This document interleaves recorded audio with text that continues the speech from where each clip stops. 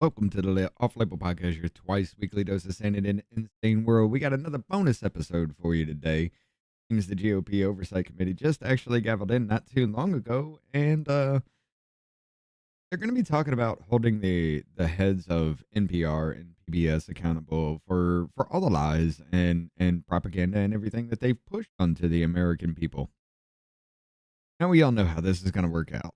Dems are just going to screech and rant and rave about Trump and Elon Musk and stay off topic as much as humanly possible, while Republicans try to stay on topic as much as they possibly can.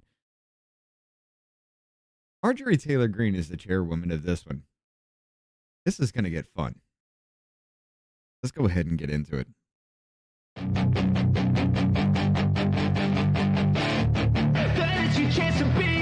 Hey kid, don't ever let them get inside your head. They'll tell you what to do in life instead of everything you know that you can get. Don't let them guide your life towards regret. I'll fight for what I love with every breath. My past is filled with things I won't forget. I use them all to push me to my best. So treat the worst of times just like a test. If only I could go back in time, I'd tell myself that everything will end up alright. Just push yourself, test yourself, figure out what you like, and find your limits, don't be rigid, always work towards a prime. Surround yourself with open minds, people can change your life. A few friends with intent can help you feel alive. Find a passion, take some action, and with a little time, just be patient, make a statement, try to enjoy your life. They'll try to kick you while you're down.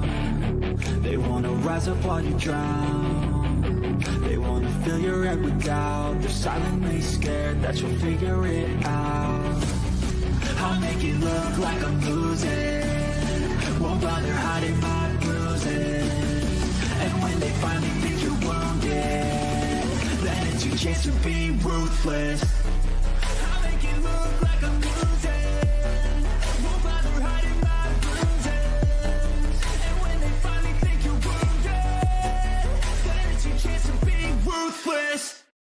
No start video today, ladies and gentlemen. I just woke up not too long ago. I'm okay enough on this one today, ladies and gentlemen. This is still going to aggravate me and really piss me the hell off. I know it is. But Marjorie Taylor Greene being the chairwoman of this, I guarantee you Stansberry's going to be in here raging like a complete fucking lunatic. I guarantee it. It's going to be fun and enraging all at the same time. They just gavelled in, about 2-3 minutes ago? So let's go ahead and start listening here. Howdy, everybody. How y'all doing today? This hearing of the Subcommittee on Delivering on Government Efficiency will come to order. Welcome, everyone. Without objection, the chair may declare a recess at any time. I recognize myself for the purpose of making an opening statement. Good morning. At the DOGE Subcommittee, we are continuing our war on waste. That means rooting out spending that is unnecessary, wasteful, and frankly, un-American. Today, we are looking at the more than $500 million federal taxpayers spend annually to fund public radio and television. A big chunk of this subsidy flows to National Public Radio and Public Broadcasting Service. NPR and PBS are the big DC-based entities that create and distribute much of the news and educational content heard and seen on public radio and TV stations across the country. When Congress adopted the Public Broadcasting Act of 1967, it did so because it thought at the time that federal dollars were needed to provide objective news and education content to the entire nation, including rural residents who lived off the grid. Fast forward a few decades, and a lot has changed. The invention of the internet, for instance, and social media. It's made news and information widely available to those living in remote areas. Americans are increasingly consuming digital media and podcasts. The audience of public radio and television is declining. And I know this because I represent a rural district where farmers listen to podcasts and internet-based news while they drive their tractors. At the same Good time, people. NPR and PBS have increasingly become radical left-wing echo chambers for a narrow audience of mostly wealthy, white, urban liberals and progressives who generally look down on and judge rural America. PBS News is not just left-leaning, but it is actively uses taxpayer funds to push some of the most radical left positions, like featuring a drag queen on the show Let's Learn, a show Come on, there ain't no targeted reason for you toward to be young spending my money on children this picture. ages 3 to 8 years old. I want you to know I grew up watching children's programming Dear on God, PBS. that's And as a mother who horrifically raised ugly. 3 children, I felt confident that I could leave the room while my own children were watching children's programming on PBS. But I can tell you right now, Ms. Kruger, specifically, as a mother, if I had walked in my living room or one of my children's bedrooms and seen this child predator and this monster targeting my children, I would become unglued. And that is how most parents feel all over this country. Right, Lenny? This is not the only example of them sexualizing and grooming children. They've been doing it for over the last decade.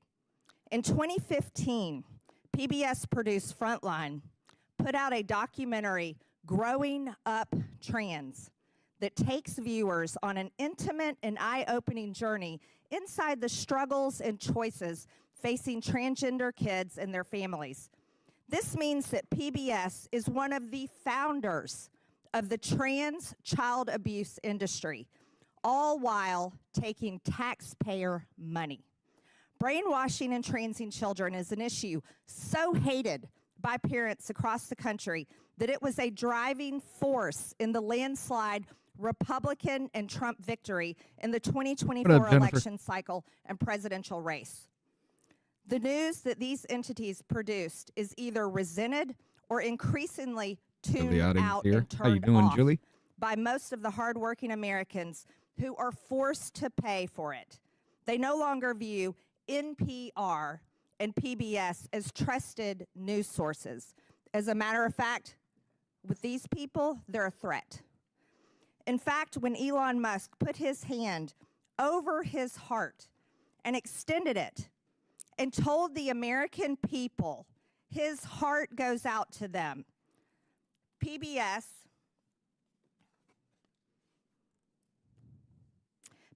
News posted the clip, called it a fascist Nazi salute, and described how it was Elizabeth similar Warren is to doing the the same best. pile used by Nazis at their victory rallies.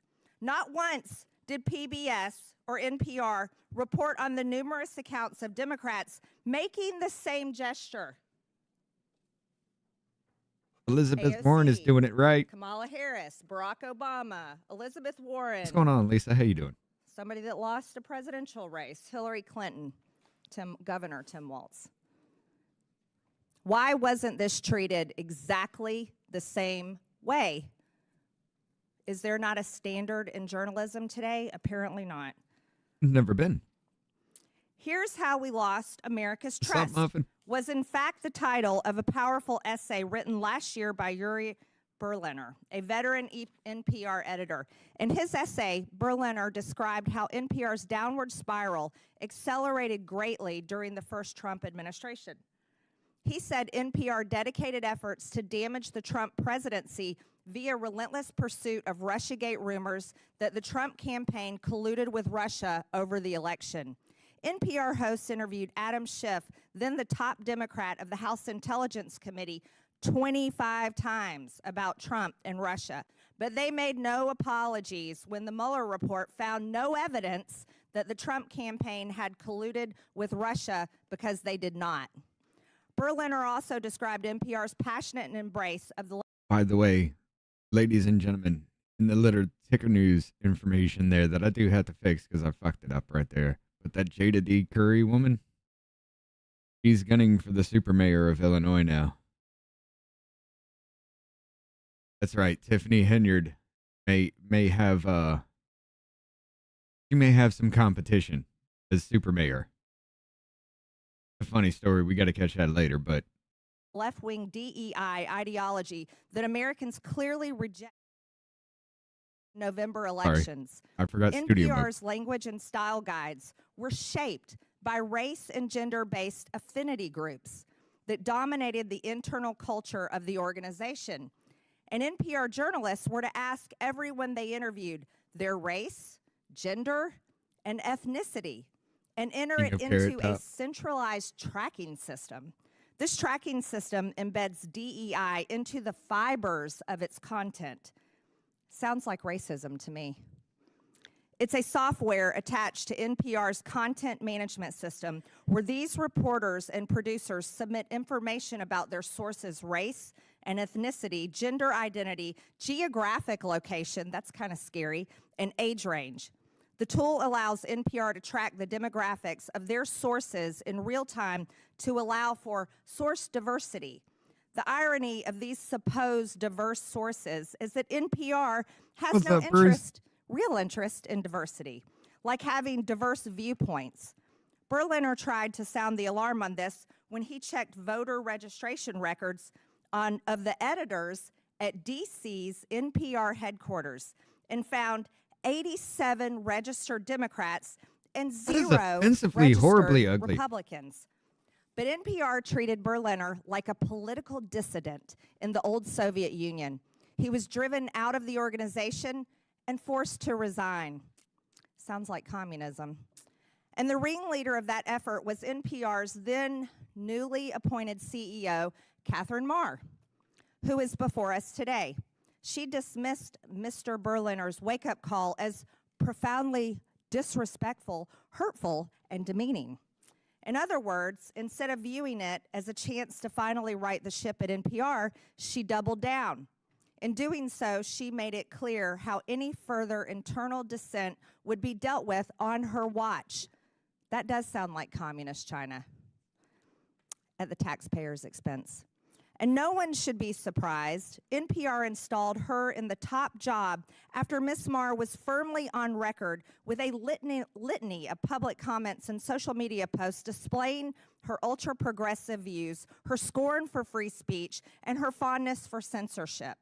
So now it's up to Congress to determine if Americans are going to continue to provide her and the organization that put her in charge willingly, after they knew these things, with taxpayer funds to continue to pursue their progressive, or rather communist, agenda. For far too long, federal taxpayers have been forced to fund biased news. This needs to come to an end, and it needs to come to an end now. So I am glad Ms. Marr and Ms. Kerger accepted our invitation to show up today and be held accountable to the taxpayers.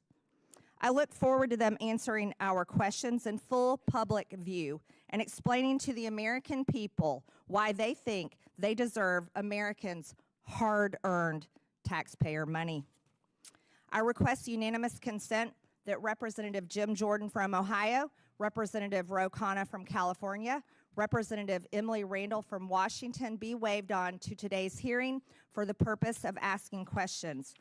Without objection, so ordered. And with that, take the chat down I yield it's to covering up Ranking Member everything. Lynch for his opening statement. Thank you, Madam Chair. I want to thank the witnesses for your willingness to come forward and offer your advice and testimony to this committee. Madam Chair, for over 2 decades of service on this Oversight Committee, I've worked with members on both sides of the aisle to investigate issues of critical importance to the safety and security of the American people, including the conduct of wars in Iraq and Afghanistan, terrorist attacks against the U.S. compound classified annex in Benghazi, and several major intelligence and security breaches under Democratic and Republican administrations. So I'm sad to see that this once proud committee, the principal investigative committee, Yeah, in the Jim House of Jordan's got a little Representatives, stain on has him now for me that stooped I can't get over. to the lowest levels of partisanship and political theater to hold a hearing to go after the likes of Elmo and Cookie Monster and Arthur the Aardvark, all for the unforgivable sin of teaching the alphabet to low-income families' children and providing accessible local news and programming. This hearing also comes at the direction of President Trump and Elon Musk, who have repeatedly called for the defunding of all public media and claimed that media organizations such as PBS and NPR are, and I quote, a liberal disinformation machine, close quote. Meanwhile, the Trump administration is engaged in an actual disinformation campaign to minimize the catastrophic national security breach that was revealed earlier this week. As reported by Atlantic editor-in-chief Jeffrey Goldberg, Mr. Goldberg was inadvertently added to a group chat on an unauthorized, non-secure, publicly available message app in which Secretary of Defense Pete Hegseth disclosed, quote, operational details of forthcoming strikes on Yemen, including information about targets, weapons systems, and other actions the U.S. would be taking, and also attack sequencing. I want to remind my colleagues in Congress that federal law makes it a crime when a person, through gross negligence, removes information relating to national defense from its proper place of custody or delivered to anyone in violation of this trust, or to be lost, stolen, or abstracted or destroyed.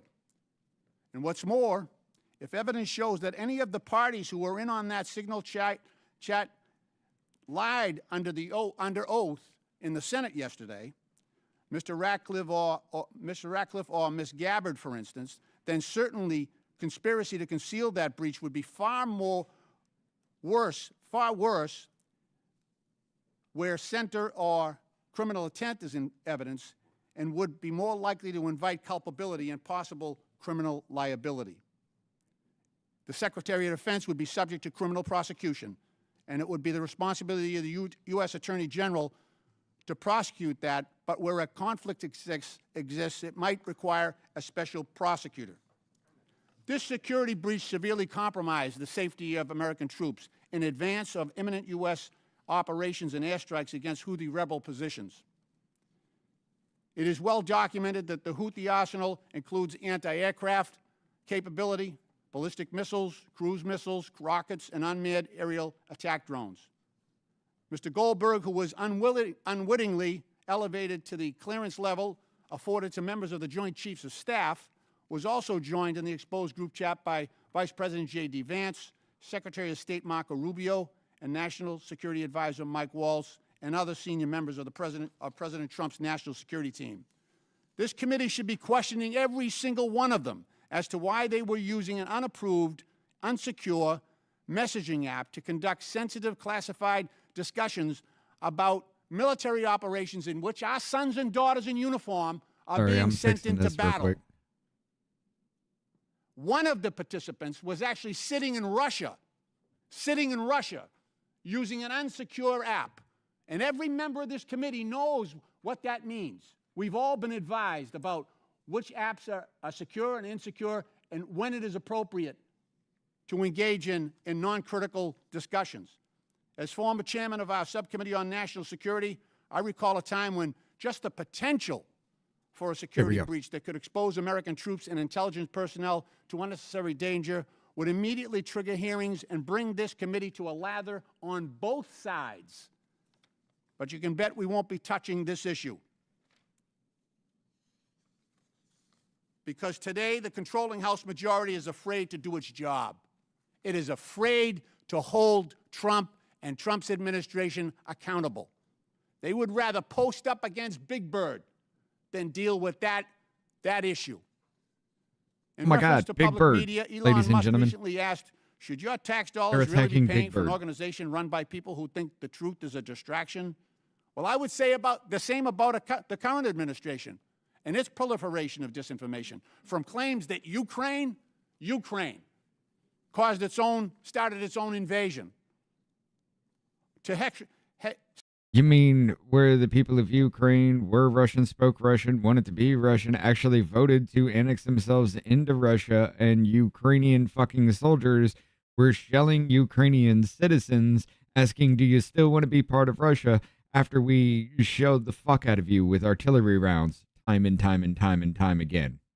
They did kind of cause their own war when they do that because Putin actually felt, okay, these are really my fucking people. You are attacking them. I'm going to defend the people themselves. It's kind of weird that you sit there and say that a country should be able to kill its own citizens with military just because the citizens are saying something that the government doesn't like. It's kind of fucking weird that you would follow into that, Lynch, considering we're literally thinking about turning our weapons against the government here. But hey, let bygones be bygones there, I guess, right? They should be able to kill their own citizens too, huh?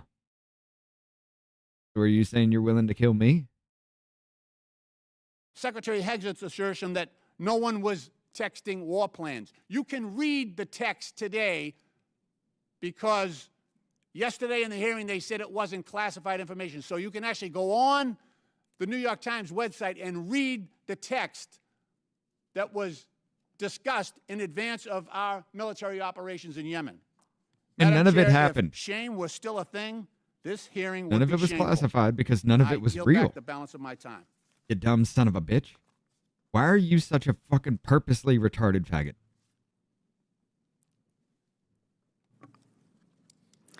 I am pleased to introduce our Didn't know witnesses Tom today. Hanks would be here. Paula Kerger is the President and Chief Executive Officer of the Public Broadcasting Service, also known as PBS. Republicans hold the Catherine majority Marr not is only the in the President Senate and but the Chief House, Executive and none are Officer actually being held of accountable, National Public demonstrating how Radio, weak and also feckless known they as truly NPR. are. Correct, Polar Bear. Mike Gonzalez is the Angelus T. Arredonato, E Pluribus Unum Senior Fellow at the Heritage Foundation.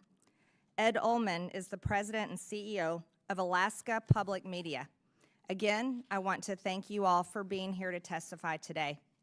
Pursuant to Committee Rule 9G, the witnesses will please stand and raise their right hand.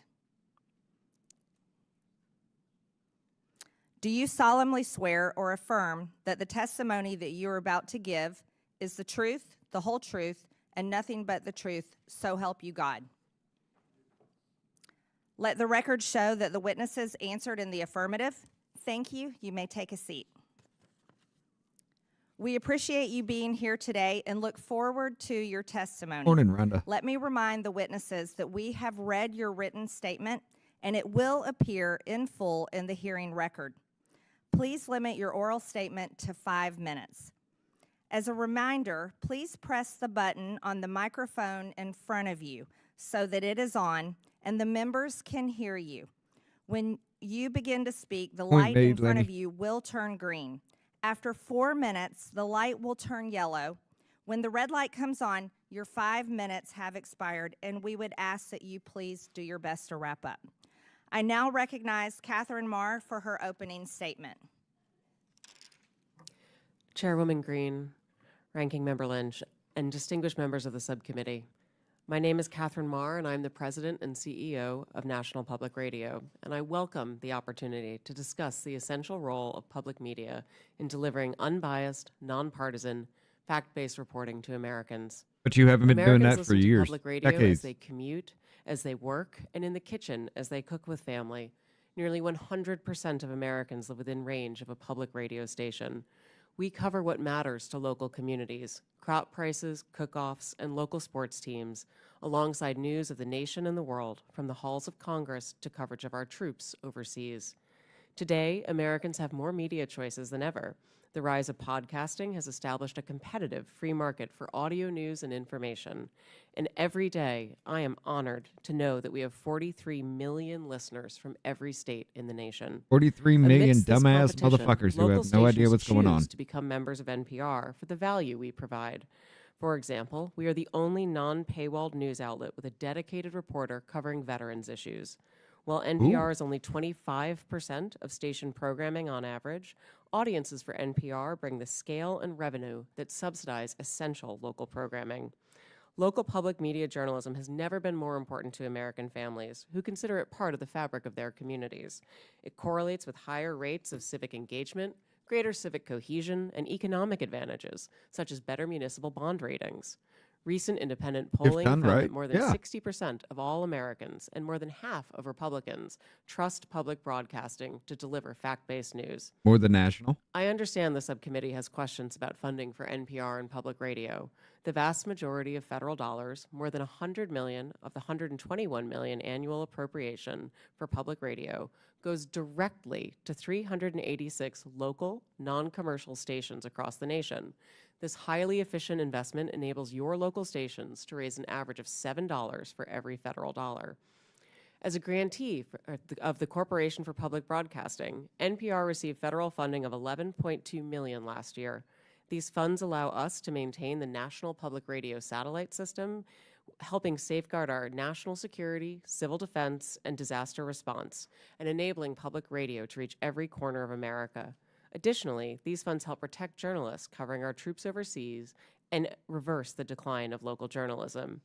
As a recipient of federal funds, it is our responsibility to answer legitimate questions about why public funds should go to NPR, whether we are truly committed to serving all Americans, and whether the institution is an effective steward of taxpayer dollars. I hear, respect, and understand your concerns regarding bias and whether public media is relevant in a commercial landscape, and I'd like to spend a minute sharing with you my actions to address your concerns.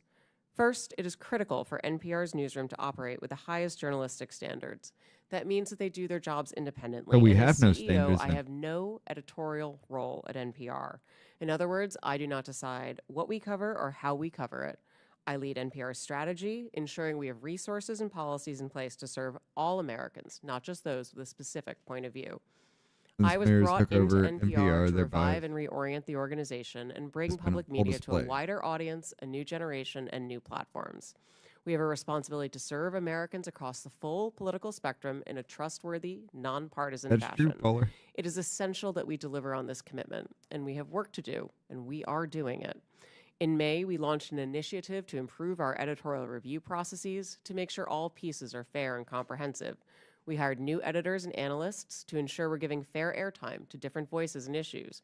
We started regular meetings with our nearly Poor Rhonda. 200 local newsrooms so we can plan together for the needs of their audiences. And the early results are positive.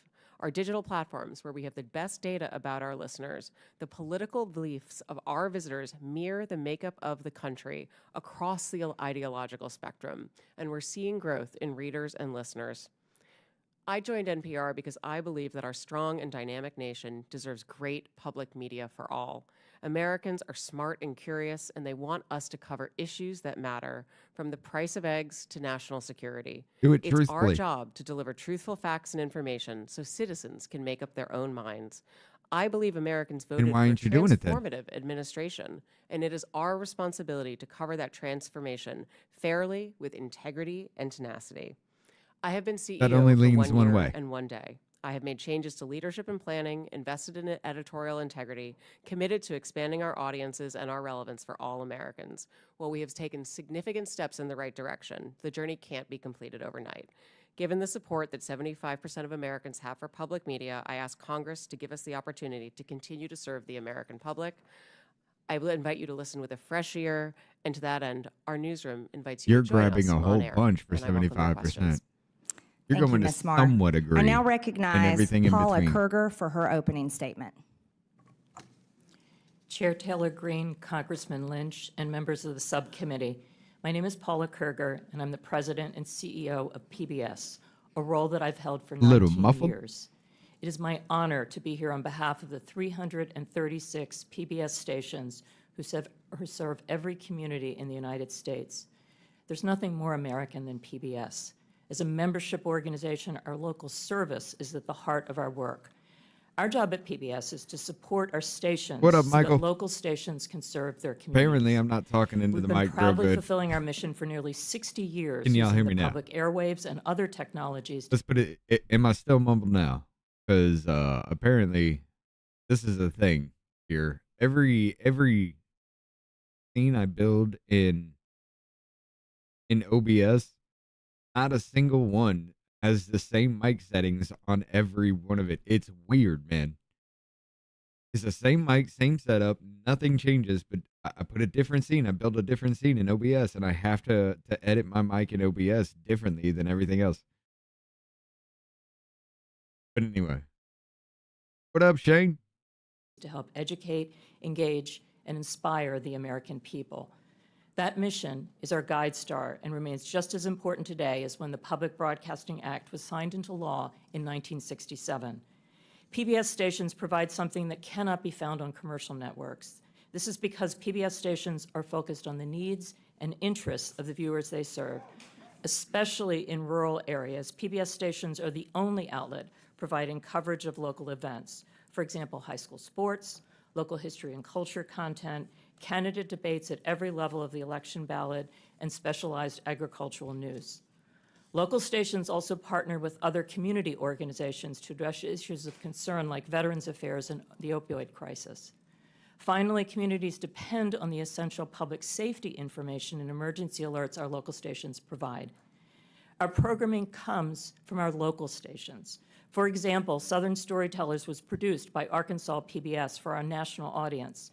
This program highlighted Southern culture through its literature, music, and film. Across the country, nearly 4 million people watch Southern Storytellers, helping Americans learn about our shared history and what brings us together as a people and a nation. Our stations pool resources to invest in programming that will benefit all Americans, ranging from history and science to art and music. For example, Firing Line with Margaret Hoover creates a forum for people with a wide range of views to respectfully share ideas.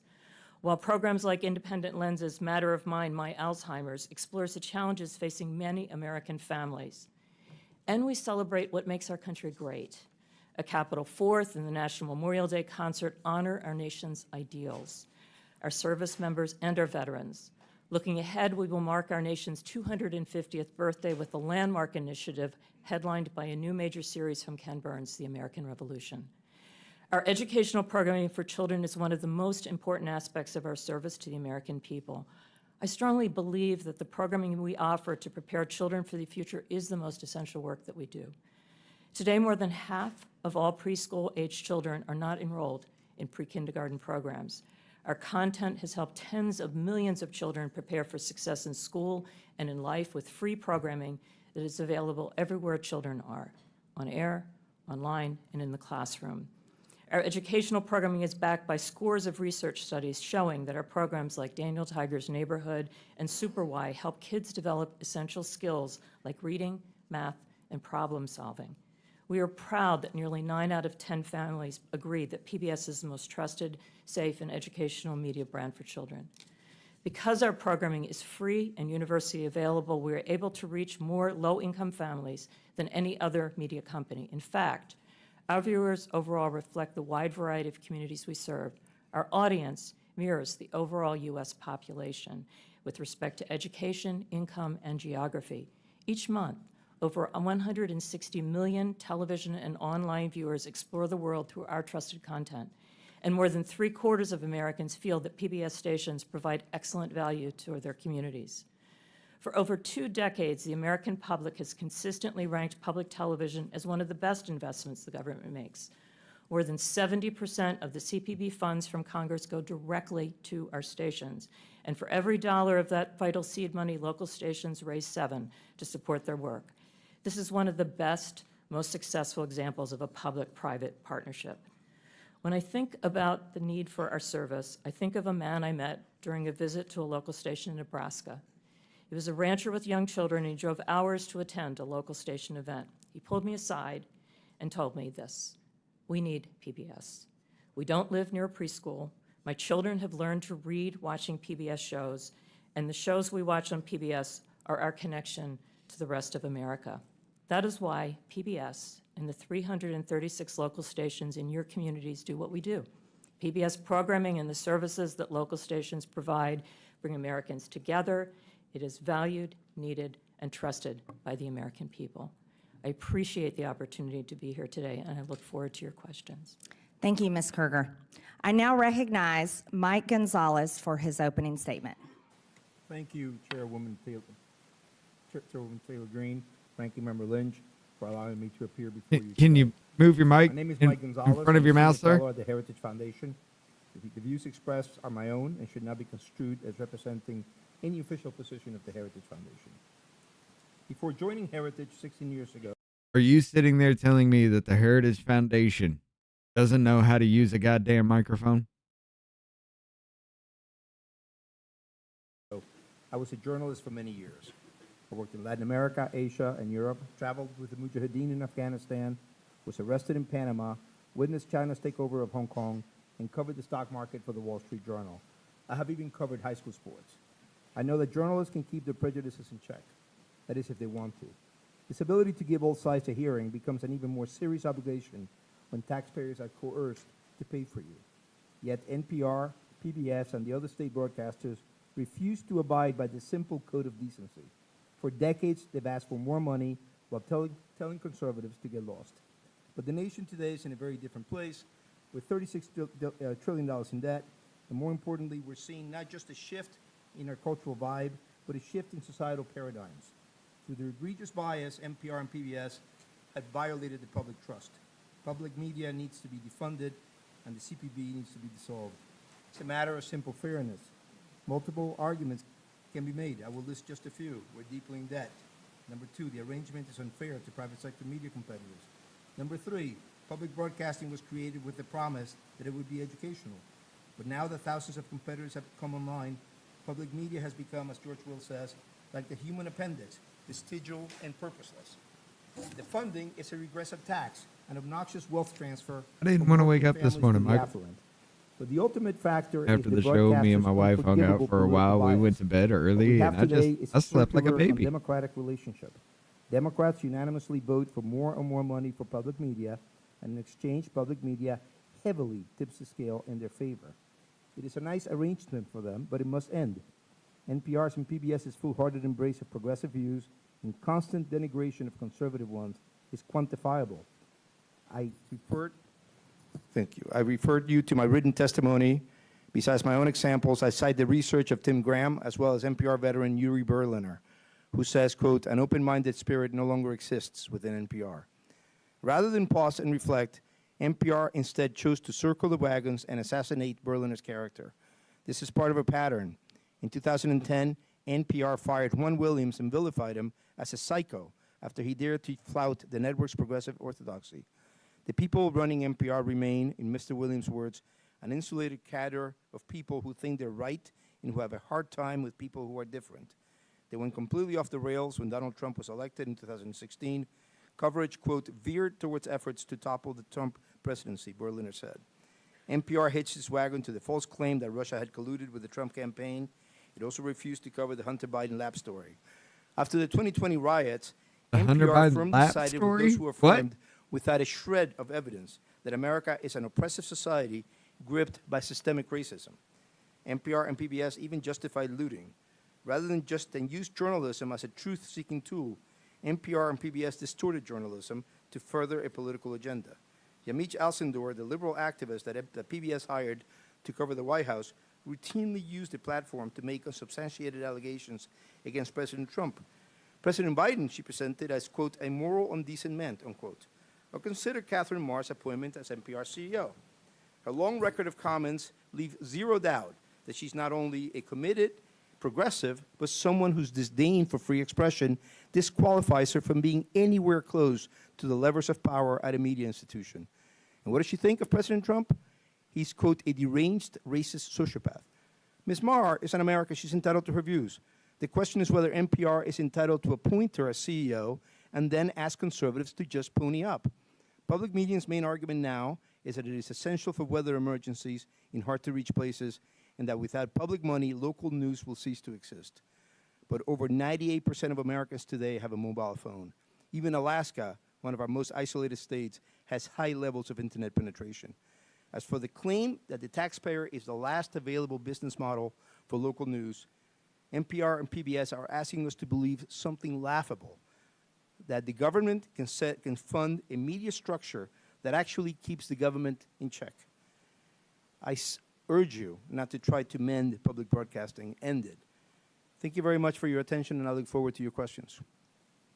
Thank you, Mr. Gonzalez. I now recognize Ed Ullman. I'm just going to say the fact that Heritage Foundation doesn't know how to use a microphone is embarrassing as fuck. However, I agree with everything you said up until the point, and conservatives just must pony up. You didn't even have to bring it to that level. You could have said Americans, especially after attacking their credibility like that, but you took it. Get it, Heritage Foundation, you're conservative, but you took it that route for what? Because people like me are listening. People like me hate the Republican Party because you are weak, feckless losers that do nothing. Where are your balls? You got a few that are actually fighting in the Republican Party, the few that will actually stand up and do the right thing. Everybody else just sits around and says, oh no, don't let the Democrats do things to us. Shit, the Democrats did things to us. Oh well. You got the fucking reins now, and you're doing nothing but sitting on your asses. It's amazing, isn't it? For his opening statement. Madam Chair, Ranking Member, and distinguished members of the subcommittee, it is an honor to be here today. My name is Ed Ullman. I'm the President and CEO of Alaska Public Media. The people of Alaska rely on public media to provide free, universal access to essential services in public safety, education, and community connections. This includes potentially life-saving alerts, updates on community affairs, coverage of state and local government, proven educational content engagement services, and local and national news. In many parts of Alaska and communities throughout the country, public media is often the only locally operated, locally controlled broadcasting service. We are more than nice to have, we are essential, especially in remote and rural places where commercial broadcasting cannot succeed. We provide potentially life-saving warnings and alerts that are crucial for Alaskans who face threats ranging from extreme weather to earthquakes, landslides, and even volcanoes. Nationwide, our public television interconnection system supports the PBS Warning Alert Response Network, a critical pathway for the distribution of wireless energy emergency alerts to cell phones. Public television pioneered datacasting technology to enable public safety officials to communicate with each other without the need for broadband or cell service. In partnership with the Department of Homeland Security, public television has proven how this technology can assist rural search and rescue, over-water communications, large event crowd control, and even school safety incidents. Alaskans use our services to connect to their communities. It's kind of messed up. The broader world through access to local public and government affairs, agricultural news, local history and culture, as well as local and national educational content and news. Our programming caters to and is informed by the specific needs of the communities we serve. Just to give a few examples, Indie Alaska, an award-winning series of documentaries, captures Alaska's people, places, and their unique stories.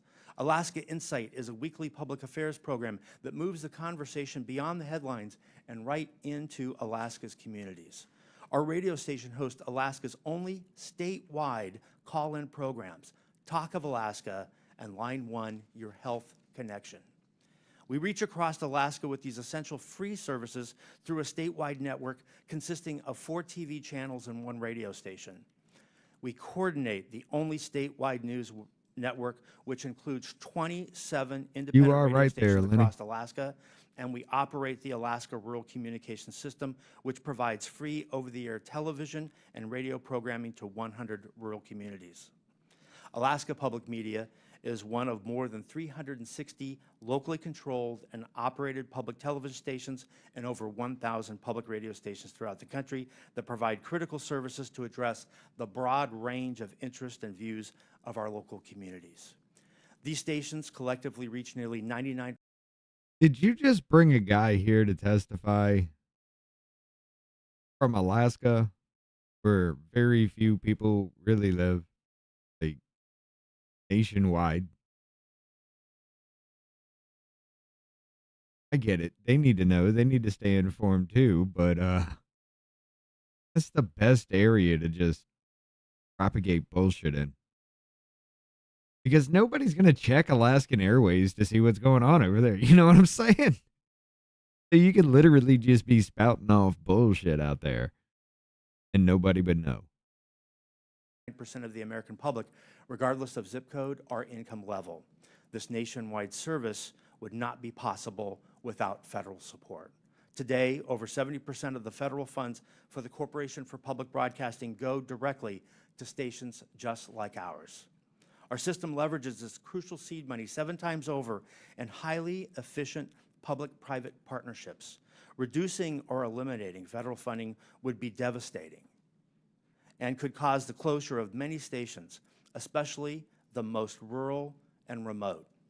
Good. Our highest costs come from maintaining broadcast and IT infrastructure, local programming, and community engagement, all of which would be in serious jeopardy without federal funding. Cuts to our national partners, PBS and NPR, You shouldn't would be have a able to similar put impact, propaganda on our airways. particularly in small and rural markets. The broad range of news and educational programming that we receive from these organizations is popular with Alaskans. Without It's this the only thing they national got. content, we would receive less local support, endangering the local services we provide. This national local model efficiently leverages economies of scale and allows us to provide the unique mix of local programming and national content that Alaskans want.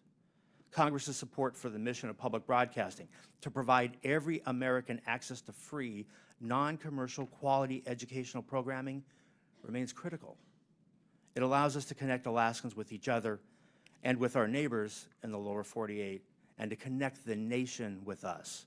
I Just to urge do it Congress to correctly. maintain federal funding for public broadcasting to ensure I that wouldn't local care stations about around the country federal funding if you weren't out can there continue raising to cults. provide essential services to their local areas.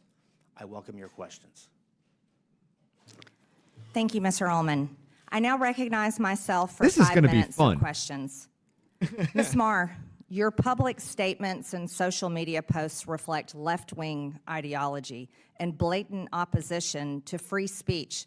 After all, you were the head of Wikipedia for many years, which is a platform that doesn't tell the truth. Let's walk through some of your statements so the public can understand your personal views.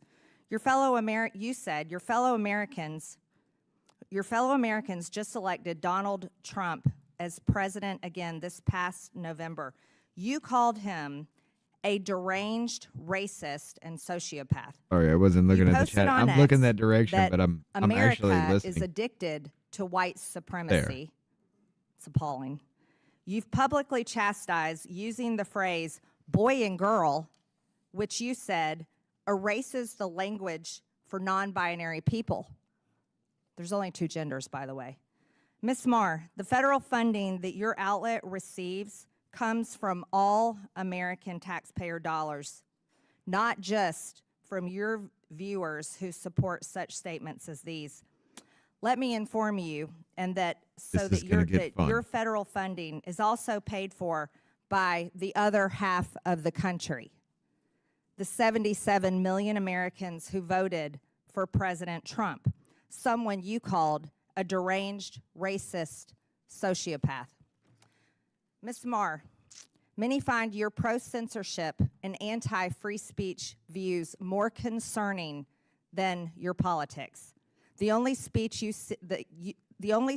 like seems to be speech that you agree with.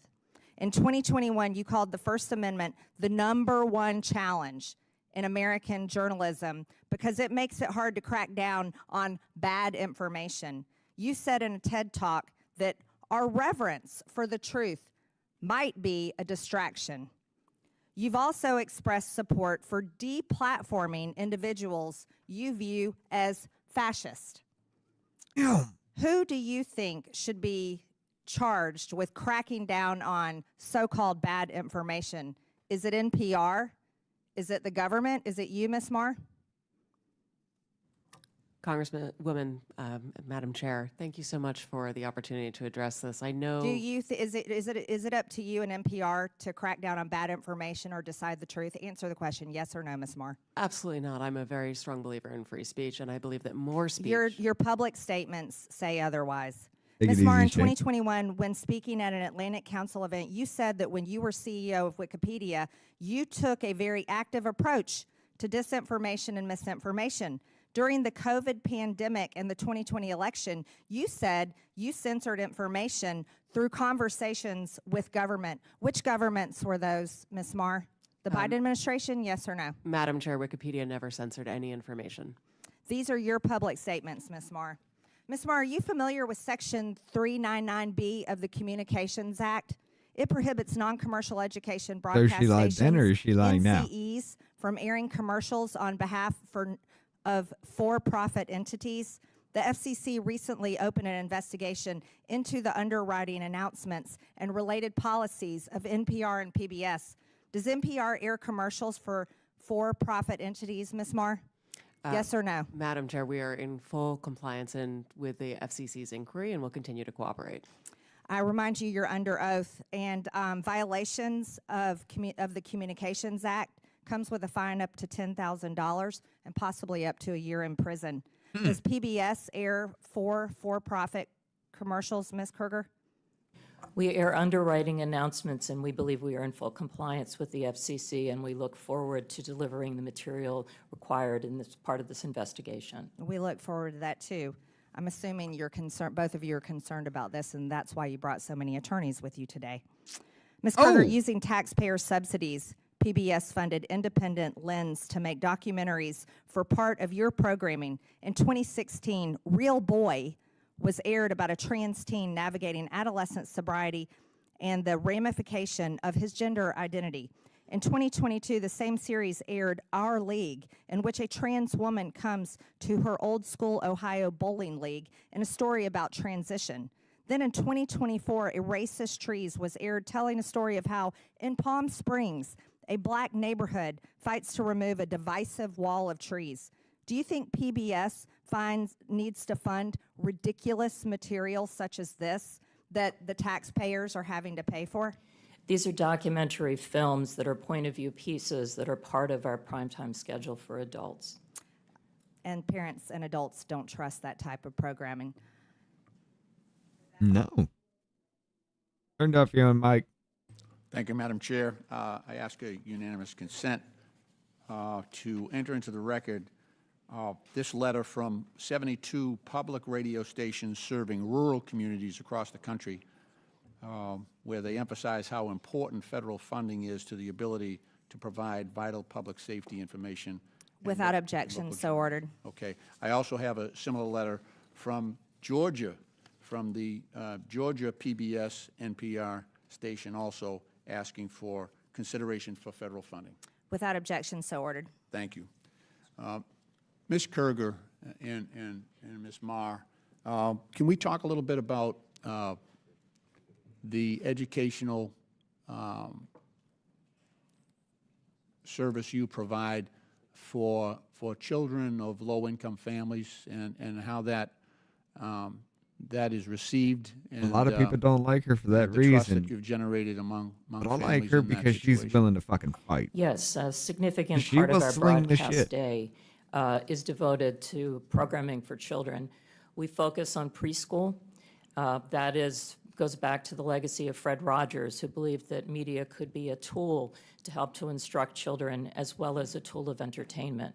Our programming is focused on core skills that kids need to develop before they enter school in math and in learning numbers and in learning letters, so that kids that don't have the opportunity to be in a formal pre-K program have a chance to walk into school for the first time on equal footing with kids that have more opportunity. And that's the heart of what we think about in the programming that we develop for kids. Now, I know you've done some, well, independent groups have done assessments on trust, the trust factor that parents have on PBS Kids, which is one of your most popular services.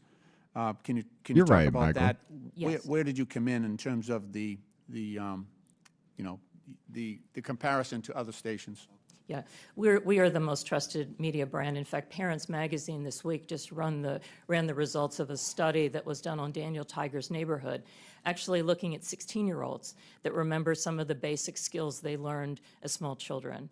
And what we're focused on is to make sure, again, that every child has the opportunity to learn and be excited about the world around them when they enter a school for the first time, and to give them those core basic skills that we can see they carry forward in life. Hold on. Let me see that. Ms. Marr, I'd like you to focus on the work that public media is doing in relation to public safety communications. How important is this function of public broadcast media, particularly, I'm talking about the most rural, most remote communities in this country? Thank you so much, Congressman. We are part of the National Next Generation Warning System, for which we've received a significant investment over the course of the last few years, and many thanks to Congress for supporting that appropriation. Our stations are busy implementing Senate. that across the nation. We also are The part Senate's of the usually never national, fun. the statewide emergency plans for more than 20 states. You'll see the importance and value of public radio in particular when we face extreme weather. For example, whether in Ashland, North Carolina recently, Blue Ridge Public Radio was the only news information source available for nearly 2 weeks as people struggled with outages of water and electricity, and certainly outages of cell phones and internet. Recently as well, my colleague from Alaska would be able to speak to Raven Public Media, which had a very similar experience of 2 weeks of outages in which the local media station was, again, the only source of information for that community. When everything else goes down, public radio is there, available to first responders to be able to communicate directly about issues of harm and ensure the public has access to vital, critical information. Now, I mean, there's a lot of information out there, a lot of stations out there, but we're talking, what's the difference here when you have a paywall-free, non-subscription access for some of these communities? I think it makes all the difference in the world, sir. We recently, as I mentioned in my opening statement, we're one of the only publications in America that has a dedicated veterans beat and the only one without a paywall. I'm always struck by something that our veterans reporter told me, which is that a mother of one of our troops deployed overseas came to him and said that for the first time in 9 months, she'd heard his son's voice. That's I got to scroll out for a second, ladies and gentlemen. We were talking about this last night, and yep, here it is from the Atlantic. So about that signal chat. On Monday, shortly after we published a story about a massive Trump administration security breach, a reporter asked the Secretary of State, Pete Hegseth, why he had shared plans with a forthcoming attack on Yemen on a signal messaging app, blah, blah, fucking blah, blah, blah, right? Where is it? I'm going to have to bring it. Let me bring it this way because it's going to. Let me flip this real quick for you guys. The screen. Connect. Where is it?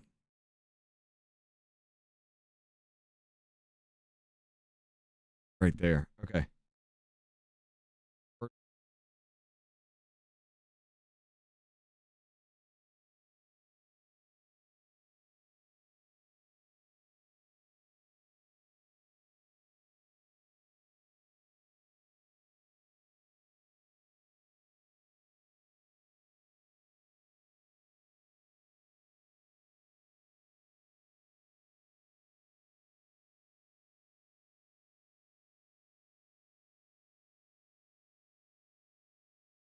Forgot to add the audio. My bad, ladies and gentlemen.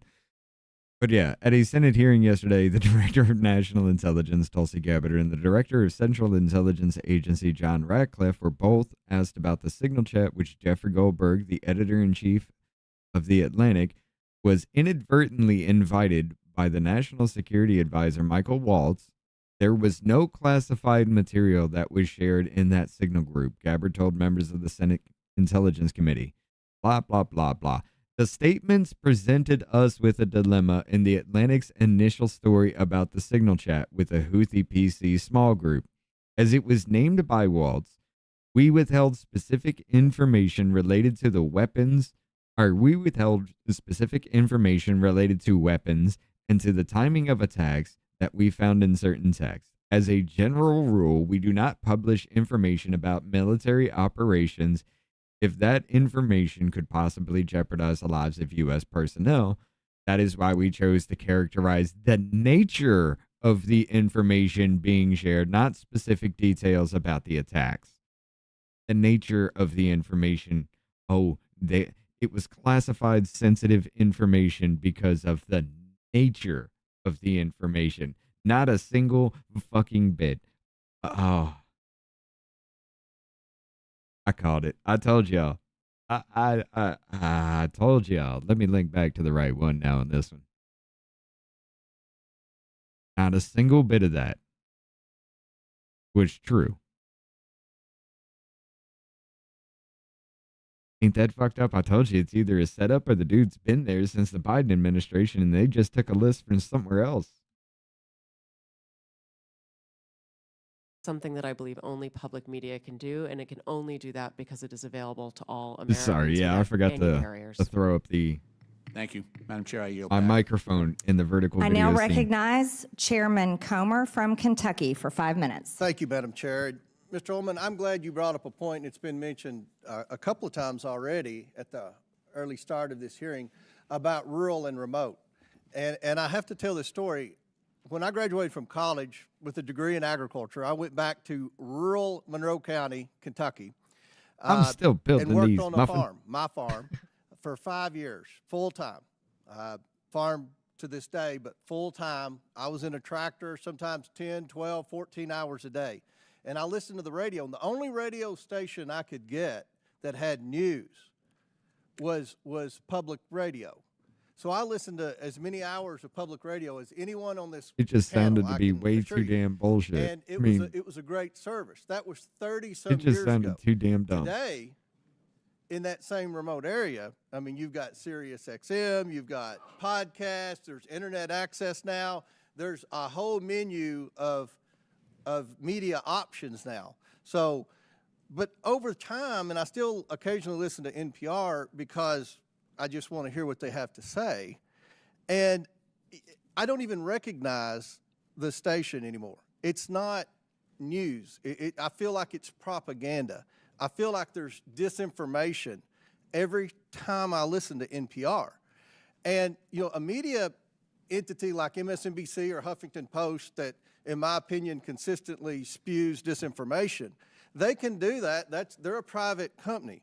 But NPR gets federal funds. And you know, I have a problem with that. Because if people in Alaska, if all they have is public radio, then all they know is what these headlines say. And they're wrong about COVID-19. And the headlines are in the background. I don't have time to go over all these headlines that are wrong.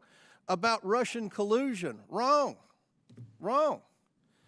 About the Hunter Biden laptop, wrong.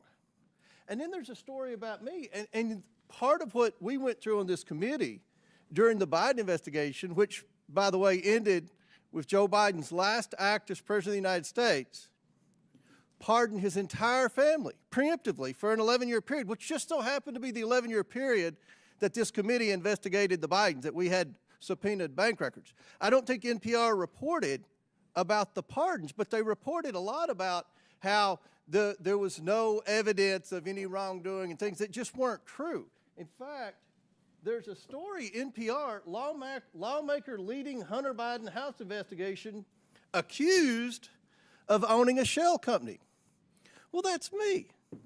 Ms. Mayor, are you familiar with that story that NPR wrote about me at the height of the Biden investigation when you all were disputing every aspect of our investigation that is 100% factual? We have hundreds of pages of evidence, hundreds of pages of bank records, hundreds of pages of emails. Do you remember the story that NPR wrote about me saying I had a shell company? Congressman, I was not at NPR at the time, and I'm unfamiliar with the story. Where do you get your sources on something like that? That's a very serious accusation because we're investigating they're bringing a in the president science and today. his I don't family like who this had shit. 28 shell companies. That's a lot of money spent for no reason. Had 5 properties in it. It's in my financial disclosure form. I've gone into great detail, given lots of interviews. But people that listen to NPR, they're totally disinformed on the truth. And you know, I have a problem with that because you get federal funds. And I do believe there was a role for public radio 30 years ago, maybe 20 years ago, maybe 5 years ago. But because of technology today, I don't think there's a role for public radio anymore. And I think you've abused the privilege that you had with receiving federal funds. Because these headlines here are not true. This is disinformation on some huge topics. Do you want to dispute anything that I said in the remaining 30 seconds? Thank you, Congressman. First of all, I want to recognize your concerns. One of the first things that I did in coming in May was to beef up our editorial standards. I directed my editor-in-chief, who, by the way, Why is NPR even doing editorials? I'm Should NPR I'm so sorry. even do editorials? I don't mean editorial in terms of opinion editorial. That's I- Do a you even need two-liter what does it matter? and with that's the been P- if open you're- for if like you're- 4 if days you're a now. It's federally flat. funded entity that's supposed to provide the news. Can you not provide the news? Of course. Fair and balanced? Of course, Congressman. I mean editorial standards for our journalism was to beef up our editorial practices, bringing in more editors to make sure that we have I more just need points something of to view wake me up, and I reflected didn't want an in energy every drink. story. I've engaged in a number of actions. I'm addicted to to that. And I'm my trying to time's come off. expired. I've lost confidence in public radio. I don't think, Madam Chair, they should get a penny of federal funds. I yield back. Thank you, Mr. Chairman. I now recognize Mr. Garcia from California for 5 minutes. Right, RP. Well, thank you, Madam Chairwoman. I want to first begin by thanking all of our witnesses that are here today. This I is know gonna be that dumb. there's a lot we should be discussing right now at this hearing. We've, of course, had some pretty shocking security breaches that we're just learning about through a lot of our national security officials. We know that Pete Hegseth should be removed from office or should resign. We have Donald Trump, who, of course, is crashing the stock market.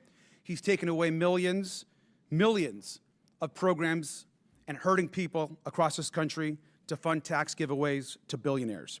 And our constituents can't access their Social Security Speech and debate clause, benefits. everybody. Now, I think actually Chairwoman Green supports everything that the Trump administration is actually doing. So instead of a serious hearing, we're here to attack NPR and PBS. So let's get right into it. Now, Ms. Kerger, the American people want to know, is Elmo now, or has he ever been, a member of the Communist Party of the United States? A yes or no? No. Now, are you sure, Ms. Kerger? Because he's obviously red. Well, he is a puppet, but no. Now, that's not all. He also has a very dangerous message about sharing and helping each other. He's indoctrinating our kids that sharing is caring. Now, maybe he's part of a major socialist plot, and maybe that's why the chairwoman is having this hearing today. But let's talk about somebody else. Let's talk about Cookie Monster. Now, we know that Health Secretary RFK Jr. is coming out against fast food and baked goods. Are we silencing pro-cookie voters? Yes or no? Ms. Kerger. But cookies are a sometime food. Well, thank you. And now, I agree with you. And let's also talk about the most important, maybe, character on Sesame Street. This is actually Big Bird. Now, Ms. Kerger, since Elon Musk I told actually you fired this was going to be dumb. USDA workers who have been working on the bird flu, does it make sense to also fire Big Bird? Yes or no? We would like to keep Big Bird. I completely agree with you. And now it gets even worse. Now, this is actually a tweet that Big Bird actually sent out about the COVID-19 vaccine, encouraging folks to actually get their vaccination, which, of course, we believe in vaccines. Now, perhaps the reason why we're having this hearing is because our chairwoman, Ms. Green, has actually said some really negative things about getting vaccinations. And that perhaps is why we are here. And so we support Big Bird being pro-vaccine and promoting vaccines across this country. Now, I will admit, though, the extreme liberal agenda that you're all pushing, I think, doesn't stop there. This, of course, is Bert and This Ernie. is the modern Now, Democrat these Party two guys actually in every live hearing. together. They're friends. They're supportive of each other. Now, that might be triggering to our chairwoman and some on this committee, and perhaps that's also why we're here today. Ms. Kerger, an important question. Are Bert and Ernie part of an extreme homosexual agenda? No. Thank you, Ms. Kerger, and thank you Yes. for being a Yes, good they sport. are. Now, I'm obviously using some humor here, but the fact that we're sitting here today talking about defunding public Yes, they're part of an extreme homosexual agenda because every damn day somebody's got a hand up their ass. It's not that actual kind of puppet. I get it, but television is actually not funny. At a time where we can't agree on basic facts, and while the free press is under attack, we need public media like PBS and NPR more than ever. A large majority of Americans say they trust PBS. And that's exactly why extremists are trying to tear it down. Public broadcasting is a tool for education, for emergencies, and a cherished part of our national told you fabric. this was gonna be we stupid. get huge benefits from a tiny federal investment. The majority and our chairwoman should drop this attempt to silence media voices they don't like. So the message, I think, today is very, very simple. If we're going to get rid of any puppeteers, we should get rid of the one that's actually controlling Donald Trump. Fire Elon Musk and save Elmo. And with that, I yield back. That dude, I kind of get the feeling that he was picked on for being gay as a kid and never really learned how to fight back. So he grew up and ran for office to make these stupid little comments that people would use against him because he was bullied as a kid. You never learned how to fight back with any of this, Garcia. This is the dumbest shit. It could be funny. It could be a dig. You could actually do something damaging like Marjorie Taylor Greene did in her opening fucking questioning. Instead, you spend thousands of high taxpayer dollars for scenes for something that actually could be copyright infringement. It's not going to be pushed, let's be honest. But fire Elon, save Elmo was... What the fuck is this, Garcia? This is pathetic. I now recognize Mr. Cloud from Texas for 5 minutes. Thank you, Chairwoman.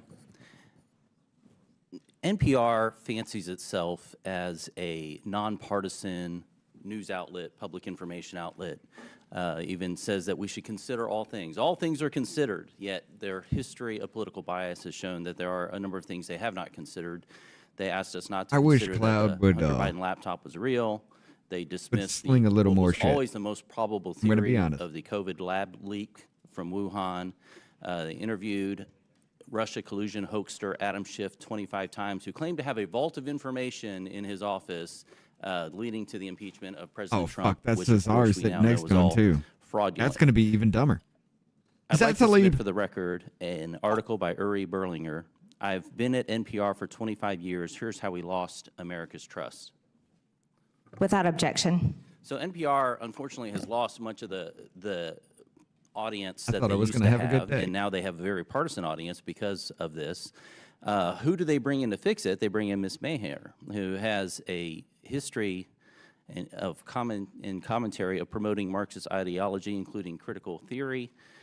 Said we should not use the terms boy or girl, has called our president a deranged racist sociopath, and said that our reverence for the truth has become a distraction that is preventing us from finding consensus and getting important things done. And one could look at that and think that maybe, in your view, promoting groupthink is more important than finding the truth. I thought we liked diversity of ideas, especially, and that as an online encyclopedia that you used to manage, activism was more important than accuracy. Now, I had an uncle who used to say that you should never let the truth get in the way of a good story. And while that was humorous when we were talking about weekend fishing expeditions, when we're talking about news and information and encyclopedias and things that are of national importance, I find that very troubling. Now you are here managing NPR, which is in part federally funded. Can we expect that you will bring the same lack of reverence for truth to your management of NPR? Thank you, Congressman. First of all, I do want to say that NPR acknowledges that we were mistaken in failing to cover the Hunter Biden Jesus, laptop Lenny, I've story never heard that. more That's great. aggressively and sooner. Our current editorial leadership. In Wuhan? We recognize that we were reporting at the time, but we acknowledge that the new CIA evidence is worthy of coverage and have covered it. What have you done to clean up the bias before? You mentioned I wasn't there for that. What are you doing to clean up and make sure that we have? Absolutely. Thank you, Unbiased. Congressman. As I mentioned, I came in May. Oh, Bruce Wayne's Mr. here. Berliner published What a up? story How you 2 doing, weeks Wayne? into my tenure regarding stories that had happened prior. I wish that I had had the opportunity to speak with Mr. Berliner. I would have loved to have had him engage and come back to us with some suggestions as to what we could do editorially in order to address what he perceived as bias. Now you've had a long history, including the thing that I mentioned about lack of reverence for truth. And how reverence for truth, you've even talked about the First Amendment kind of getting in the way of what you wanted to get done. and then you're wanting us to believe that NPR is now taking this non-biased approach. I mean, where was the come to Jesus moment for you, I guess, that has turned you around and that we can trust the American taxpayer dollars with your leadership of NPR? I so appreciate the opportunity to perhaps clarify some things. My talk about truth was really referencing the way that people use truth to refer to belief as opposed to facts. And my encouragement was that we focus on facts. With regards to the First Amendment, that's why That's you're not what here, your comment Lenny. said. Your comment said I that won't truth forgive was you getting in for the it. way I of getting praise things you done, and that you for were it. prioritizing what you wanted to get done over truth. my And that's really unfortunate. I want to go to a different context because you're allowed to have your political opinion. Any news organization should be going after the truth. That's what we want and expect out of news organizations. But certainly a media platform can have whatever opinion it wants in a free society. The question before us today as a committee is whether or not the taxpayer should be forced to pay for this kind of thing. Mr. Gonzalez, I wanted to get your take on this about why the corporate public broadcasting is it still relevant today? I mean, we're in a different context than we were in the 60s where maybe not every home had a television. Now many of them have multiple televisions, and certainly most have a screen in their pocket most times during the day. I have 3 here on my desk. And so it seems like we're in a different context. Like, where could we possibly get the news today or information? Could you speak to the importance or lack thereof of the Corporation of Public Broadcasting in the context of where we are today in society? Yeah, right. When it came on after the passage of the 67 Public Broadcasting Act in the early 70s, there were only 3 networks. We had Cronkite, Reasoner, and the other guy. And PBS added by a third the number of networks that we had. That's not the case today. And as far as education, which has been diminished, and by the way, I believe that Sesame Street was sold to HBO 10 years ago. But as far as the educational value, we have an unending stream of educational content online. I could reel off a number of websites that people can access, YouTube channels where kids of all income levels can access educational content. So but basically, as I said in my testimony, it goes back to the basic unfairness that conservatives for 50 years have been saying, but you're completely biased. And they have the audacity to say, oh, no, we're not. And you have to just pay us. And it's just, that is the basic. The gentleman's time has expired. Thank you, Mr. Gonzalez. I ask unanimous consent to enter into the record an article published today by Yuri Berliner about NPR, basically saying that the bias has not changed. Madam Chair, I also have a unanimous consent request from the members who are at Mr. Grijalva's funeral mass this morning, asking to submit into the record this letter of support for federal funding from WKMS, Without objection, so ordered. Which is Kentucky Radio, which is where Mr. Comer wrote his Without objection, so ordered. tractor. Thank you. I now recognize the gentleman, Mr. Kassar from Texas, for 5 minutes. Good morning. Mr. Gonzalez, you wrote the proposal to defund NPR, PBS, and public broadcasting for Project 2025. Can you answer a few questions for me? How many millions of dollars a month do taxpayers spend for Daniel Tiger to play golf? I have no idea who The answer is none.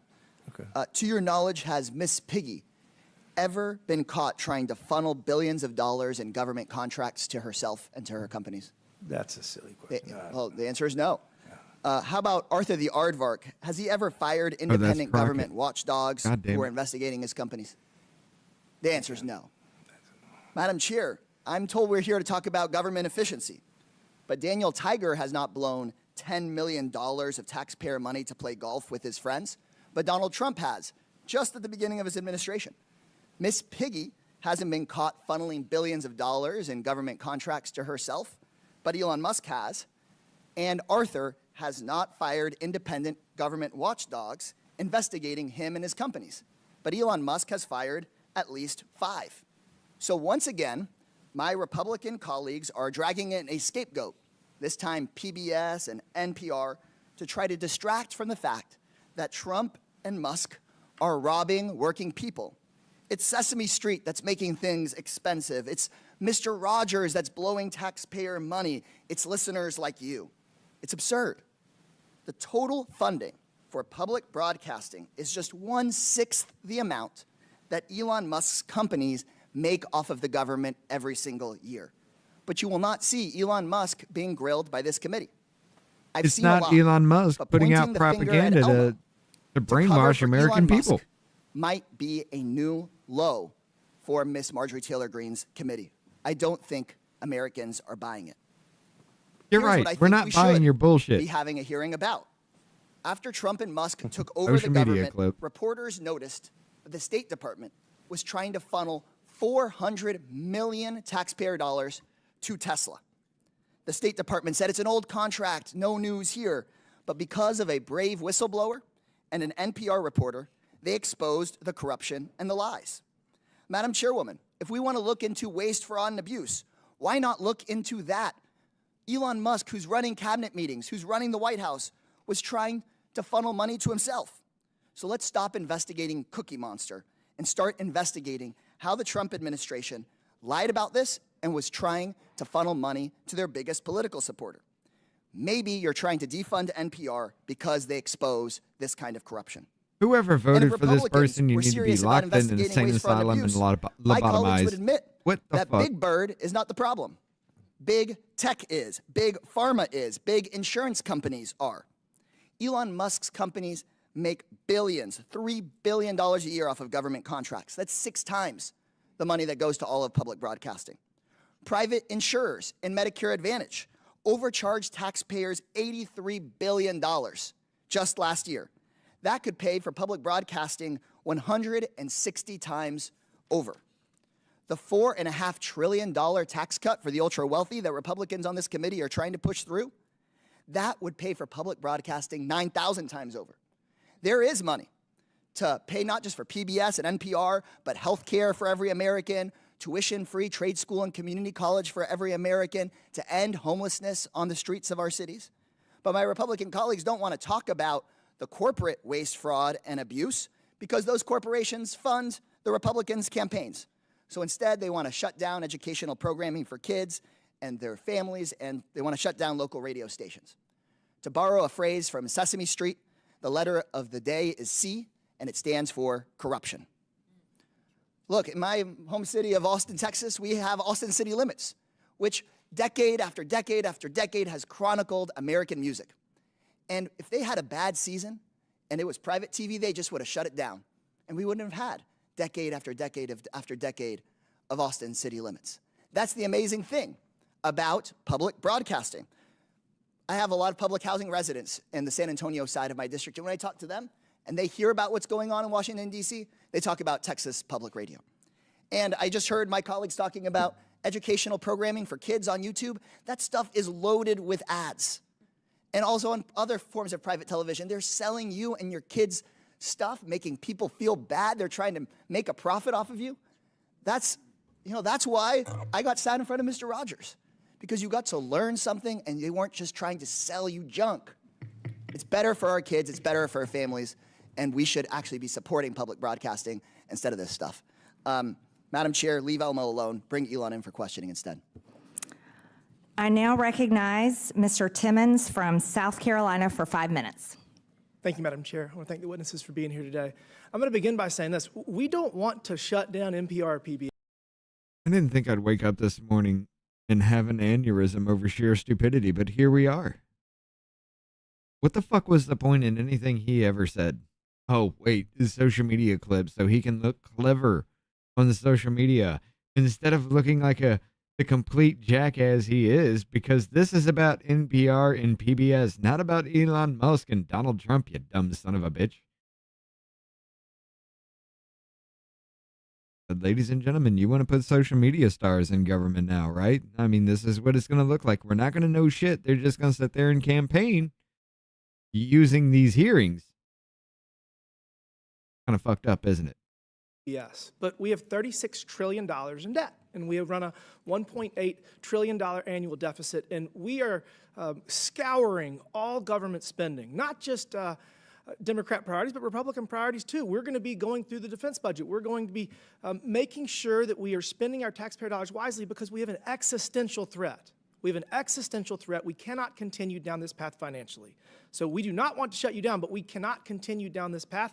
And so if our debt is part of the reason we're here, I think another part of the reason we're here, reevaluating your role and the government's then you'd be use of taxpayer dollars engaging to in partially fund your personalities, Michael institutions Stetson. is because technology has That would changed get you everything. kicked out We of are the not committee. living in 1967. And the internet has changed our society. We have such increased social interconnectedness, and there are various options for people to get news and to get disinformation or information, whatever you want to get. So those are the two kind of reasons I want to start with, and that's probably half What the up, problem Ken? we're How you here doing? for. The other half is your perceived bias and your content moderation and the manner in which you are violating journalistic integrity. And I'll say this, NPR, you have been far worse at this. Ms. Kerger, you have done a much better job at this, but we still have some issues we're going to talk about.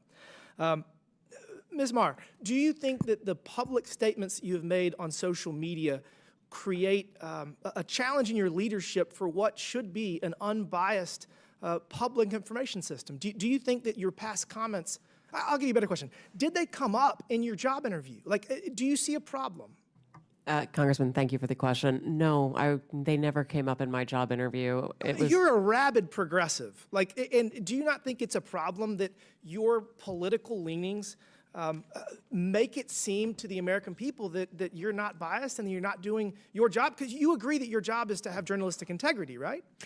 Absolutely, but there is a strong firewall between the newsroom and anything that I Let's do. talk about the newsroom. You have 87 registered Democrats, not a single Republican in your editor board. So, I mean, how does that work to give us the perception that you're doing your job of actually delivering unbiased information? Well, I would agree with you that that number is a concern if it is accurate. I do believe that we need to have journalists who represent the full breadth of the American society so that we can report well for all Americans. Well, I think that you are failing. I realize you've only been there for a year, but I just really think that while it is a small portion of your budget, you very much should expect to restructure your revenue streams, because I don't think that NPR is necessarily worth saving. And I'm going to go on to Ms. Kerger.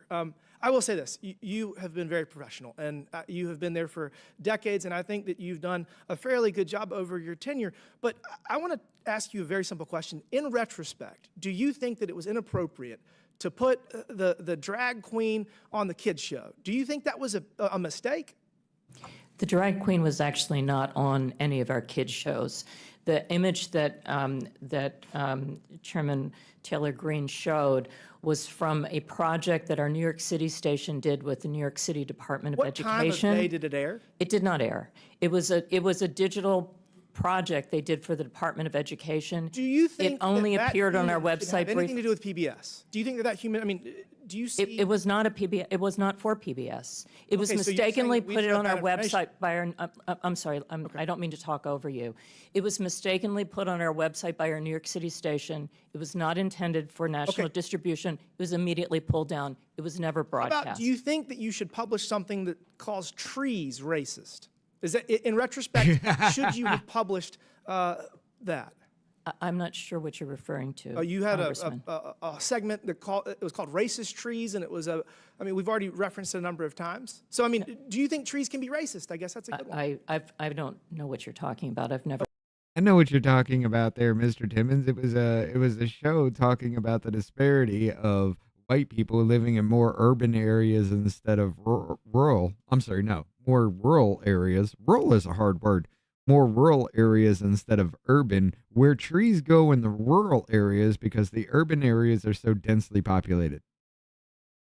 So the trees are racist. And by extension, air is racist too.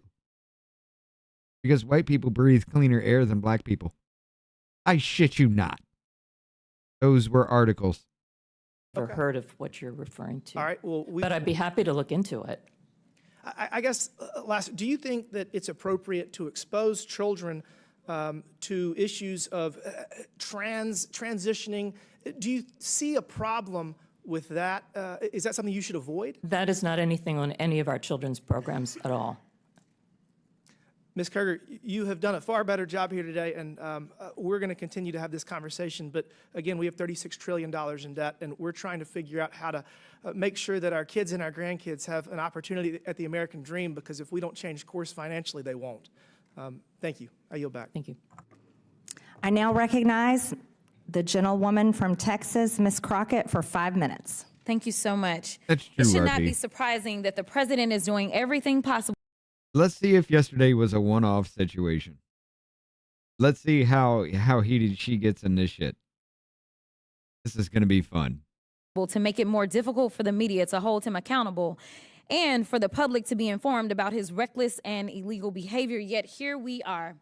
The Republicans have actually organized this goofy hearing to try to convince the American people that PBS and NPR are, quote, domestic terrorists, or domestic threats, my apologies, not the incompetent, unqualified Secretary of Defense who's texting war plans to journalists.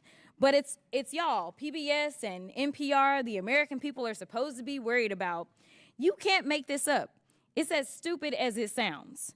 The American people should be worried about the president threatening to investigate NBC for treason for reporting on his felony convictions, or arresting reporters and stripping networks of their licenses. That's not why. For not saying nice things about him or not using Gulf of America.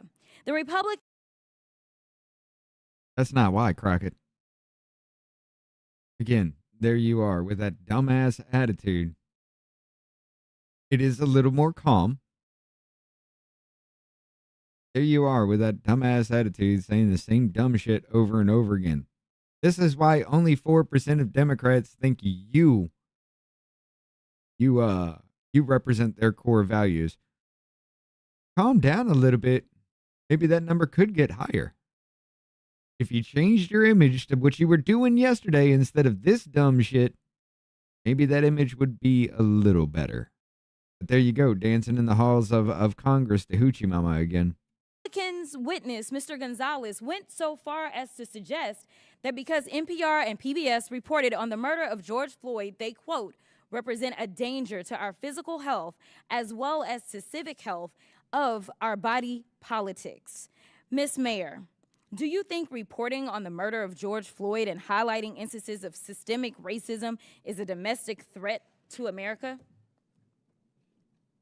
Thank you, Congresswoman. I believe it's our responsibility to.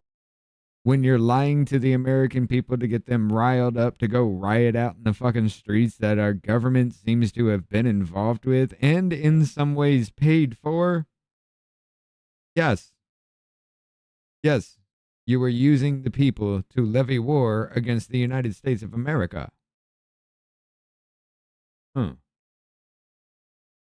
Against the good citizens, you rile up the retards in our life to go and burn shit down and kill people. Didn't you levy war against the citizens by doing that in the first place? This is getting too easy, guys. Report on all issues of interest to the American public. Thank you so much. Ms. Kerger, what about you? Yeah, she did change again. I agree. I think it's important for us to report on the important news of the day. So let's talk about the critical role of public media. During his first term, President Trump's own Department of Homeland Security highlighted the importance of public broadcasting's role in public safety. In 2018, his administration stated, quote, PBS and local public television stations play a crucial role in protecting communities by delivering essential information to individuals and first responders. These benefits are all made possible by public broadcasting stations' unique reach, reliability, and role across America, and are especially vital in rural and underserved areas. Madam Chairwoman, I would ask unanimous consent. I seek unanimous consent to enter into the record the 2018 Without objection, report. so ordered. And Madam Chair, I also seek unanimous consent to enter into the record the 2019 report titled Modernizing the Nation's Public Alert and Warning System from Trump's. Without objection, so ordered. In the report, FEMA encouraged, quote, the use of public broadcast capabilities to expand alert. She wanted to get pissy with her because she cut her off on that. She wanted to say the whole damn thing, but she cut her off. That whole little, no, she wanted to get an attitude. She was told to shut the fuck up and stop at the stupid shit. She was told. Warning and communication capabilities to fill gaps in rural and underserved areas. Mr. Ullman, what's a more significant domestic threat, reporting the murder of George Floyd or dismantling most of America's emergency communication systems? Can you please repeat the question for me, Congresswoman? Which one is more of a threat, reporting the murder of George Floyd or dismantling most of America's emergency communication systems? Dismantling the emergency systems. And isn't it true that in Alaska, Which is more of a threat, a booger right beside you or a rocket launcher at your front door?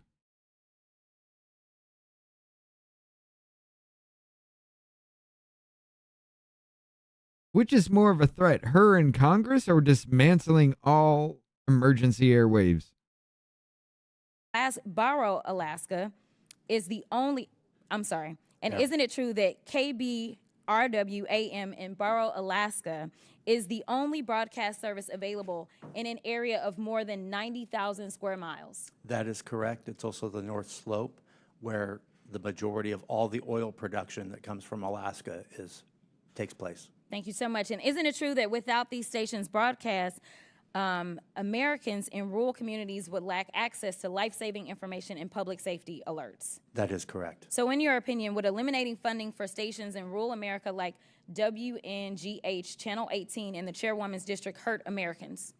It would hurt Americans, yes. In fact, Georgia Public Broadcasting serves as the official distributor of evacuation route information during state-ordered evacuations, and the chairwoman is here advocating to strip their funding. Look, the DOGE agenda isn't about government efficiency. It's about breeding corruption at the expense of the safety of the American people, particularly Americans living in rural or remote parts of the country. They don't care about public safety. They don't care about emergency management, and they don't care about free speech, all of which are harming American people. In fact, I'm going to skip off real quick because they have tried to come for you, Ms. Mayor, and I just want to clarify. You did not work for NPR when those statements were made, did you? You heard that code switch again, didn't you? Right before she started this questioning, that code switch happened again. Here we go. That is correct, Madam And to Chair. be clear, free speech is not about whatever it is that y'all want somebody to say. And the idea that you want to shut down everybody that is not Fox News is bullshit. We need to stop playing because that's what y'all are doing in here. You don't want to hear the opinions of anybody else, and the Constitution says Congress shall make no law respecting or establishing of religion or prohibiting the free exercise thereof or abridging the gentlewoman's time has expired. Press. The gentlewoman's time has expired. Madam Chairwoman, can I put something into the record? Unanimous consent, please. Without objection, so ordered.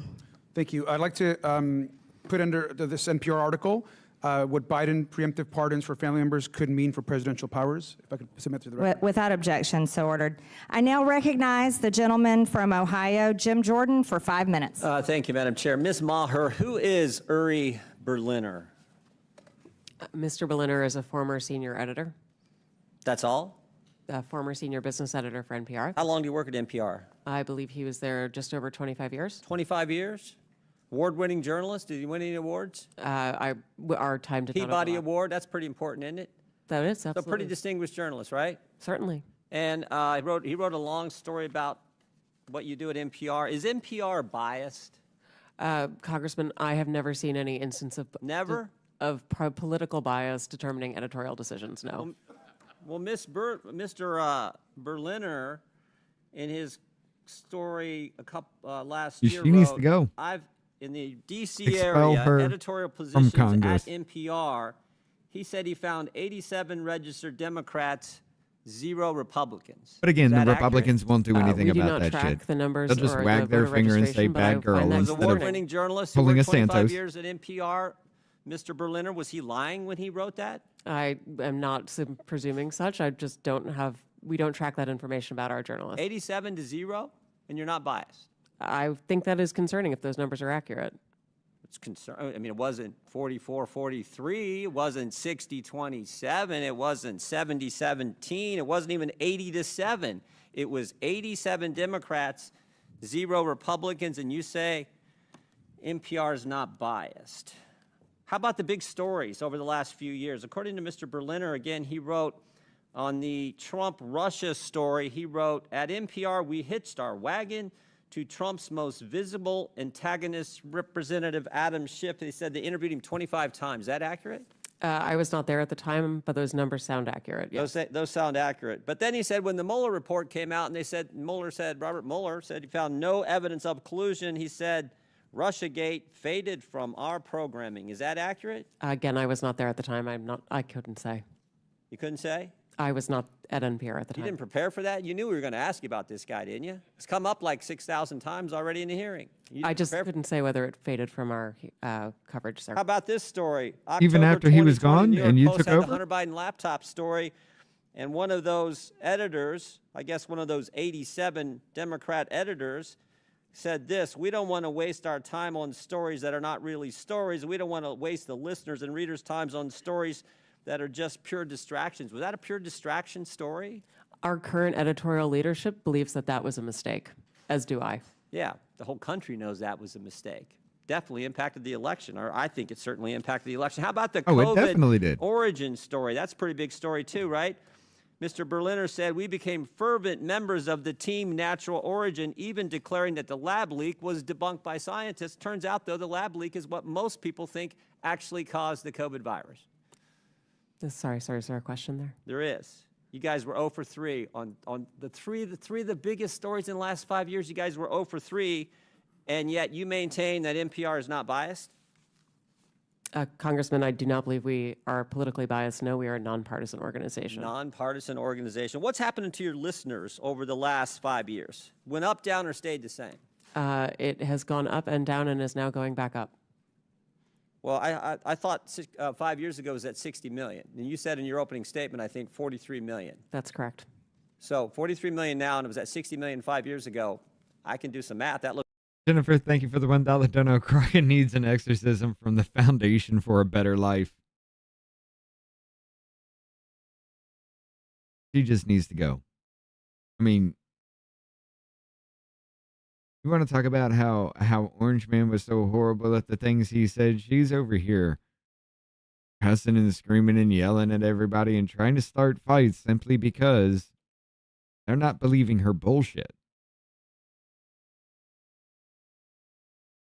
And then goes and dances to the song You Ain't Nothing But a Hoochie Mama in the halls of Congress. What has she done? Looks like it went down. And I is gotta now get going some back up? cereal. It's I'll now be going right back back. up? Yes, What- it is. How much as it went back up? It's From gone what? up a couple of millions over the past Oh, years. so you went from 60 million to 41 million. Now you're back Be up right to back. 43 million. In a year's time, I'm very proud of that growth, sir. Okay, you're proud of that growth. Okay. But over 5 years, it's went down 18 million. That is correct, sir. Okay. Should taxpayers subsidize NPR? I believe that taxpayers subsidize local stations, sir. That is the vast majority of what I thought federal you said funding you got does. 11 million from Corporation of Public Broadcasting, which is taxpayer funded directly to you, right? That is to support the public And then radio local satellite stations get it system. from the Corporation for Public Broadcasting, right? They get taxpayer 100 money. million that goes to the local 100 million goes stations, to local stations, and then those local stations buy back programming and content from you. So that money goes to the local stations, comes back to you, gets routed through the local stations, all taxpayer money. Those fees are actually based on private donations rather than on federal funding. Well, we all know money's fungible, so some of it gets put in there. Certainly, we could agree that money is fungible. What? More money for less listeners. You fired the guy who pointed all this out, who said that you were so biased to the left that you lost listeners, which is exactly happening, and you're here maintaining that, oh, you need to continue to get taxpayer money. I did not fire Mr. Berliner, sir. Okay, the guy that left after all that. Understand. Are you fundraising off today's hearing? Sir, I believe that there was a message that went out earlier today letting people know we were coming in. Yes. Yeah, and at the bottom of the message it said, donate now, right? I don't recall the exact I can language. show it to you. Right there it is. Donate now. I mean, I'm not against fundraising. We all do it. I mean, I get it. But it's, I assume this fundraising thing is probably going to all the left listeners who are subsidized content by the taxpayers, and that's the gentleman's rub. time is That's the expired. rub. I yield back. I now recognize Ms. Randall from Washington for 5 minutes. Thank you so much. You know, I'm new to Congress. This is my first term, and I came from a legislative body that didn't have quite as heated debates in our Oh, hell no. committees, I got and, Apple Jacks. We're generally fairly welcoming to our I'm going to eat. folks joining us to Oh, testify. this So I stupid want to bitch. say thank you to all of you for taking the time out of your schedule to come and share your experience with all of us and with the American people. I'm grateful. I'm just going to sit here and for verbally your fillet time you for a while for while the I work that you attack do Elon Musk. in service of your communities and neighbors. You know, American families used to get all the same news, right? Folks would have access to a handful of news channels. They would watch the same nightly news programs. They would go from one to the other to the other. And we could all agree on what was happening in our country. We all used to operate from the same baseline of information, but today it is no secret that we are operating in a much more diversified and fractured media environment. The content space, the use of AI-generated content, Americans now have to be able to discern for themselves whether something they are hearing is true or not. I told you. But investing in public media is a bedrock to our healthy, He's going to verbally critically fillet them informed and engaged while saying public Elon Musk and bad. our democracy. And I know that my colleagues on the other side of the aisle have argued over whether every piece of programming is in service of the public. But I also want to point out that, you know, in my fairly rural district, we have a lot of areas that aren't served by broadband. You know, a lot of folks who cannot easily access numerous podcasts while they are out working on their property. They, you know, have to maybe wait for something to download when they're at home using maybe even a wired internet connection, right? Like they're Oh my God, a wired internet connection, ladies I'm and in a gentlemen. dead zone for about an hour and a half as I'm driving from one city to another in my community. But public radio is broadly accessible. And So is Starlink. Oh, wait. You can't do that because Asperger's man bad. And it's important for, you know, folks counting on the weather report, for kids who are, you know, in pre-kindergarten who are watching Elmo and learning to count and do math. It's important for the young people who, you know, were home during COVID and were able to continue learning with the help of public broadcasting. I think we have a lot of problems in this country, a lot of problems that we should be tackling for We closed the institutions regular and got you. Americans who are struggling to afford to live, to afford housing, to afford health care, to be able to live the lives that they dream of. You stop for giving people themselves and their lobotomies and children. shocking their brains to try to get them I think normal we've got again. some national security concerns that have been talked And you about got a into the lot halls in of this Congress. committee. But I think talking about defunding A little too public sadistic. broadcasting and public media is an egregious misuse of our time here.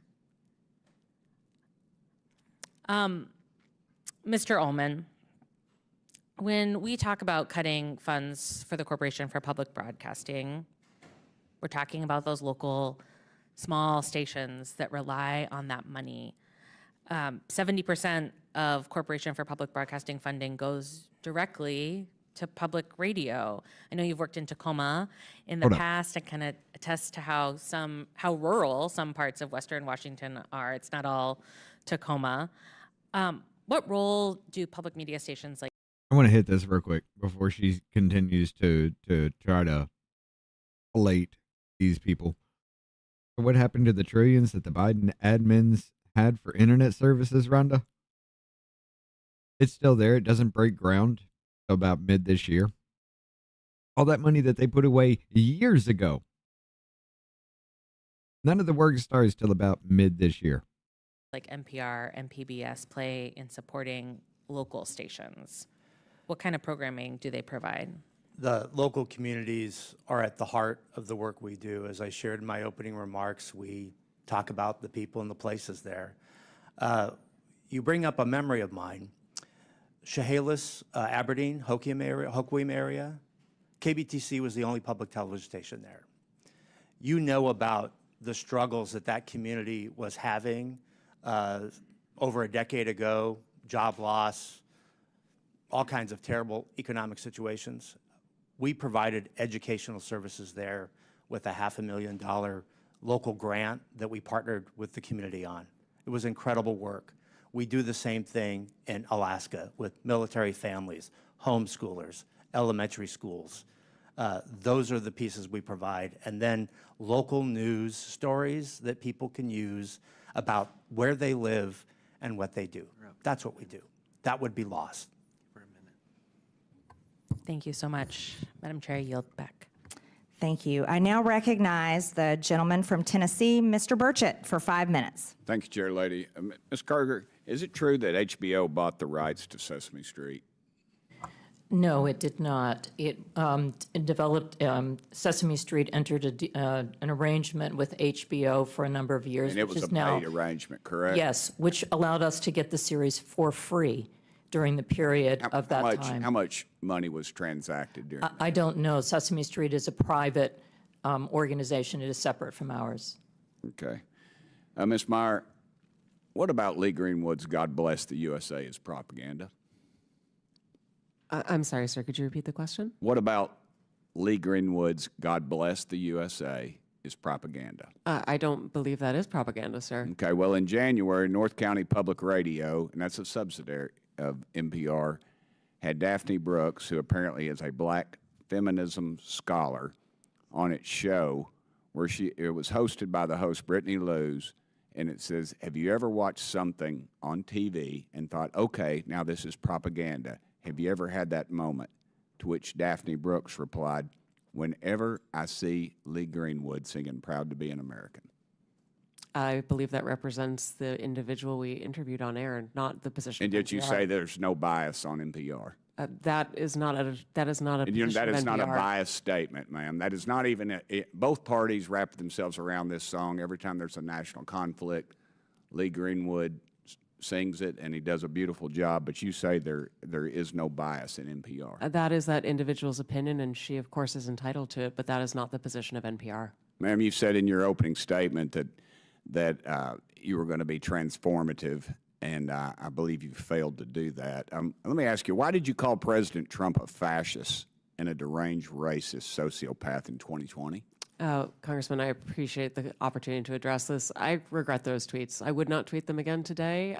They represented a time where I was reflecting on something that I believe that the president had said rather than who he is. I don't presume that anyone is a racist. I'm done eating.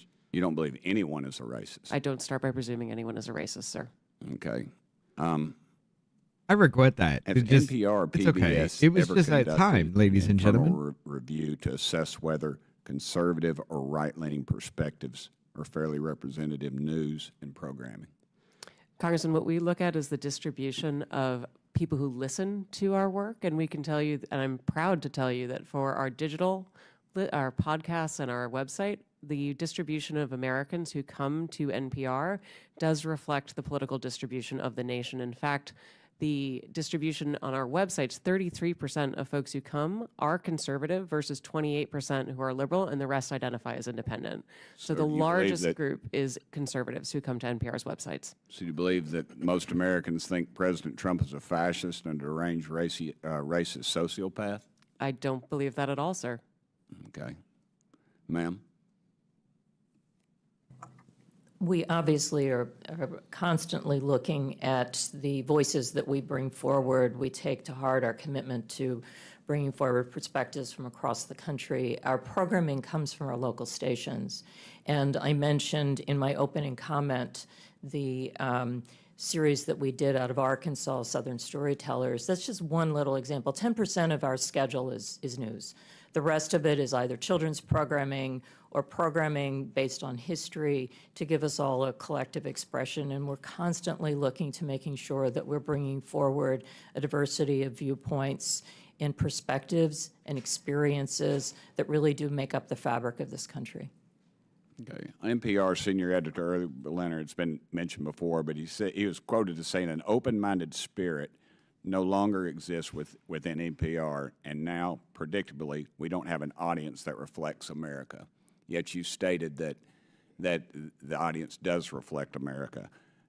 He was suspended without pay for 5 days for saying this, and of course he eventually resigned in April 2024. You've also stated that federal funding is essential for NPR to operate, but also claim only 1% of your funding comes from the federal government. Which is it? Mr. Berliner was suspended for the outside work policy, not for what he said, sir. In terms of federal funding, the federal funds go to support our operation of the public radio satellite system, which enables all of our local stations to be able to communicate information and broadcast, including... As stated earlier, ma'am, funding is very fungible. It flows wherever it needs to. I don't buy that argument. We do have I a wonder separate if any of balance the sheet for members that, of the sir. committee would comment real quickly. Would you agree that Real America's Voice, Newsmax, Fox, or News Nation, if they were to see federal funds, would you all support that? Yes or no? Mr. Ullman? Yes or no? I'd have to get back to you on that. Ma'am? I actually don't have an opinion about that. Ma'am? I don't have an opinion about that, sir. That would be Congress's decision. Thank you, Chair Lady. Thank you. I now recognize. That was I now weak. That was a yield weak to, answer for that. the gentleman from California, Mr. Khanna, for 5 minutes. Thank you, Madam Chair, and thank you for allowing me to wave on to the committee. Mr. Gonzalez, I read with interest your testimony. It was so angry, so I thought I'd try to lighten things up a little bit. Who are 3 of your favorite characters on Daniel Tiger, or what episodes are your favorites? Representative Khanna, thank you very much for the opportunity to lighten up. I think we've taken a time machine here. Sesame Street went to HBO. Daniel Tiger, do you have some favorite characters? Oh, the owl, any of them? No, none. What does Ugga Mugga mean to you? Nothing. You've never heard the expression Ugga Mugga? Yeah, I don't think so, no. It's affection. Have you ever watched a Daniel Tiger show, or know any families who watch a Daniel Tiger show? I don't think so, no. You've never watched one? You have I've never strong seen Daniel opinions on Tiger. it. Sorry, but I thought- do you know what Daniel Tiger is a successor to? And I don't know Daniel Tiger, so I don't know what he's... No, the show. What it's a successor to? Do you know? No.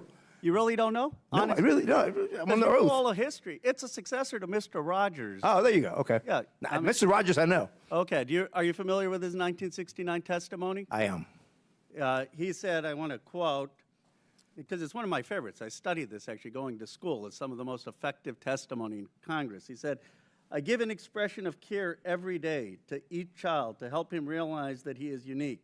I end the program by saying, you've made this day a special day by just being you. There's no person in the whole world like you, and I like you just the way you are. Senator Pastor was a hard-headed fiscal conservative. So because you got some said he good got things that don't goosebumps by actually that testimony, fuck and it's what around with convinced him kids, to fund we should just the, fuck off and just say public everything broadcast. else is good. You've said you can, wouldn't have funded it. Do you think you can Senator lie to Pastor the made a American mistake back people then?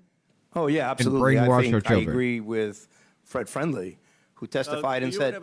you would have voted against. I would have voted, yes, I don't think that you should have state broadcasters. Now, what is the cost of public broadcasting as a percent of the Oop, federal Jennifer budget? got censored. I don't know, but it is a... I mean, yes, come on, you're talking about the $36 trillion of debt that we have. You're saying this is a really important thing that we need to cut. You didn't research out what percent It's it is? important in principle, Well, and it no, is. but It you was. said the principle is a different thing. You're saying this is an effective strategy to cut debt, and you have no idea what percent. It was 5% of the discretionary cuts in the GOP. It's 0.01%. Right, but it was 5% of the discretionary cuts in the 17 budget. 0.01% Right. of the federal budget. That's one of the reasons Senator Pastor said, it's worth it in an investment in American kids. Now, you said Sesame Street is a private organization, or Sesame Street Oh, is you private. I censored didn't understand yourself. that because Okay. Sesame Workshop is a nonprofit. What did you mean by private? Well, I mean, it's a nonprofit. A little chilly. I need to. It's separate from. But it gets public funding. Be right back. Were you talking about the HBO thing? Yes, Do you realize that HBO just canceled with them? And I do. Yes. And the reason they canceled them, and I'm trying to explain why Senator Pastor funded this, and if you talk to families who watch Daniel Tiger, maybe you'd appreciate it. The reason they canceled it is because it wasn't making a profit. See, because when you try to do Daniel Tiger or Sesame Street, and you try to do what Mr. Rogers was talking about, helping the emotional and social development of kids, it's not easy. You got to hire people who are child psychologists. You have to hire people who are educationalists. A lot goes into this. And HBO said, you know what? It's not making money. We rather put on things that are geared towards adults or that are going to be conflicts. We aren't making money on this.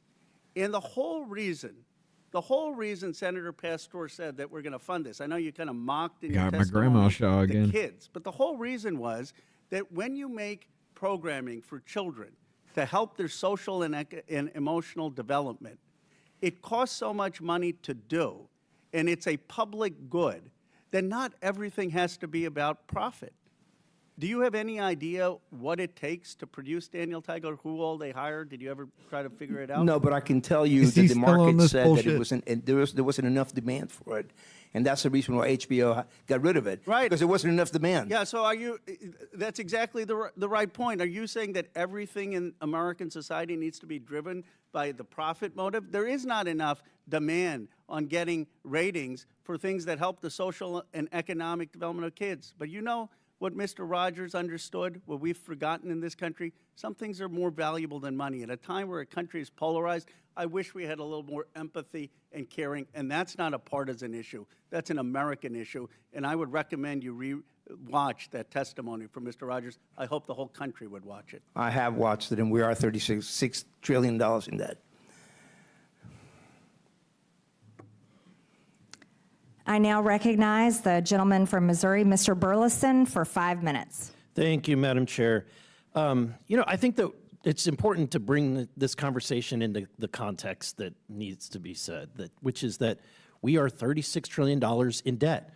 As a nation, we're spending 20% of every dollar that comes in from taxpayers just to cover the interest. And guess what? American people, bad news, interest rates are going up. So that 20% is going to get worse and worse. We had Ray Dalio come in and tell Congress that we are entering potentially dark territory. There's a number of red flags. We're at the worst level of debt. We're at a worse level of debt than we were after we left the World War II, okay? We're at that level of debt, and we didn't just fight a war. We're facing potential wars and conflicts. We're at that level of debt, and we didn't just emerge from a recession or a depression.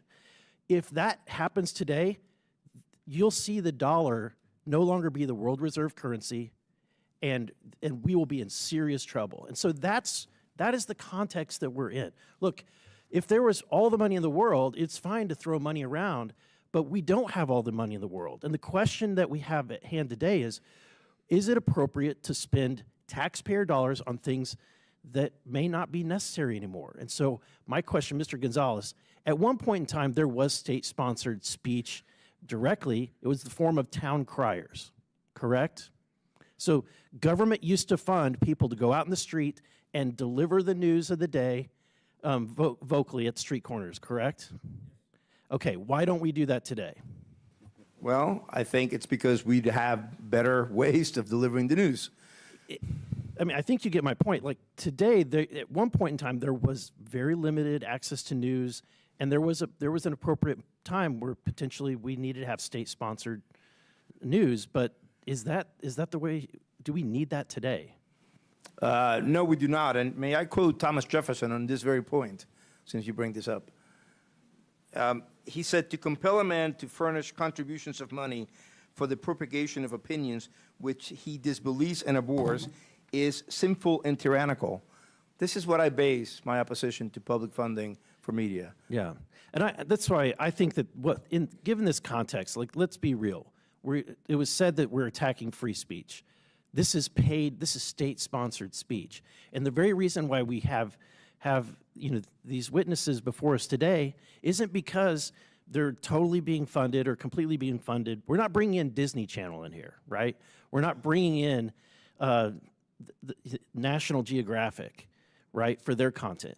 The reason why we're having this conversation is because we are funding you, and because we're funding you, the taxpayers get to have an opportunity to ask, why are we funding some of this content that they might disagree with?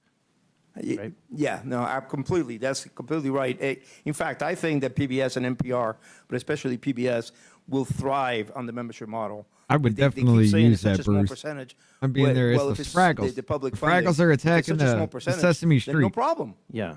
We need Ms. defund Mayor, I'm going this- to ask a the very Fraggles. difficult question, but if you're in my shoes and you have to face the fact, can we fund Social Security or do we spend money on NPR? Which would you choose? Let's glass floor Congressman, Fraggle I would Rock. argue that in one of Which, the if you had to pick, if you were forced to make a decision, there wasn't enough money to go around, Social Security or NPR? we know how important public media is to our nation's seniors, sir. More important than Social Security. I think the I'm American just- people disagree. I think that Ms. Kerger, let me ask this. Would it be more appropriate to fund PBS or to fund veterans' health care? If given limited resources, which is where we're at. I recognize the limited resources, and I feel that both are important for this country. And I think what the American people want to know is when they're sending money, their taxpayer dollars, and they're funding things like Independent Lens. And look, I like some of the content on your stations. I love Nova. But you know what? Nova competes with National Geographic and Nature. Why are we funding something that competes with these private sector entities?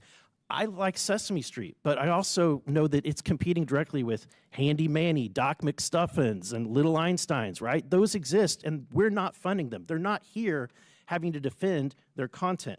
But because we are funding it, I'm going to ask you, why are we funding episodes of Real Lens, Independent Lens, about an episode I called forgot about Fraggle Rock. Real Boy, a trans teen navigates adolescent I read- sobriety and physical I and read emotional Bruce when he ramifications. said it was those damn Fraggles. That's And it what was the just American like, people come want to down know. to Fraggle Social Rock. Security. We're out or of this time, but our program. witnesses can answer the questions. Thank you, Madam Chair. That was a documentary that was produced for adults as part of our primetime audience. And it was part of a point of view that we share to try to help people understand the wide breadth of experiences of people across the country. Thank you, Madam Chair. I now recognize the gentlewoman from the District of Columbia, Ms. Norton, for 5 minutes. Thank you, Madam Chair. I would like to thank the witnesses for being here today. I am a strong supporter of public broadcasting, and I am a regular listener and watcher of the public broadcasting stations here in D.C. Public broadcasting is a public good.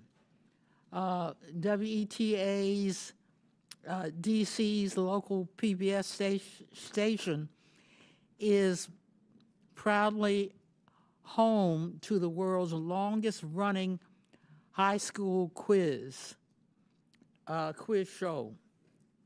For over 60 years, the show, It's Academic, has showcased some of the best and Bob brightest Ross high was school awesome. students in the capital region. Happy Little President Bush. Reagan once praised It's That happy little Academic mistake. as, quote, a reminder of the importance of it's education. not a mistake, it's a happy accident. End quote. And even Supreme Court Justice Clarence Thomas made a guest appearance. One area student who competed on the show said, quote, "It's made me a lot smarter," end quote. And, quote, "getting to say that I've been on a TV show is really cool," end quote. It's Academic is just one example of local public media programming that celebrates and lifts up the community. Mr. Ullman? Are you already yawning? In Then did your you just wake experience up? as head of the Alaska Public Media, Are you already why is sundowning? it important for public media to elevate local voices? Thank you so much for that question. There are stories to be told all over this great nation of ours. And one of the things that I take the utmost pride in is being someone who can God damn, provide that the one that looked like the strategy, COVID build the virus. resources, and build the The capacity. one he smeared his to shit all ensure over. that we can capture video Millions of dollars, ladies about and gentlemen. those uniquely Alaskan stories. We can capture audio about those uniquely Alaskan stories. And what we do is we take that opportunity to not only tell those stories for ourselves within our great state, but we also work with our national partners. This local national partnership is essential. Without PBS, without NPR, you wouldn't hear stories, news stories, public affairs stories, community stories from Alaska. You wouldn't see them on the PBS NewsHour. This is vital. It's vital for Alaskans to know that they're connected to their nation and that what we do in Alaska matters to our nation. Thank you again for that question. Ms. Krueger, I would love to hear your bigger picture taker on this. If PBS stations are suddenly taken off the air, what would be lost You want to the bigger communities future? across the country? I've spent a good part of my time as the president of PBS traveling and visiting our stations across the country because I feel for me to do my job well, I need to understand what the role of our stations are in communities. That means spending time not just with station management, but also with people in the community. So I've been to all 50 states. And the reason that we are here and the reason that we are arguing so passionately for funding, recognizing there are very difficult challenges in our country right now, is that many of our smaller and actually medium-sized stations would not exist without the federal appropriation. And when you look at a station like Cookeville, Tennessee, which serves part of Appalachia, 50% of their budget comes from the federal government. Those are stations that I've seen that have small staffs that do extraordinary work. And those are the stations that I worry would not survive. This would be an existential moment for them. And that's why I think this is so important. The DC area NPR station similarly provides acclaimed programming, including up-to-the-minute news and local shows exploring the DC cultural scene and sharing stories from all over the city, including historically marginalized areas. The station also produces award-winning journalism, such as an investigative feature on local families coping with sickle cell disease. Throughout the country, more and more local news outlets are closing each day at a rate of more than 2 per week. This has made public radio reporting all the more important. Ms. Maher, why is it beneficial for journalists to live in the communities they cover? Yeah. We'll let the witness quickly answer, and then we're out of time. Thank you so much, Madam Chair. We find that enabling public radio to continue to be funded allows for us to meet the needs of people who live in news deserts, and having journalists who are from that community means they can prioritize the needs of that community, whether it's sickle cell issues in DC or whether it's the price of sorghum in our agricultural heartland, whether it is thinking about the wildfires that we see across the center and west of our country, or whether it is the impact of storms across the Gulf and southern parts of our country. We recognize local journalists. They speak the language. They recognize the pronunciations of the places that they come from. They come from the community. It is tremendous value to enable that we are for America, from Americans, and all American voices are heard. The gentlelady's time has expired. I now recognize the gentleman from Texas, Except the Mr. voices we Fallon, don't for like. 5 minutes. Thank you, Madam Chair. Ms. Maher, do you believe that National Public Radio takes a balanced and fair approach to news, politics, culture, et cetera? Mr. Fallon, thank you for the question. I came into National Public Radio with And I apologize. It's just that we have such a limited time. Do you believe that to be true? I believe that we have work to do. We always do in order to improve and serve all Americans. More accurate than not that you're fair, or you're either fair or you're unfair. So what do you think you are? I believe we wake up every day with a desire to be fair, and it is part of You're why not claiming that you're fair. You have a desire to be fair. Okay. So you would not describe NPR as objective and nonpartisan? I would. You would, okay. Ms. Krueger, same question for you. Would you believe the PBS is fair and objective and nonpartisan? Yes. Okay, thank you. Thank you for the quick answer, too.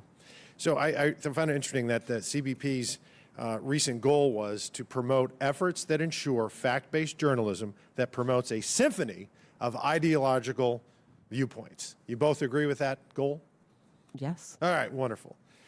So, Ms. Kerger, in 2023, when PBS had a program, Washington Week with the Atlantic, and when President Biden's mental acuity was questioned, one of the reporters claimed the GOP was lying.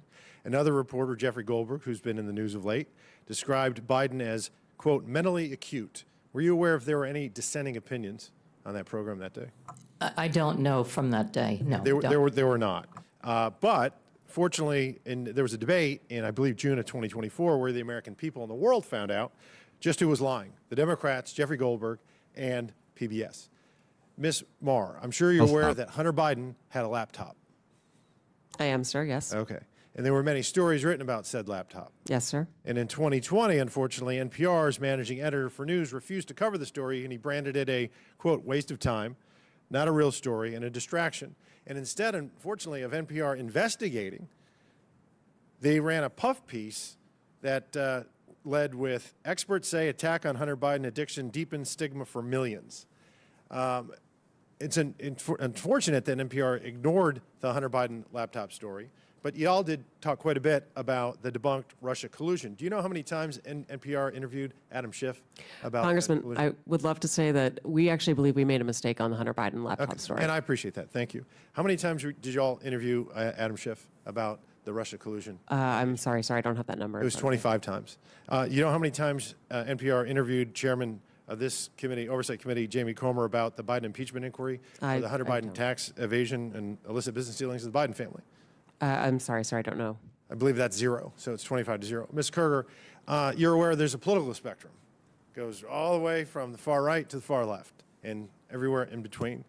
Would it trouble you to hear that for 6 months there was an analysis done on PBS's NewsHour from June to November of 2023, where they found that far right that term was used 162 times and far left was only used 6 times? Do you find that troubling?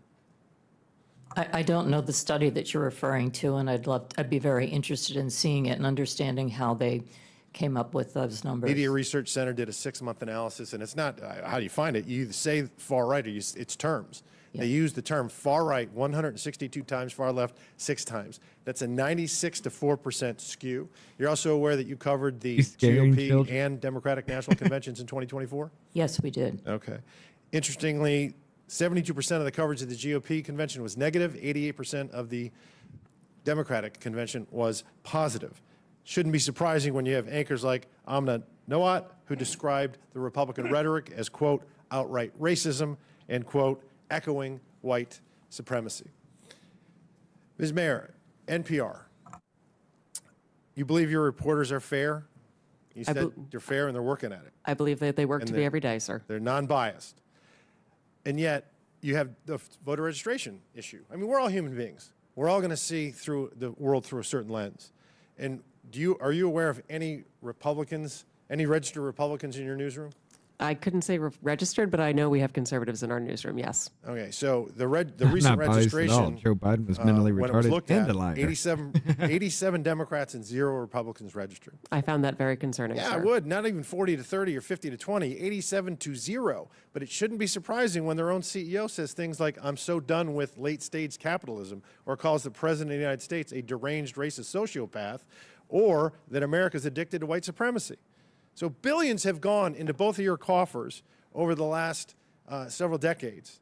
And I understand why Democrats on this committee are going to viciously and vehemently defend you all, because you become a propaganda wing of the Democratic Party.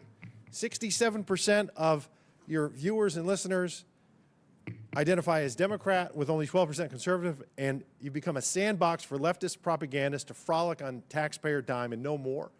And when you said in the beginning you're going to promote a symphony of ideological viewpoints, yeah, you do. If you're left-leaning, far left, or remarkably Marxist, I yield back.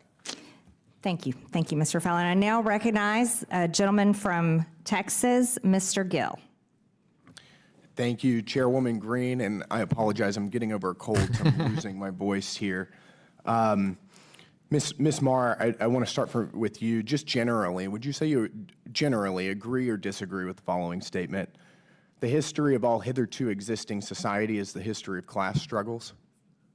I would not say I agree with that, sir. You're not. That's good to hear. It's interesting because a lot of your thinking, as expressed by your public statements, is deeply infused with economic and cultural Marxism.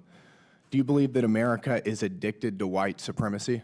I believe that I tweeted that, and as I've said earlier, I believe much of my thinking has evolved over the last half decade. It has evolved. Why did you tweet that? I don't recall the exact context, sir, so I wouldn't be able to say. Okay. Do you believe that America believes in black plunder and white democracy? I don't believe that, sir. You Don't know where tweeted statement that in comes from. reference to a book you were reading at the time, apparently, The Case for Reparations. I don't think I've ever read that book, sir.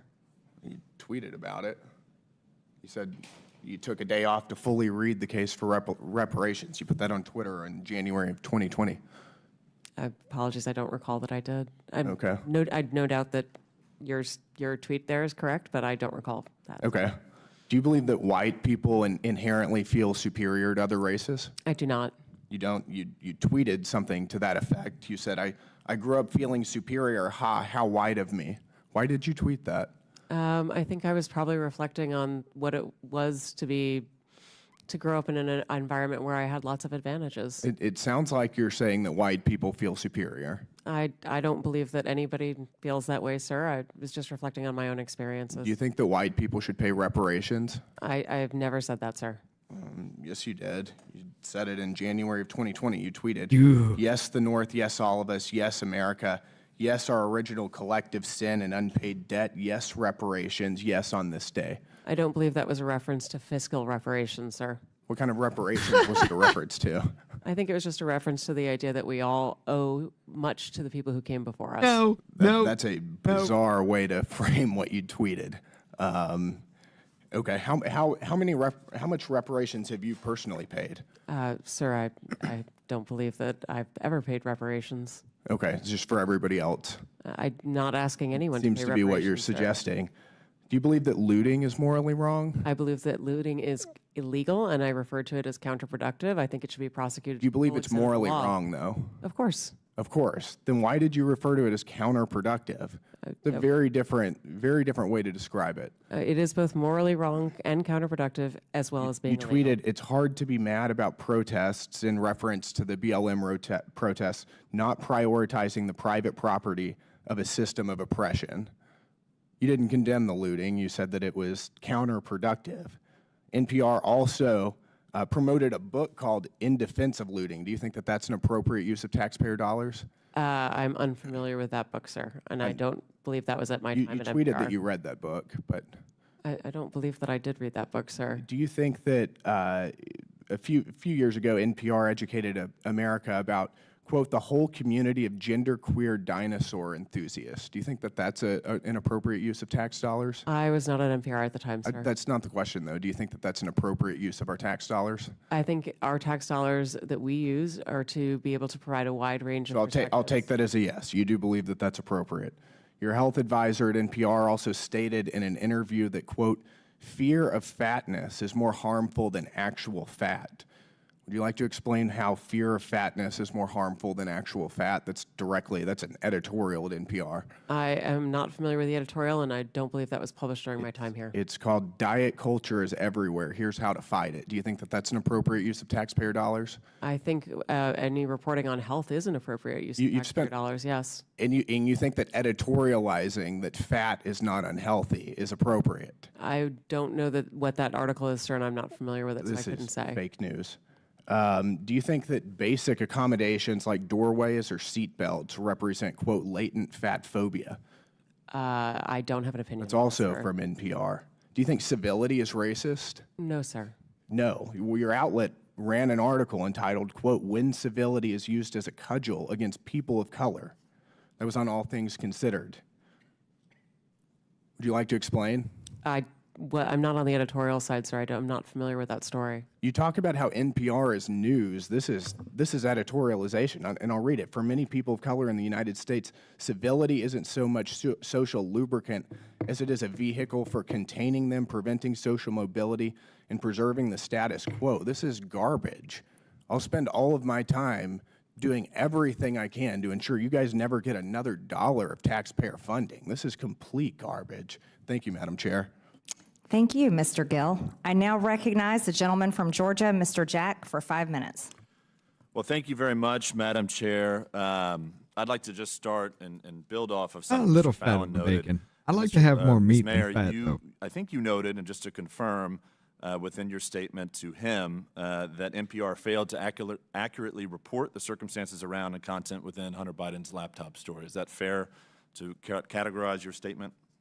Our current editorial leadership believes that we made a mistake not reporting the story and more reporting it earlier, yes. And I recognize you weren't there at the time, but what institutes and control, what have you done to ensure that never happens again?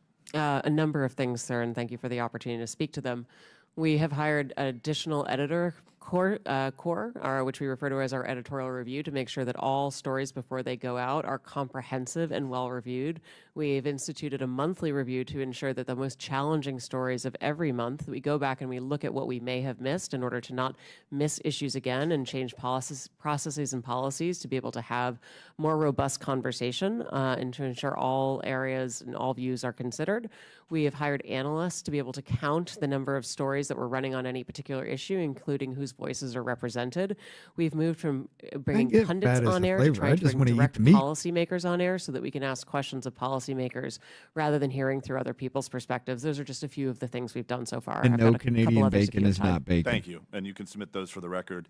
Would you suggest then that the failure to accurately report those circumstances and the content around that story, would you suggest today, as I feel and many others feel, that impacted the 2020 election? I could not say, sir. I don't know.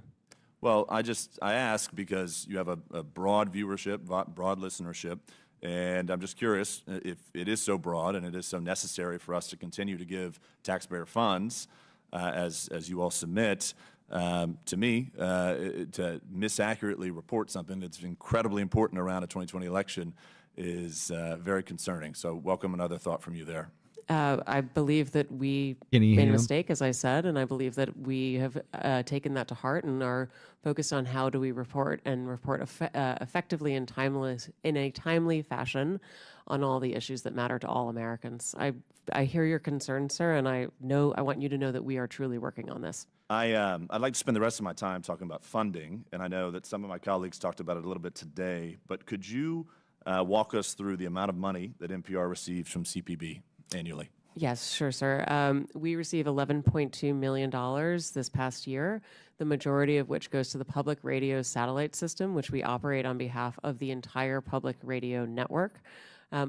We also received a smaller amount of funding in the course of the past year that went to help us hire those additional editors and analysts in order to be able to beef up that editorial review. We received funding to support the coverage of the recent election in order to make sure that we had our journalists all across the country and were able to speak to Americans of all different political backgrounds. And what percentage of your budget share comes from the federal government? Depending on how you count it, sir, it's less than 5%. And to help me understand too, the CPB, as I understand it, Congress has appropriated $500 million to CPB. It flows out, and I think smaller radio stations go and apply for grants for it. Do you receive payment from smaller radio stations through licensing agreements and things of that nature? We do, and the fees for that are designed around the amount of funding that they get from private member donations. So the fees are not designed around federal funding. They're designed around what sort of direct private support and donations they receive from members and listeners. Well, I noted Mr. Jordan today suggested that you all are fundraising off this hearing today, and a question that I have then, if you receive less than 5%, and over today you've said that private funding helps support the mission and the work of NPR, could NPR survive without the 5% that we give NPR annually? My belief is that the funding is essential to the public radio system, and that is the 246 member stations, but the 1,300 stations across the nation, so that we're able, as a network, to serve all Americans with 100% coverage. If federal funding for our network goes away, it means that people in rural parts of America, places where they can't afford to make private donations to support their local journalism, those will be harmed. But, sir, if I may, the bigger harm as well, or the additional harm, is that Americans in places that are affluent or do have many media choices will not be able to hear from their fellow Americans that are often underheard. Bottom line, if the 5% went away, would NPR still exist? Well, it would be incredibly damaging to the national public radio system. I yield back. Just want to submit to the record. Turn your microphone on. Madam Chair, I'd just like to submit to the record this You asked flash unanimous drive. consent. I ask unanimous consent to submit to the record this flash drive containing 6 feet worth of documents documenting NPR and PBS's political bias. Without objection, so ordered. Thank you. In closing, I want to thank our witnesses once again for their testimony today. I now yield to the Ranking Member Lynch for his closing remarks. Thank you, Madam Chair. Thank you for having this hearing. I want to thank the witnesses for your willingness to testify. In closing, I want to follow up on Mr. Connor's point. I'd point out to my colleagues that there are some government functions that are not merely transactions. There are some undertakings that we, as a country, engage in which are not necessarily justified by cash on the barrel at the point of purchase.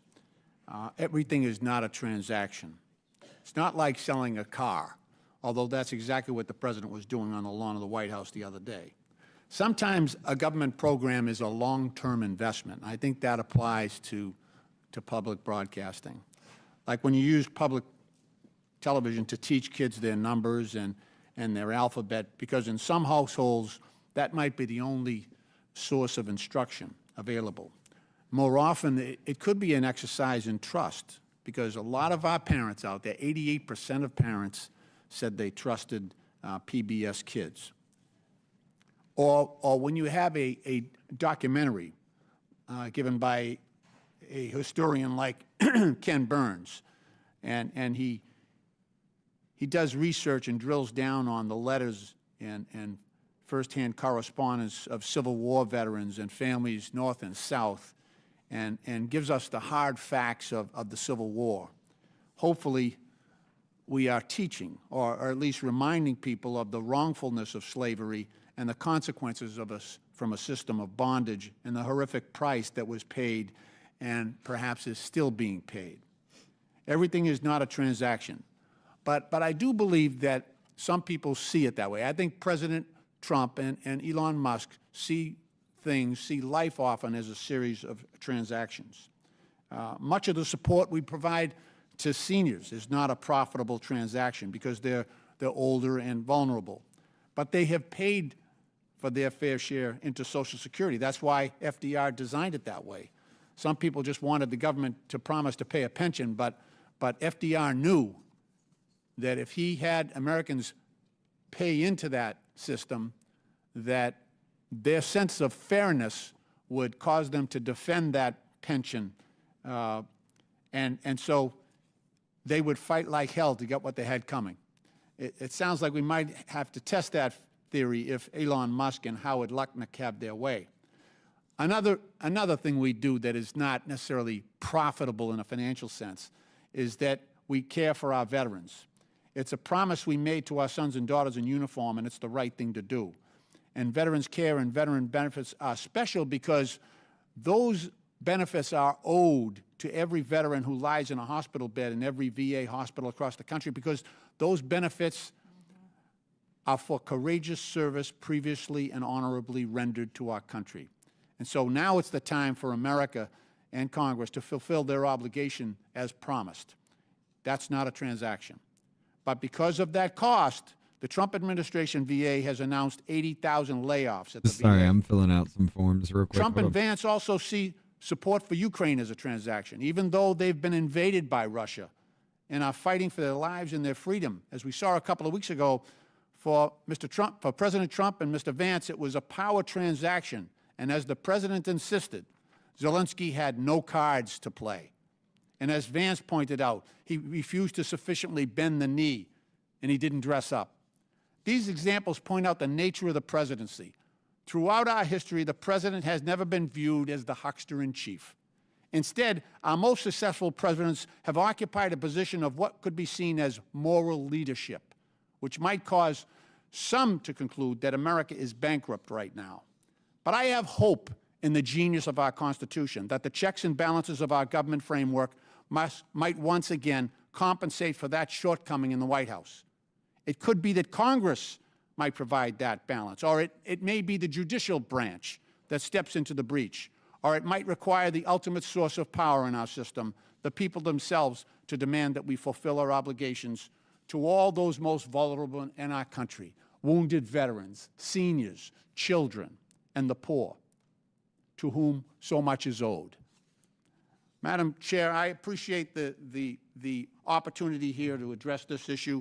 I would have preferred that we were talking about the security breach that occurred recently, but perhaps that will be for another day. But I thank you for your courtesy, and I yield back. I now recognize myself for closing remarks. The United States is $36 trillion in debt. In fiscal year 2024, the government spent over $1.8 trillion more than it took in. And in fiscal year 2025, the interest on our debt is expected to exceed $1 trillion. As we continue investigating waste, fraud, and abuse, and we can look no further than the Corporation for Public Broadcasting, the LGBTQ indoctrination of our children, the systematic racism narrative, and the support for censorship being pushed by the heads of NPR and PBS are just several of the many abuses of taxpayer dollars. And if you are one of the select few who might support such content, you can personally support and fund it with your own money through private donations, because the reality is the United States of America is broke and can't afford it. And after all, PBS and NPR are already fundraising off of this committee hearing. The American people are closely following along today in this long-awaited hearing to hear the case for why Americans' hard-earned tax dollars should continue for public broadcasting.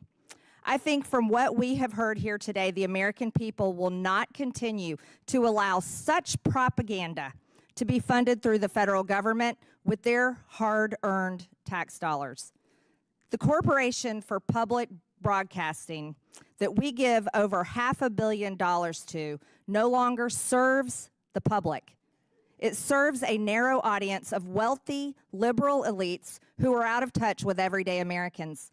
Not only have the times changed and the American people who once needed these outlets can now access the news anywhere at any time, but the content that is being put out through these state-sponsored outlets is so radical, it is brainwashing the American people and, more significantly, American children with un-American, anti-family, pro-crime fake news. The American people do not support their taxpayer dollars going to NPR articles like, "How is sex determined? Scientists say it's complicated," which discusses how biological sex is not limited to male or female. Or another article about how stories on crime are rife with misinformation and racism. Or about how birds and trees are racist. Over a 7-month period, the Media Research Center discovered the PBS NewsHour gave over 90% of the airtime to the left on gender ideology stories, 90%. As mentioned earlier, PBS was the outlet that featured the child predator drag queen on the education show for kids ages 3 to 8 years old. And to clarify the record, because our witness, Ms. Kerger, lied under oath and said it wasn't featured on PBS, this show was aired on PBS on April 1st, 2021, and we will take a look at this video right now. We're using a TV today because our audio system is having problems. Let's go ahead and watch this video.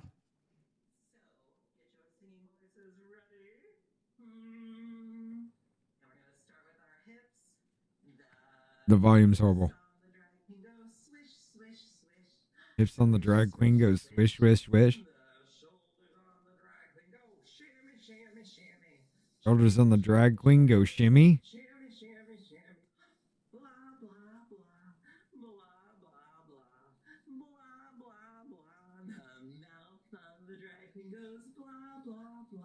Mouth on the drag queen goes blah, blah, blah.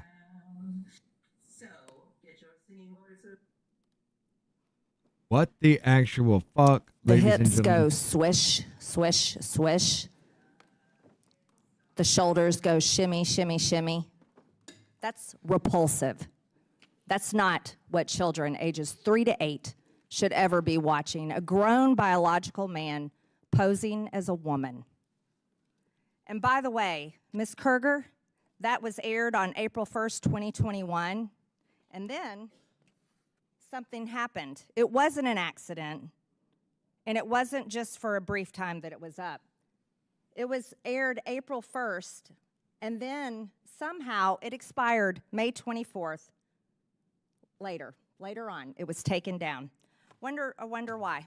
Wonder why that was taken down. Another egregious example includes back in 2010, PBS's Travis Smiley stated that Christians blow up people every single day. Haven't seen that ever happen in my life. And today, if you look on NPR's website, there is still zero mention of any negative coverage of any Democrat today. And trust us, there are more than plenty of examples to pull from. How about a member from this committee making fun of the governor of Texas for having a disability and living his life Governor in Hot a Wheels. wheelchair, Miss Marr? From headlines to podcasts to documentaries to children's programming, NPR and PBS have all but abandoned their promise to deliver unbiased, nonpartisan, and fact-based reporting. The American people have woken up to this nonsense and blatant disregard for truth, and truth matters. And they will not put up with it any longer. Contrary to the beliefs of the head of NPR, Ms. Marr, truth is not subjective. It's actually very important. And there are not multiple at the end of the week, truths. and I should There's not have just watched one. that. For a civilization to exist, objective truth must exist. It must be embraced. It must be protected. It is not a distraction, and despite many attempts to whitewash it, truth will prevail. The Corporation for Public Broadcasting is using taxpayer dollars to actively suppress the truth, suppress diverse viewpoints, and produce some of the most outlandish, ludicrous content. After listening to what we've heard today, we will be calling for the complete and total defund and dismantling of the Corporation for Public Broadcasting. Here's how it works in America every single day, private businesses operate on their own without government funding. Oh, Jesus. We believe that you all can hate us on your own dime. With that and without objection, all members have 5 legislative days within which to submit materials and additional written questions for witnesses, which will be forwarded to the witnesses. If there is no further business without objection, the subcommittee stands adjourned.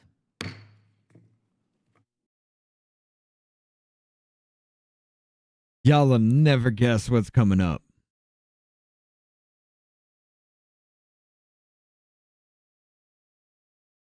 I may have to just fill the airwaves for an hour, ladies and gentlemen.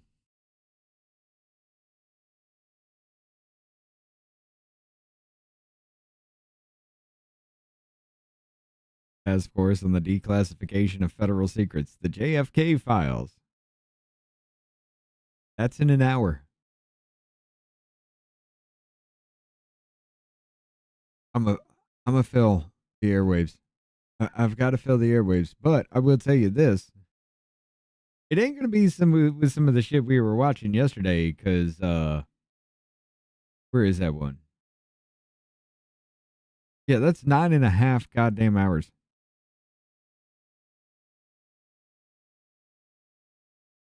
Of your DEI order. But we will hear a little bit of this one. This is a business meeting here. This is just talking about the chair. Basically what they're going to do, but this is GOP oversight. The other one that we were listening to last night, though, oh God, what was that? That was judiciary, right? Yeah, Markup of HR 38, the constitutional concealed carry. Motherfucker, that's 10 and a half, almost 11 hours straight.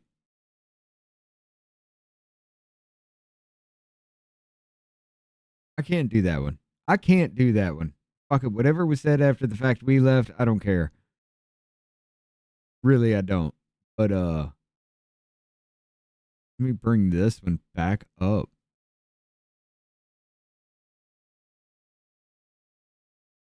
A GOP oversight. 5 task force on the declassification.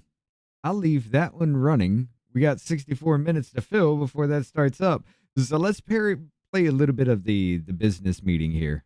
Chair may postpone further proceedings today on the question of approving any measure or matter or adopting an amendment on which a recorded vote or the yeas and nays are ordered. The committee will continue to use the electronic system for recorded votes on amendments and passage of the bills before the committee. Of course, should any technical issues arise, which I do not anticipate, we will immediately transition to traditional roll call votes. Any procedural or motion-related votes during today's markup will be dispensed with by a traditional roll call vote. Our first item for consideration is H.R. 1295, the Reorganizing Government Act of 2025. The clerk will please designate the bill. H.R. 1295, the Reorganizing Government Act of 2025, a bill to amend Chapter 9 of Title 5, United States Code, to reauthorize the executive reorganization authority of the President and to ensure efficient executive reorganization and for other purposes. Without objection, the bill should be considered as read You and talking open about for that? amendment at any point. Without objection, so ordered. The chair recognizes himself to offer an Committee on amendment in the nature of a Oversight, substitute. wallpaper. The clerk will please designate the amendment. An amendment in the nature of a substitute to H.R. 1295, offered by Mr. Comer of Kentucky. Without objection, the amendment is considered as read, and the substitute will be considered as original text for the purposes of further amendment. I now recognize myself for 5 minutes for a statement on the bill and the amendment. My bill, the Reorganizing Government Act of 2025, would renew and extend the authority of the President to propose a government reorganization plan. President Trump promised he would eliminate Washington waste and reform the unchecked federal bureaucracy. And he is delivering on his promises made to the American people. For decades, and on a bipartisan basis, members of this committee have lamented the inefficiency of the federal bureaucracy. We fought never-ending battles against the waste, fraud, and abuse the bureaucracy generates during both Republican and Democrat administrations. The federal government has expanded dramatically since the early years of our republic. Today, there are more than 400 executive branch agencies and sub-agencies and roughly 1,000 federal commissions. Most of these entities are relatively new creations. They did not exist for most of our nation's history. Not only What you're talking about would be this background right here, maybe? Me take that down and take down the thicker news. No? YouTube chat. Where's the Doge thing? Oh, the debt clock. There we go. In my camera. Is that what you're talking about? That background? Rumble chat. Let's add it all back up here. Debt. Get it all going again. All right, switch back. Tired of fucking off. has the government grown in size and complexity, but it has also taken on many functions once handled by the states or the private sector. Oh, the background on my computer, that actually showed. And programs Wow. has led to an increasingly complex bureaucracy with a massive amount of overlap. It's a little and weird. Oh, you're duplication. talking about when I do that. For instance, the Government Accountability Office I'm looking recently for something. found Fuck, where is it? 43 There it job is. training programs scattered across 9 different federal agencies. I'm over here fucking off. That's just one of dozens of areas of wasteful duplication GAO has identified across a range of federal activities. Since 2011, GAO's report on government duplication and overlap has found more than $667 billion in potential cost savings from proposed efficiency reforms. The President has considerable authority within existing law to reorganize certain government offices and functions. But some reorganizations do require changes in law. Throughout our nation's history, such reorganization legislation typically originated from the White House. That's in part because for much of the 20th century, presidential reorganization proposals requiring changes in law were granted special consideration by Congress. The Reorganizing Government Act of 2025 amends the Reorganization Act amendments of 1984 to renew and extend this special consideration through December 2026. This reorganization authority has not been active since 1985, despite several presidents, including Bill Clinton, George W. Bush, and Barack Obama, having asked Congress to renew the authority as this bill would do. Under H.R. 1295, a reorganization plan must be considered via an up or down vote on a joint resolution of approval within 90 calendar days. I gotta This pass joint up an resolution hour. is highly privileged, expedited, and not subject to the filibuster. I was gonna end it right The bill after that also one, and then I expands the saw what was authority of the coming up, and I was like, president to nope, we submit gotta go. reorganization We gotta plans do that it. impact whole executive departments instead of just agencies under current law. Renewing the special reorganization authority, requiring Congress to take an up or down vote on reorganization proposals by the president, will help facilitate needed improvements in government operations. It will also allow Congress to have a say in how government reorganization is carried out. That should be what we want here. I urge my colleagues to support this legislation, and I now yield to the ranking member for his opening statement. Thank you, Mr. Chairman. Well, congressional Republicans have finally admitted with this bill that President Trump and Elon Musk do not have the legal authority to delete whole federal agencies.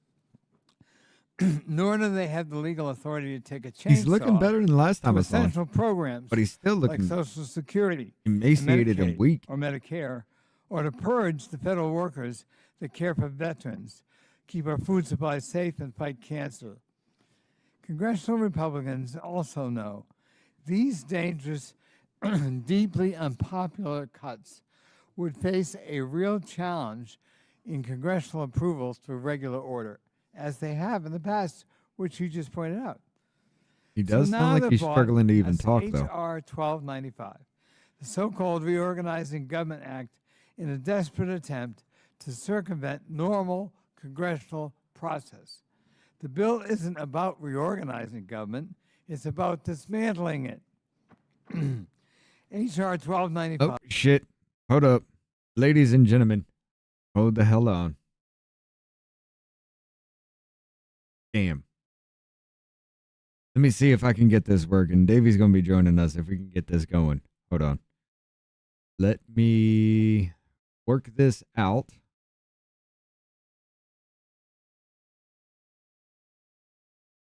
Flip to the two people one. Go to. Comes a president. We can't start our own little beat. Sorry, ladies and gentlemen. Give me a second. Join video call. Turn on camera. Hold on, give me a sec. Properties. You get to see in real time what's happening, ladies and gentlemen. How we do this. Off camera. Turn on camera. There we go. What's up, brother? I was going to call just by voice. I wasn't going to call. Well, I have to flip the cameras and everything just for that thing. It won't show up. I don't have a program for the alone version, but you're gonna have to go ahead and shit. Give me a second, guys. Flip this off in real time. I got to share my screen. I know. Give me a sec. Damn it! I did it again.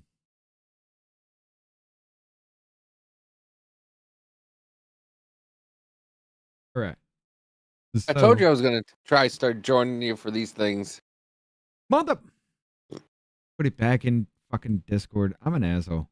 I am screwing this up on like royally here. I need to. Where? Share my screen.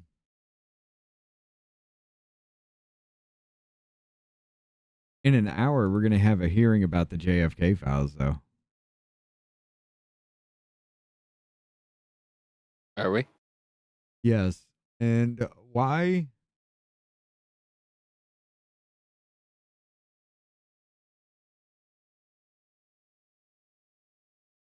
Wait a minute. Why will it not let me bring it back to grid mode? Oh, What is happening now? I don't know. Give me a second. Let me try this again. I hate this so much now. It's been a problem. I apologize like hell, ladies and gentlemen.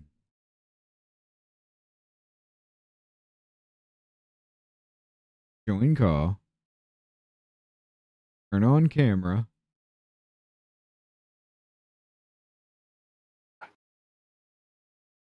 Let's pop out the chat. And why is it just on your screen? Like, there we go. Okay, here we go. Share my screen. Apparently, this shit just changed today or something. But anyway, there we go. We should be back up and running. Let me check OBS. I got a lot to change here. My screen. Yeah, all right, brother? Yeah, I gotta take my my heart med. I forgot. I was just like, I got indigestion. Ugh. And I can't get my back to pop. Like I was telling Amanda yesterday that I want to throw myself off the roof and land on my back just so it can fucking pop. Wait. No, that is cam control property configure video. Give me the configure video. Where the hell is it? Configure video. We're doing this. And the baby's new favorite thing is to wake up because her passy comes out and then she starts crying and then I have to wake up, put her passy back in, and she goes right back to bed and I have to sit there and try go back to bed. I'm like, oh, that's what Madison did. I'm like, oh, she's just like her sister. Configure video now. Activate. I'll be right back. Well, I guess I gotta activate it to configure the video. What a dick. The hell was that? I gotta go take my heart med. I'll be right back. Go ahead. I'm just trying to get things set up here. Like I said, y'all get to see in real time how I'm doing this shit.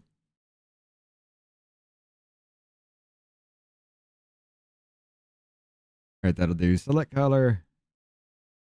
Pick screen color. Wait.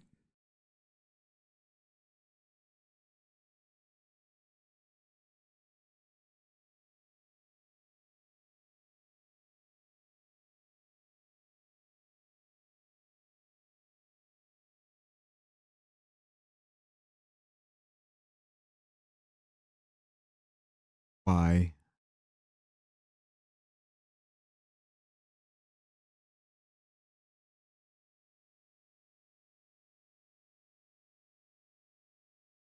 Nope, not a good color.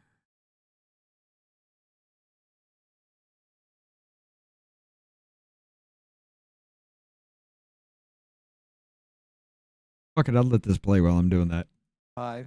Would use the shell of a long dormant statue as a Trojan horse to give President Trump and Elon Musk unprecedented filibuster-proof authority to eliminate federal department and agencies, statutory programs, government services, and regular protections to promote the health and well-being of American families.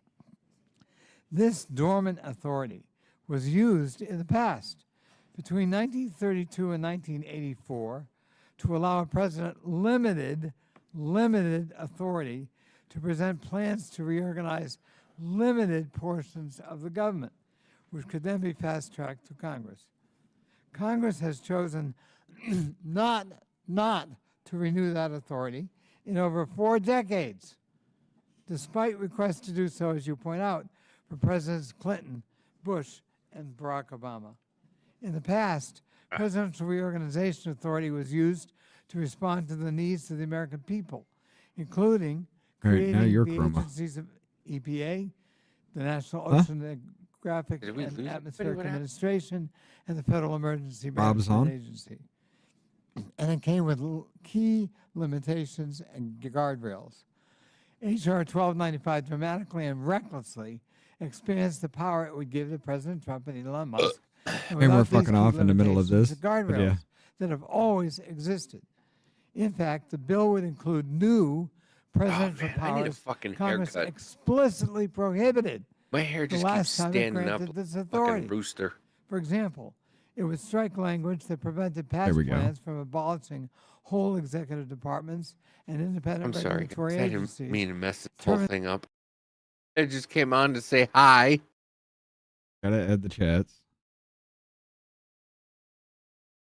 I was not involved for two people to just pop in right now, so. Give me a sec. Well, that's Okay, that's why I was gonna voice call. I didn't want It still wouldn't have mattered. They wouldn't have been able to hear you. I don't have it plugged into the single profile. All right, well, do what you got to do. I just came in to say hi. That's all. YouTube chat properties. I'm gonna go. I'm leaving. Well, no, you ain't fucking it up just to fuck it up again. Absolutely fucking not. I'm leaving. That's it. All right. Rumble chat. Change this over. Make sure everything's good. Video only. All right. Video only. My screen. Your screen. There we go. Live. With my screen. Your screen. Chat. With the YouTube chat. The Rumble chat. Davey's hair is bugging out. I'm going to have to change that. All right. We don't need the vert video. Okay, the soapbox, my cam, your cam. Look at that. I gotta change. All right. Filters. Get down to 20 then. Hey, we're at 400 followers now. See that? On Rumble, yeah. Yeah, that's a pretty cool thing. 30 this. 25, maybe clean it up a little more. 30. We're gonna have to stay with 25. That'll do. Not gonna mess around with it much more. Okay. Back to what we were doing, because we were only just fucking around for a little bit. A hearing about the JFK files starts in about an hour. So we were just killing time for an hour. My screen, going back to this one. The baby's new thing is every like hour or two she wakes up because her passy comes out. Okay. So it's like, that sounds about right with babies though. you get so like, and it like she passes right back out, and I'm like, you mother effer. Like it's gonna take me another 20 minutes to a half hour to pass out, and then she wakes up again, and she's like, the passy's out, and I'm like, all right, here you go, and then it takes another 20 minutes after that. So I'm up like every hour in the middle of the night. All right, so Rob is done. And oh, dude, I had a dream last night about that I went to my boss's old office and she was there. And I started a riot. And like I'm half thinking about doing it. 'Cause she goes there all the time. She goes to her office all the time, her old office all the time. You want to start a riot in her office? Dude, like I said, I'm at the point where You want to go to prison, don't you?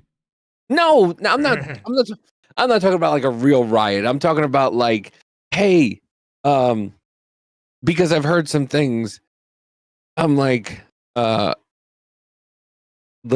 go into the office at the beginning of the shift, and I'll say, hey, if you've ever thought this person was a racist, start clapping. And I know more than half the office will start clapping. I go, if you think this person is a dumb is not a smart person, start clapping. And I know the entire office will start clapping. And this was the dream I had. And then I'm like, if you think this person doesn't deserve the job she's having, start clapping. And everybody started clapping and cheering. And I'm That's like, not a riot, though. but it's not a riot, but like, you know what I mean? Like, right. You know, it's one of those like, yeah, if you think this person and I was gonna take my and I had my phone out and I wasn't filming anybody, but I had it out there just to prove my point. Right. You know what I mean? And then, yeah. AV is loud. I'll turn down my volume. Always loud. Well, he should be limited on that. So, I mean, I can turn him down just to hear on my end. That might help a little bit, but then he comes off as not loud enough in the thing sometimes. Yeah. Let's get back to this. This comes from a business. Like I was saying, we was just killing time, ladies and gentlemen. We just gonna have this in the background. We got about, I'm going to give it roughly an hour before the committee actually gets in there and gavels in. But all right, so I'll be back in an hour. Or statutory programs. Don't you even think about The messing up Dismantling fucking Government cameras and Act shit. would grant Donald Trump and Elon Musk a filibuster-proof You can turn pathway my camera to get off, their can't you? reckless actions No, because blessed then by it fucks Congress, up everything and we else. It already puts you in a know different exactly position. what they'll do with that power. I can They will turn your abolish camera off whole on my departments side, yeah. And agencies. See, President now Trump you're not on screen. could use this new power to abolish the Department of Education, the Department of Commerce, Consumer I'm trying Financial to, Protection I'm like Bureau, the a National couple Labor seconds behind. Relations Board, the Institute of Peace, the Agency for International Development, and any other federal entity No. with a simple Oh yeah, majority vote. there you go. in the House You or turned Senate. your camera off, They will wipe away and then you the turned mine off. statutory Yeah, leave protections mine off. authorized by Congress. Okay, fine. Trump then. would be able Leave to mine use off this for now. power to eliminate statutory programs. Like through I his said, I'm reorganization tired plans, a 'cause feature that was the babies. expressly prohibited by Congress in the past. I don't want everybody to think Republicans that This in I'm. dude- Congress would not be able This to dude amend is the plans looking so emaciated they'd be and weak able as to be shit. forced to support It's a like, broad it's hard for him to talk. reorganization Mr. package Conley. that cuts or eliminates Social Security, But they're Medicare, all Medicaid, emaciated. or the programs They're all beloved by fucking the old. He's got esophageal They will eliminate esophageal cancer, regulatory but protections that keep people it just safe sounds and like healthy.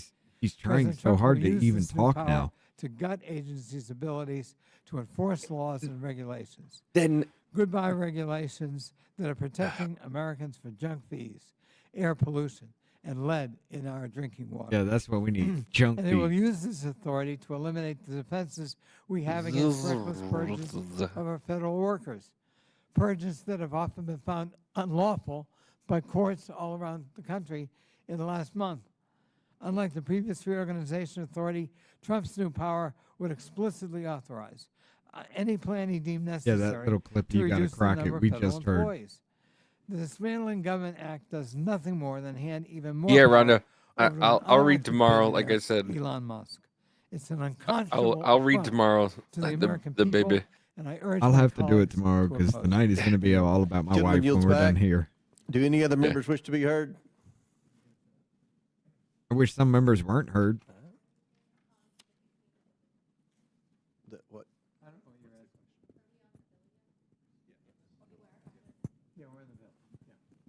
Chair, Chair He didn't even turn his fucking mic back on. Thank you, Mr. Chairman. You know, I would like to raise my They objections do that a lot. to Oh, HR God, Stansbury. 1295. As I review the bill, I think it's really important that the American people understand what this bill is and does, and the ways in which it really gives away the constitutional power of Congress to the executive branch. So, Mr. Chairman, I was wondering if I could just ask you a couple of questions about this bill, since this is your bill. Listen, Rhonda. So, They say only the I'm good die trying to young. understand the purpose of this bill, Well, then and I'm I not know as you good. presented the bill, you said that this is I'm really not to dying empower anytime, the Trump administration, which you believe I is, literally died and came back to life. using God its was like, authority nah, to nah, try nah. to reform the I don't want government. you as yet. But I see under pages No, no, no, 2 no, and no. 3 of your bill I'm going that to turn my it camera off too for a includes minute. the discretion of the executive branch to eliminate the operations I'm sorry to be about your mom, Rhonda. determined unnecessary for the execution of constitutional duties. So this means essentially, if I'm understanding it, Mr. Chairman, that if Donald Trump or Elon Musk decided that an agency and its operations was unnecessary, under your bill, they could just eliminate it. Is that correct?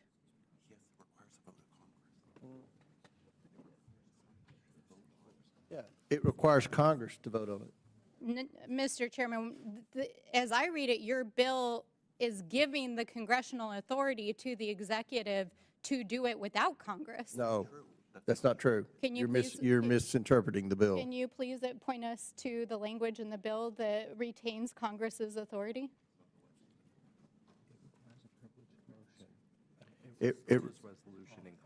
It requires a privileged resolution in Congress. Can you please point us to the page and the line number that requires congressional consent for reorganization of the federal government? We want to see simple buckwheat, okay? Fine, I'll put him on the screen. Look, he's back. Don't. No. He's back. Rhonda, we'll talk tomorrow. When we do the thing, we'll talk tomorrow. I appreciate your concern. Richard was telling me that you guys had a long conversation about it, and I appreciate it. I really do. But I'm okay. And I look extremely pale. That's because your camera's in sections 908 is too and bright. 909. Oh, I'm not used to you. Of Title I'm not V. used to being on during the day. That's why. Right. No, it's not I'm the sorry, lighting, Mr. it's just Chairman, the- Section 908 says probably your striking white December balance. 31st, 1985. Can you please refer That'll to the work. language that retains Congress's authority under the United States Constitution to rein in the executive to stop it from eliminating unnecessary duties, reducing federal employees, amending rules and regulations, and eliminating executive departments, agencies, independent establishments, offices, or officers of the executive branch? Can you take me off cam, please? She wanted to see simple buckwheat. If my colleague would yield. This, let me answer that question. This bill There you go. amends Title V, Section 908 and 909. Again, Mr. Chairman, can you please Jennifer point us with to the place dono. in your We bill want to see where it simple buckwheat, retains okay? Congress's constitutional authority to rein in the executive branch? You're intentionally misrepresenting the bill. Mr. Oh, I'm Chairman, over here I'm dying. reading the bill, and No. I'm asking you as the read the bill. sponsor to point to us where your bill, which you are trying to pass through this committee today, retains the authority of Congress. It changes the date to I swear to God, 2026. this is why I don't like It watching amends these the date. things, because it just sounds like Mr. Chairman, The I'm View. just going to read from your bill. I've got 40 seconds here. It allows This bitch right here is just trying. She's trying to point down something that it actually doesn't fucking say, and she's trying to twist it to make it sound bad, and it's not fucking working. Bill amends Executive current law. What you're looking Chairman, at, this what is you're my looking time. for already exists as law. Mr. Chairman, your bill, as introduced here, allows the executive to eliminate any executive department, agency, independent establishment, or corporation within the United Okay. States, an office or an officer, to essentially repeal, amend any regulation, Hey. and to eliminate anything that the executive You branch purposely did that. determines to be unnecessary. And I strongly oppose this bill because this is a blank check to Donald Trump and Elon Musk It's to what? continue A to blank dismantle check? the federal government. Did she just say a blank chink? She said Yes. it's a blank chink. She's arguing because the bill does not say what the law that already exists says, so therefore this should not be a thing, and all it does is give a blank check. There is a No. law that it is just amending that actually exists, and she's saying, no, it's not saying the law again. You didn't say blank check. Blank chink. He said it gives president a blank chink. This bitch is. There is no reason for Stansberry to exist, even in human form. Like, this is too pathetic to be a human being. I just can't with these people. Hold on. Because the amendment to a law that already exists doesn't say the law. Just let me- I don't want to vote for it. Hold on. Say for the final time. The Can we bill pause it amends right there current real law quick? to- 1, 2, 3, 4, 5, 6, 7, 8, 9, Who you count? 10 people. Oh, the ones in the chair? Yeah. This is There are also damn near 10 10 hours long, too. People just come in, they say their shit, and pop out. There's 10 people. It says full committee business meeting. And Yes. there's 10 people. And it's 10 hours long. Let's count the seats real quick. 1, 2, 3, 4, 5, 6, 7. You do 8, realize 9. other committees are going on right now too, right?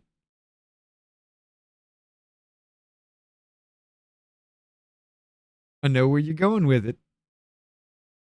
Are they going to vote on something? No. Are they trying to get to a single point on something? No. So what are we doing here? This is a business meeting. This is just them sitting around saying, "Hey, we're going to bring this forward. I don't know about this. Can you clarify a little bit? I don't like the wording on this. You're trying to do this in a weird way. Fuck it. Okay. Move on." That's a business meeting. There's nothing to this. Like I said, I'm just wasting time with this one. We got the JFK one coming up, but this is just them talking about what they want to do later on. To extend an authority where the president submits to Congress a reorganization plan. So this should be something that we all support. Now, does any other member seek recognition? Right, Jennifer? I do feel bad for the clerks who were there the entire Mr. fucking Chairman. time for no reason. Mr. Chairman. I don't even know where it came from. Oh, Ms. Mays, Chair recognizes I Ms. Mays. heard. I Yes, don't sir. even I was just going understand. to emphasize what you were saying earlier, that this bill amends it to renew and extend it through December of 2026. I would appreciate it if members on the other side of the aisle spoke the truth, actually read the bill, understood what it did after reading it. Maybe some reading comprehension perhaps might be needed. And also, the offense that President Trump or Elon Musk get carte blanche authority. Well, it was Presidents Bill Clinton, George W. Bush, and Barack Obama have asked Congress to renew presidential reorganization authority. So this is actually bipartisan, but because the orange man is president, it can't be, right? Just because they don't like the president of the United States, it can't possibly be. But this has been a bipartisan effort in the past, in the normal times when people had common sense on both sides of the aisle. You know what? So I'm gonna do appreciate your something real leadership quick. and transparency, Mr. Chairman. Thank you. I yield back. Very good explanation. Any other members seek recognition? Mr. Conley. Matt, the have an YouTube amendment at chat the here. desk. Will the clerk report the amendment? Amendment to the amendment in the nature of a substitute to H.R. 1295 as offered by Mr. Connolly of Virginia. Okay.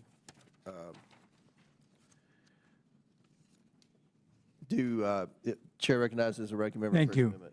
The chairman's bill to authorize presidential reorganization plans. Damn, that are Connolly clearly again? and specifically designed to aid and abet Elon Musk in a chaotic, cruel, arbitrary dismantling of our government threatens the essential life-saving services Americans rely on every day. My amendment would simply prohibit any reorganization plan for the sole purpose of reducing the number of federal employees and would instead require any reorganization plan submitted by the president to restore the federal workers already recklessly purged by Elon Musk. Civil servants perform critical work that helps keep the federal government performing its essential missions. The American public relies upon the work of dedicated federal civil servants for Social Security, Medicare, and Medicaid, and so much more. Civil servants turn down lucrative jobs in the private sector where they can make a lot more money because they believe in the mission of public service. Nearly one-third No, of they these public don't. servants are Because they get a veterans. check every 2 The weeks. Trump-Musk administration is working overtime to purge these dedicated individuals from the federal government and federal service. Enough is enough. My bill, my amendment, clarifies critical protections against waste, fraud, and abuse and corruption by requiring any president reorganization plan to include the common sense protections for inspectors general included in my bill, the Protect Our Watchdogs Act. IGs play a critical role in independently and objectively holding federal agencies accountable by rooting out fraud, waste, and abuse and mismanagement in government operations. Late in the evening of January 24th, President Trump attempted to fire 17 IGs across 18 agencies by sending them a Friday night email stating they were, quote, terminated effective immediately due to changing priorities, unquote. The email sent to those IGs attempting to terminate them immediately failed to provide the required notice or a legitimate rationale for termination as required by law. To date, 18 IGs across 19 agencies have been terminated by the President, and another 11 presidentially appointed IG positions are vacant. There we go. The amendment I offer would require that any attempt to They're terminate sitting an right IG between our must be done cameras for now cause. in chat. For instance, due to a neglect of duty malfeasance or gross mismanagement. It creates specific criteria for the substantive rationale, including detailed and case-specific reasons that the President is Cut already off the- required of providing to Congress as mandated by the Inspector General Act of 1978, It'll work. amended in 2022, with broad bipartisan support. President Trump's contempt for lawful protections of IGs is unlawful, unwise, Yeah, we got and it now. un-American, and warrants this amendment's While we just fucking clarification around and just so have that something going on in the independent IGs are background. protected Yeah. and their independence preserved. I yield back. Gentleman yields back. I'll I don't wanna recognize be on myself for camera, a statement, in opposition. This amendment is yet another I look attempt by like a committee flamingo. Democrats to misconstrue what this bill does and use this markup to rant about the Trump administration's work to eliminate Washington waste and reform the unchecked federal bureaucracy. For decades, presidents have sent Congress reorganization plans for an up or down vote. For decades. This bill, the Reorganizing Government Act of 2025, renews this longstanding authority for the Trump administration, thus reestablishing a process for how Congress will review and consider reorganization plans from the administration. There we This go. authority is not some new, abusive, or unprecedented power, as the Democrats would like us all to believe. In fact, President Obama requested Congress revise and renew this same reorganization authority during his presidency. A reorganization plan will only go into effect if Congress approves it, thus preserving Congress's role in right-sizing the federal government on behalf of the American people. That should be what we all support, I believe. They said put a This hat on and amendment show seeks yourself, to baby. unprecedentedly limit the president's authority under the Reorganization Act by limiting the types of functions and employees This that can be included in the motherfucker can plan. barely keep his eyes I urge open my and shit. colleagues to oppose the I Conley told amendment. you. Does any other Explain member what seek happened. recognition? You died. Yeah, we get it. No, the baby. No, the Question is now baby. on the amendment offered by Mr. Conley. All those in favor signify by saying aye. All those opposed signify by saying no. No. In the opinion of the Mr. chair, the Chairman, noes have it. I would request to A record it. recorded vote is ordered as previously announced. Further I proceedings guess they on the are question voting will on be some. Fuck, I don't postponed. know. Oh, they well, vote the at the end question- then. Wait a minute. We've got to do the, is that? No, that's right. That's right. Yeah. Are there any other amendments? Chair recognizes Ms. Brown. We still got 30 minutes Thank on you, this. Mr. Chairman. I have an amendment at the desk. Okay, the clerk All will right, I'll be distribute right the back. amendment to all members. The clerk Okay. will designate the amendment. 26 minutes. Amendment to Before the they get amendment in the live. nature of a substitute to H.R. 1295 is offered by Ms. Brown of Ohio. Without objection, the amendment is considered as read. I reserve a point of order. The gentlewoman from Ohio is recognized for 5 minutes to explain her amendment. Thank you, Mr. Chairman. Let's be clear about what this bill. Let's not be clear because what I want to say comes for more of a precedence than you. Ladies and gentlemen, I was just going to stop right after that last hearing, but then I saw that was coming up and just had to continue this. And then Davey jumped along. I appreciate the fuck out of every single one of you that has stayed through the transition of this shit. This hearing we're about to go through, though, this is gonna be some. Let's get back to Representative. Everybody's racist but me because everybody hates black people. Really does.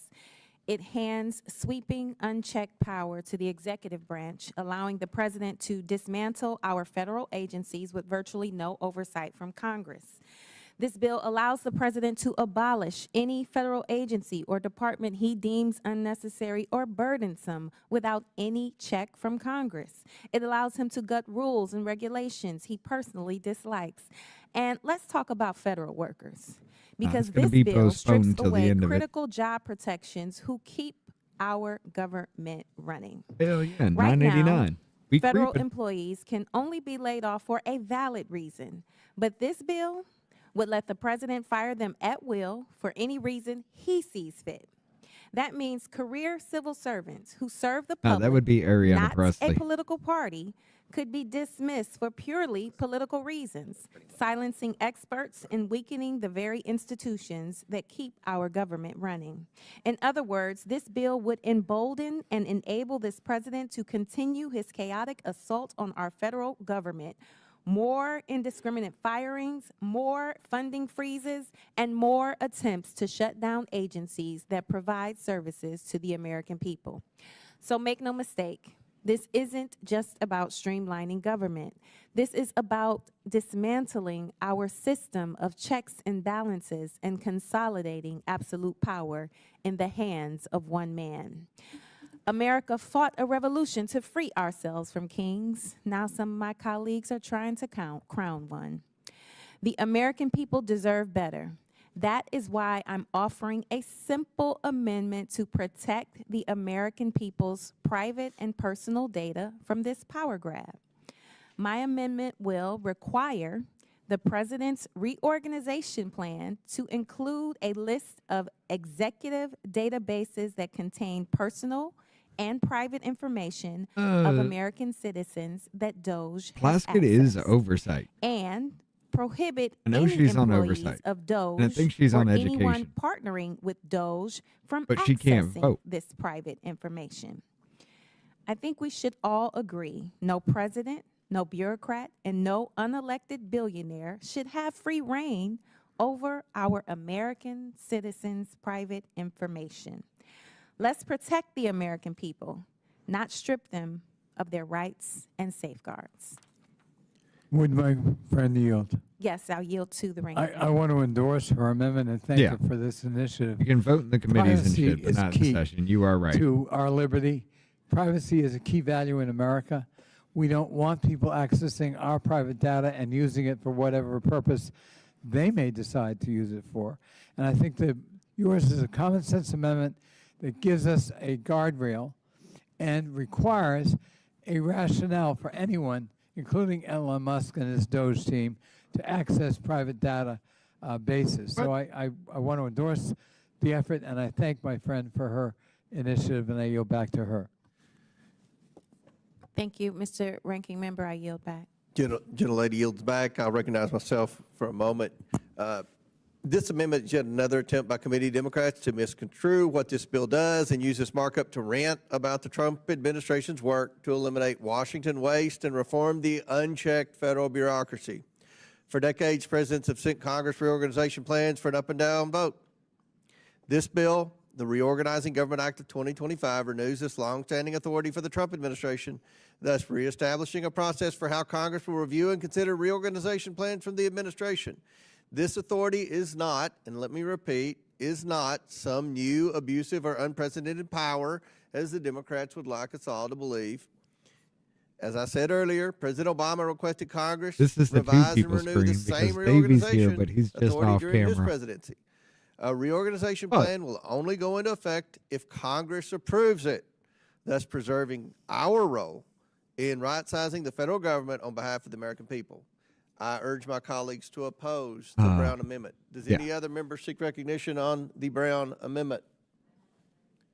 Seeing none, do you ask Ms. Stansberry?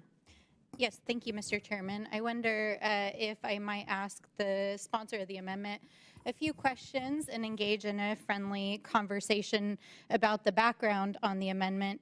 So, Mr. Chairman, Representative Brown, can you tell us a little bit more about why you believe it's necessary to include a list and description of the data that's being accessed by the administration?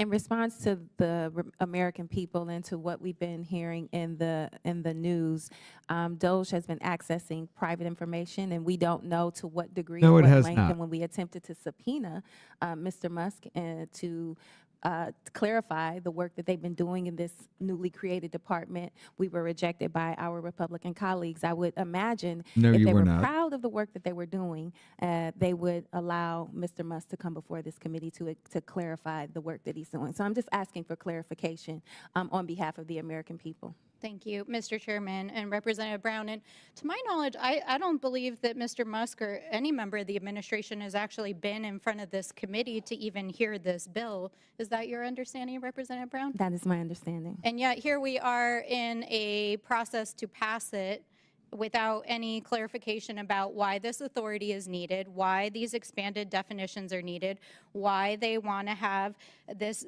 put into statute, as there are literally over 160 lawsuits in the federal court system that are challenging the legality of what they're doing, including hacking private data of American citizens. And that's exactly what your amendment is about, identifying and protecting.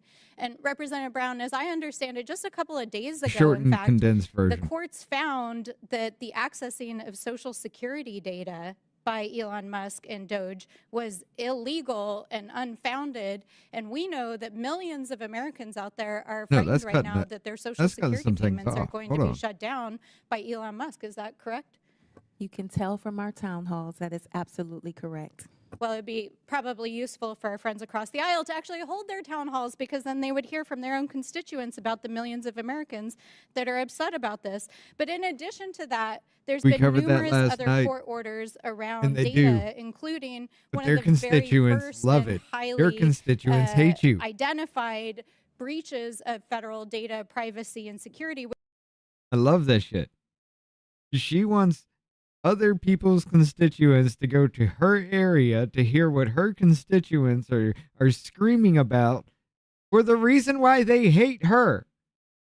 And it's just because you need to push back on Donald Trump more. You need to do something about Donald Trump and Elon Musk. The fear that they have put into these people has now outgrown themselves. It's amazing. They're getting all pissy, wanting everybody else to go to the districts that they riled people up in to stay in the fucking office, to make them, dare I say, violent. And now those people are starting to turn back and look at their own creator and say, why ain't you doing anything? And then she wants to sit there and say, hey, you, in a place where your constituents are okay with you, your constituents actually like the work that you were doing, I'd like for you to come see my area, my district, where my constituents are just blathering fucking morons that don't know what's going on in the world. And now they hate me for it. God damn, that is dumb. Even for Stansbury, that is dumb as shit. Why would we need to see your district other than to say you are failing because of this, you are failing because of that, your people fucking hate you because you're nothing but a lying cunt bag and nobody cares what you've got to say? Which was when Elon Musk Did I go too sent far or not? his hackers into the Treasury Department to hack our Treasury payment systems, which, by the way, is not only a violation of privacy, but a violation of the law. But because the U.S. Department of Justice is not pursuing federal cases against administration officials who are breaking the law, the states and nonprofits and individuals are having to go to the courts in order to enforce these laws. So what I find very difficult to understand is how we can be sitting in this committee today, hearing a bill that would actually expand the scope of what would be considered for government reorganization, including the wholesale, as Elon Musk likes to put it, deleting of agencies that they find unnecessary, that allows essentially a complete reworking of the federal government. And we still haven't even had the administration in front of this committee yet. They haven't even come here to answer what they're doing to the American people, and our colleagues aren't even listening to the people in their districts. So I strongly support your amendment. I think that the breaches to data, and especially data privacy, and whatever they are doing with this data is one of the most egregious and abusive things that this administration is doing. Muffin. And I'm grateful that you brought this amendment to What up, defend the Shane? American people's rights. And with that, I yield back. Any other members seek recognition? The question is now on the Brown amendment. All those in favor signify by saying aye. Aye. All those opposed signify by saying no. No. I'd like In the to opinion request of the chair, Ms. Brown. recorded vote. Recorded vote is ordered as previously announced. 15 Further minutes before proceedings on this the one even question tries to start will be up. postponed. Do any other member? Okay, Chair recognizes Ms. Randall. Thank you, Mr. Chairman. I have But an no, amendment. you have an amendment at the desk, have an right? amendment. Okay. Will the clerk distribute and report the amendment? Amendment to the amendment in the nature of a substitute to H.R. 1295 as offered by Ms. Randall of Washington. Without objection, the amendment is considered as read. I reserve a point of order. The gentlewoman is recognized for 5 minutes to explain her amendment. Thank you, Mr. Chairman. You know, this amendment is what I think should be a simple bipartisan fix to this bill as introduced. I have heard over and over and over this administration say that one of their goals is to lower prices for regular people. We hear a lot about the cost of eggs, about the cost of healthcare, about the cost of housing, about the costs that working and middle-class families are facing every day. And, you know, this administration has promised to work on lowering those costs for people. And I've heard from my constituents, nearly 20,000 of them at town halls over the last month, who are Just do really your laundry while you struggling listen, Rhonda. under high costs of living. Those folks are especially struggling who have been laid off or fired from their federal work, or contractors who have lost their jobs because their federal contracts have been canceled. I think we can all agree that prices are Yeah, high. that check you're talking about and it is isn't hard going to out happen there for until the working families. the actual dose What the savings this simple hits amendment $2 does trillion. is says that a reorganization plan may Once it's not $2 provide trillion, then we get our for or cut. have the effect of increasing consumer prices or eliminating or otherwise diminishing existing consumer protection actions by an executive department. So what this does is says that we want to safeguard the consumer protections that exist and ensure that no plan that is submitted for congressional approval would increase prices. I don't know anyone out there who is hoping for this administration to raise the prices of the goods that they are struggling to purchase every day. So, you know, as we work to ensure that, you know, working families can have good jobs, make a good living, you know, protect the promise of an American dream, I think working to You're trying, Randall.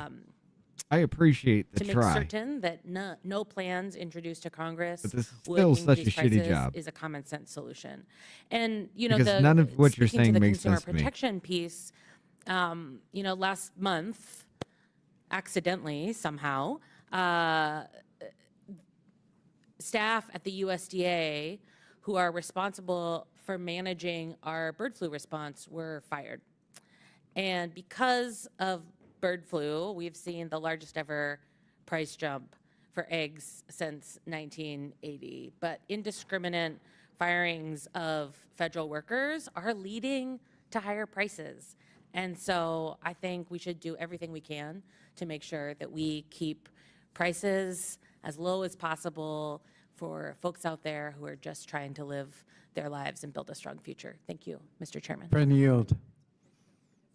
To the ranking member. Yes, I I yield. thank Ms. Randall, and I thank her for this amendment. Nothing being done by DOGE ought to increase consumer prices. Nothing done by DOGE should threaten public safety, food and medical safety especially. not. There have been a number of recalls already on foodstuffs around the country. That comes from FDA, the Federal Drug Administration. they are. We must protect the American consumer. I applaud my colleagues. Guys, they're using in this one.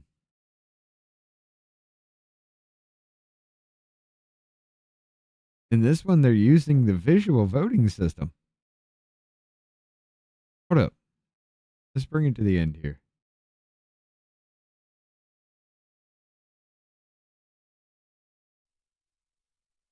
No sound? Come where, you stupid son of a bitch. We have no idea what this is about, but this is the visual voting system they have right now. They're trying to implement it everywhere. That was a quick light up, though.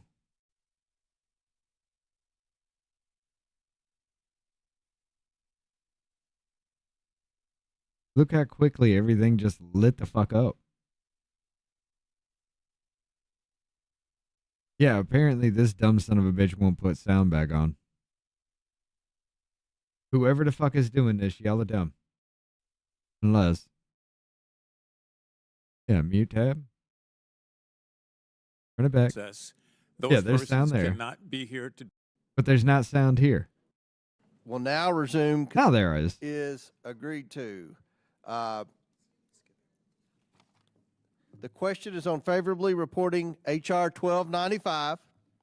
Members will record their votes using the electronic voting system.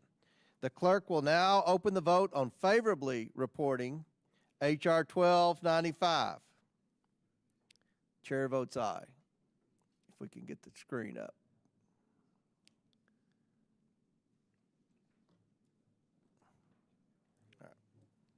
Look how fast that goes, though. Oh, Luna changed her vote. She voted no. I like this Have all better than them members coming been in and just recorded? saying it. I had to show that, though. I had to show that. By the way, DEI Richard Mole. I'm going to pull it back to DEI Richard Mole while we're fucking off here. To roll back civil rights. Now, I represent a diverse and beautiful district, the Massachusetts 7th Congressional District, where people at town halls in my district, this last in-district work period, genuinely expressed concern that our country is moving backwards. Trump's slogan, "Make America Great Again," begs the question, when exactly is he talking about? What year does Donald Trump want to return to? I'd like to know. I can venture a guess based on many actions, which I'll It's the great enumerate Baldini. shortly. But let's take a moment to revisit Donald Trump's We got origins and his track record. Donald roughly Trump around was born 7 in the minutes to when they go 1940s live, but they never and raised under Jim Crow. they never are A time on when time. laws were codified to give Okay. him an advantage with the segregation of schools, Magic 8-ball. businesses, and public spaces. And when can he you started mute our taking live control of mic? his dad's real estate businesses a few years You after want me to mute the passage of the Discord? Civil Rights Act of Okay. 1964, Trump made front page news when he was sued for Okay, give me a minute. discriminating Give me a against minute, black everybody. families who applied for housing. 60 years later, he is still making front page news for racial discrimination. Just last week, the Trump administration revoked a decades-old policy that prohibited federal contractors from having segregated facilities. Mr. Chair, I ask unanimous consent to enter into the record this New York Times article from March 21st, 2025, titled, "Trump Administration Dropped Policy Prohibiting Contractors from Having Segregated Facilities." Without objection, so ordered. All right, y'all, now let that sink in.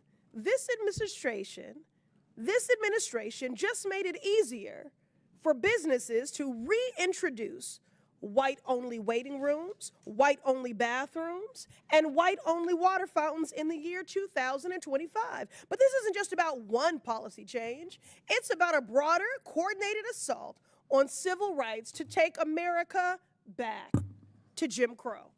Trump has appointed judges that don't support the Brown versus Board of Education decision, an obvious opening for a return to segregated schools. Trump is dismantling the Department of Education as we speak to prevent access to equal education and upend more than 300 active civil rights cases in my district alone. Trump has overturned executive orders from the 1960s, including one signed in 1965 that mandated equal opportunity for people of color in the recruitment, hiring, and training of federal contractors. Trump has even removed Black history from government websites, including the Department of Defense. He is literally trying to prevent people from learning about Black veterans and their contributions and sacrifices in this country. I could go on, but we would be here until tomorrow. And listen, I will be the first to acknowledge Democrats and Republicans alike have a bad history on this issue. But today, only one party is acknowledging that shameful legacy, while the Republicans remain silent, deafeningly so.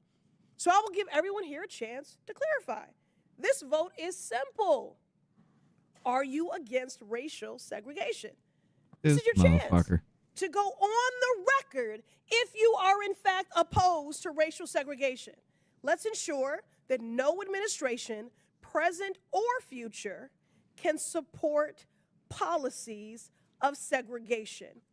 Clearly, Donald Trump, your president, or perhaps your king, does support segregation because Donald Trump was born in, benefited from, and wants to return to a segregated society. I urge passage of my amendment. Gentlelady yields back. Before we close debate on what I hope is the last amendment to this bill, I want to reiterate that between 1932 and 1984, presidents submitted more than 100 reorganization plans. Presidents from Roosevelt to Reagan used this authority to create or dismantle federal agencies. Presidents Clinton, Bush, and Obama requested renewed and expand authority. This bill does just that for President Trump. I ask unanimous consent to enter into the record a CRS report titled Presidential Authority, History, Recent Initiatives, and Options for Congress, which details what I just mentioned. Without objection, so ordered. Do any other members seek recognition on the Presley Amendment? Ms. Simon. Thank you, Chair and Ranking Member. I want to thank my esteemed colleague for this amendment. And we have seen just in the last couple of months a very clear attack on the beauty of inclusion, the fabric that we have weaved together as a nation, saying that we all have culture and history that makes up these great states. I will yield my time to Congresswoman Presley. Thank you to my esteemed colleague from California. Look, I don't want us to lose sight of what is actually happening here. Let's not revise what's happening. The Trump cabinet is on track to be one of the whitest cabinets in modern history. And when the government is given unchecked authority, civil rights are often the first to be sacrificed. Without this amendment, nothing in this bill stops an administration from using its reorganization powers to weaken the enforcement of civil rights and anti-discrimination protections. So I don't know why anyone here would be either deafeningly quiet or be opposed to a guarantee that government cannot support segregation. This bill grants the president and executive departments new powers, and it is essential that we explicitly limit these powers from rolling back civil rights and supporting segregation. Now listen, I'm somebody who believes, in the power of data. So let me offer some data points here. All right. The Department of Housing at HUD, Trump is firing HUD workers in my district, including those that oversee This motherfucker just popped on, anti-discrimination work. and now he's just like, all right, I'm just going to jump off now. He could try to allow for I could throw it all back if I segregated wanted to, housing, but like he did with his real estate I'm properties just going in to New leave it York. running. Department of Labor. Trump has Keep his fired camera off members because there's nobody of there the but a Equal chair. Employment Opportunity Commission, an independent agency leading to power being This is what I concentrated deal with. in the Department of Labor. If we do not pass this amendment, we could see the erasure of all progress made for equal employment and equal pay, regardless of race. And finally, the Department of Veterans. They're not The bringing it over. erasure of the contributions of black veterans is Pumpkin already did. happening It's under Richard the Trump Moll. I'm administration. telling you. Without this amendment, Trump would go further than websites. He will deny black people care at local VA hospitals throughout the country. Huh? So I don't understand why anyone would be opposed to what should be an easy amendment to support. He will deny black people care all across the country. The same motherfucker that gave funding for HBCUs for 10 damn years so they wouldn't have to come begging back every year. The same motherfucker that was all over black people's, their music, their videos. He was everywhere in pop culture. The same motherfucker is going to make sure that black people don't have health care.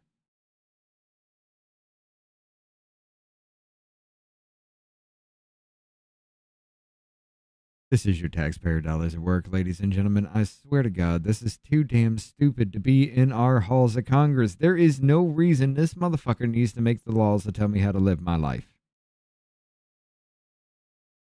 I don't care. There's no reason for this. This is incredibly fucking stupid. Please begin. Please goddamn begin. You're a dick. Why did I go to DEI, Richard Moll? I knew that was a thing. Oh my Jesus. Oh my Jesus. Can we have somebody that knows how to actually make points about something? What is happening? Biggs? Maybe Biggs? Come on, Biggs. Don't let me down. And I thank the sponsor of this bill, Mr. Perry, for his leadership on this issue. My amendment is simple. It would exempt the Border Patrol Association from the requirements under this legislation. And here's why. While the Biden administration and DHS Secretary Alejandro Mayorkas took action to undermine border security and facilitate an invasion of at least 10 million illegal aliens into the country over the past 4 years, It was kind of a little bit of this a low committee had blow, no better Bruce, friend but than the National Border spot Patrol on. Council. When political appointees in the Biden-Mayorkas Department of Homeland Security stonewalled oversight requests from this committee and from members like me, the National Border Patrol Council provided us with an unfiltered look into the chaos. The National Border Patrol Council took principled public stances in opposition to Joe Biden's reckless policies I'm telling you, from the Shane. very first week of his administration, where they outlined concerns with the administration's removal of Bring the successful Darwinism back to the migrant human protocol, race. protection protocols. When members of Congress, including members of this committee, traveled to the southwest border to conduct oversight, and DHS slow-walked requests for briefings or facilities tours, it was the National Border Patrol Council who met with us and provided us an unvarnished look into the Biden his mic border is muted. crisis. If you've traveled to the border with me over the past 4 years, and there's been more than 6 members of Congress who have, you have met past and present leaders of the National Border Patrol Council who were instrumental in ensuring that we could see the impact of the Biden border crisis, and they could hear how the decisions of President Biden and Secretary Mayorkas created that crisis. Where's the live, guys? When the President of the United States, his White House staff, and Secretary Mayorkas lied to the American people about the border crisis, for instance, about the so-called whipping incident, about the Biden administration's pursuit of policies that rewarded illegal immigration, about their culpability for eliminating the secure border that President Biden inherited, and more, the National Border Patrol Council issued public statements calling out those lies. The National Border Patrol Council published data and provided data to members of this committee showing how the Biden administration broke the border and made our country less safe. They highlighted specific policies that put Border Patrol agents and the communities they serve in greater danger. And when President Biden began to cave to public pressure in the summer of an election year, the National Border Patrol Council highlighted publicly how his so-called solution was nothing more than a shell game that push the masses of illegal immigrants to enter the country through flights and CBP-1 app appointments at ports of entry rather than by crossing the border illegally and encountering Border Patrol. They had one hiccup putting me to sleep, in that Biggs. 4 years. They supported the massive stinker of the Senate bill, the Langford bill. But the rest of the time, they gave us information, went out on the line, and provided us with opportunities to come see the border and see what was really going on. I support the underlying bill sponsored by my friend, and I intend to vote for its passage. But I also ask that you support my amendment. The National Border Patrol Council, its leadership, and its members have been integral to the work of this committee over the past 4 years. They have publicly stood with us, have met with us, and have informed our oversight work. And, Mr. Chairman, I have some unanimous consents I want to read in so we can all remember what they were saying publicly at cost to them, potential cost to them. January 26, 2021, NBC Migrant Protection Protocols concerns. September 21, 2021, the NBC response to outrageous claims by the Biden administration. September 24, 2021, NBPC statement on President Biden's death. I just want to bring up the fact that it is now 1:05 p.m. on time. 5 minutes late, and you ain't even got this started up yet.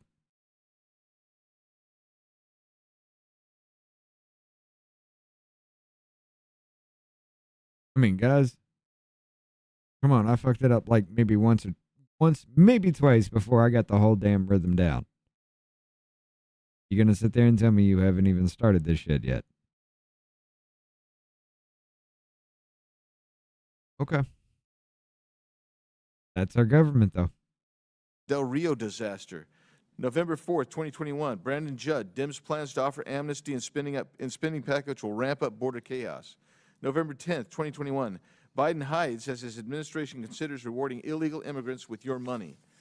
March 10th, 2022, the border crisis continues. Muffin, there were no boobs. February 1st, 2023, Unless you want new to say CBP the pursuit policy encourages the smugglers to Netflix evade. adaptation of Richard Mole May as 18th, boobs. 2023, Border Patrol Monthly, apprehensions 2012 to present.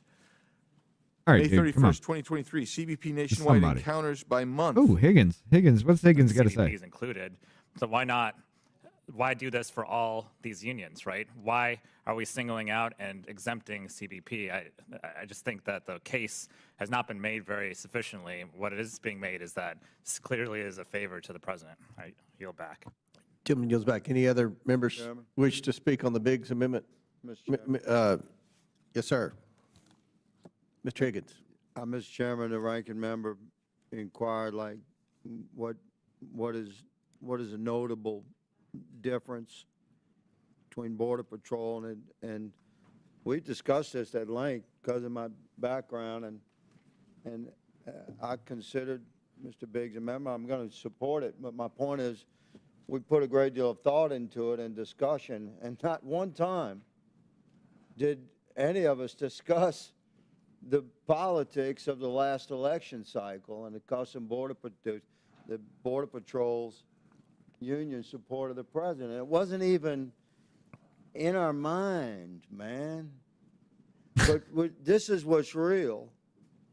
It wasn't in our Border Patrol minds, man. guys are in their units. Like, that's their office. That's a difference from TSA and other agencies. They're in their units in the middle of nowhere.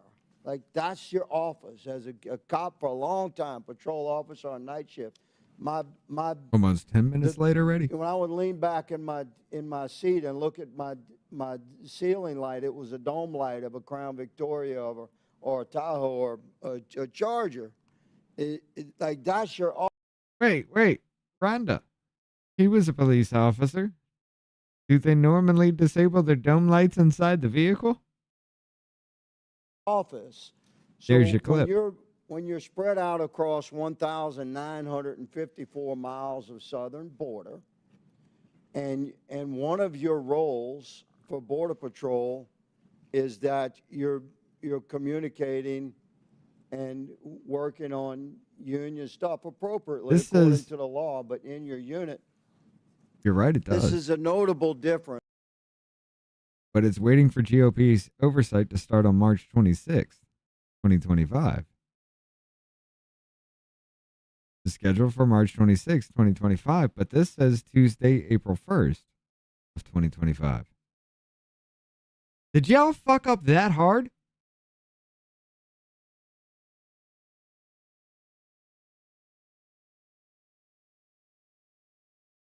There ain't no way. There ain't no way. Fire them all. Get rid of them all. I can do better than this shit. Oh, that's judiciary. Hold on. Oversight. 5. Yeah, this is scheduled for 3/26/2025 at 1 p.m.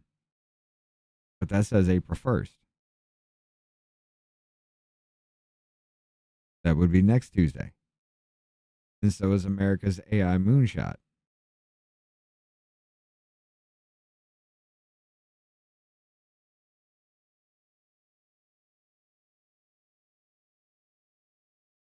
Did you fuck up that badly?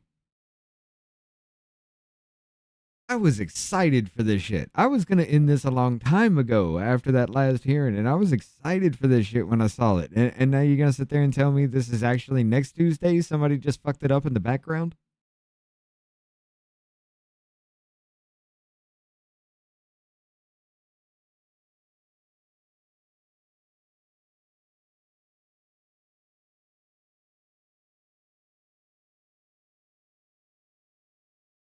Y'all listen, bastards. Y'all are dumb. I'm not doing this 10-hour one, this fucking committee thing. I was just filling the air. We're not finishing the 10-hour and 43 one of that markup. No, you go fuck yourselves. Consequences. You know what? 2 hours? 1, 2, 3. Okay, 3 o'clock. We'll do a Homeland Security one then. If that better not be. That pisses me off. But hey, actions that gave. We got content for Tuesday. But yeah, let's get to this one here. Consequences of failure. How Biden's policies fueled the border crisis. This comes from the Homeland Committee. Rise to the historic border Different crisis names. we witnessed over the last 4 years. And more importantly, this different hearing voices. will enable Congress to explore potential legislative solutions to ensure that the United States does not endure another such crisis. I now recognize myself for an opening statement. Good morning and welcome to the Subcommittee on Border Security and Enforcement hearing Jennifer, I think on they how the actually just set Biden-Harris it up for the wrong administration's day. failed They border didn't change policies the date, so it fueled just a went historic to crisis at whatever our date southwest they- border, You know, they tried which to the Trump start it administration with. is You now have to addressing change with it on the back bold, end of YouTube. long-awaited action. First, I want to say it is an honor to serve as chairman of this subcommittee, and I look forward to working with my colleagues on both sides of the aisle, especially with the ranking member, the gentleman from the great state of California, Representative Correa, as we seek to address the critical challenges facing our nation's border security. Just over 4 years ago, on January 20th, 2021, President Biden was sworn into office, and on that very same day, with the stroke of a pen, he issued executive orders dismantling years of robust border security measures implemented by the I'll first leave it Trump up on the side administration. just to see if it actually comes The through. results can only be described as a colossal failure. We have often heard the phrase, those who don't know history are doomed to repeat it. So to be clear, this hearing is not about looking back just for the sake of looking back, but instead is about learning from past failures so that Congress can work together to pass meaningful and lasting solutions to secure our border. The policies we put in place today will shape the future and ensure the failures of the past will never be repeated. Over the course of 4 years, the Biden-Harris administration introduced sweeping policy changes that prioritized rapid processing and release over enforcement, Well, since thereby Davey's not here, I'll dismantling throw you border guys over security here on this side. policies meant to deter illegal immigrants. Meant to deter illegal immigration and protect Americans from foreign threats abroad. The consequences were devastating as we saw record levels of illegal immigration, a surge in crime committed by transnational criminal organizations, and a weakening of national security. The administration Why'd you also draw ended that out key like that? deterrent measures, such as Remain in Mexico and safe third country asylum agreements. It expanded the CBP-1 app. Oh, that and was just created bad timing. mass Okay. parole programs to facilitate the illegal entry of inadmissible aliens into the United States. As a result, every state in America has now become a border state. Violent criminal gangs infiltrated American communities and carried out heinous crimes such as murder, assault, robbery, and rape. These crimes which jeopardize the safety of all American citizens. When President Trump took office in January, he and his administration wasted no time in reversing the failed policies of the Biden-Harris administration. His administration immediately declared a national emergency at the southwest border and took aggressive action such as deploying troops to assist and support DHS to regain operational control. The president also resumed border wall construction, ended Biden-era mass parole programs, and terminated the failed catch and release policy. The results were seen almost immediately. By the end of February, Customs and Border Protection data revealed record low numbers of apprehension at the southwest border. Illegal entries between ports of entry plummeted 94% compared to February of 2024. Meanwhile, at the same time, Immigrations and Customs Enforcement ramped up its enforcement efforts and increased arrest of public safety threats by 627%. I would like to close with a quote from one of our witnesses. The bottom line is this did not have to happen, and we need to prevent it from happening again. We must do all we can to learn from the past, to protect the safety and security of all American people, and to ensure that the failures of the past will not be repeated.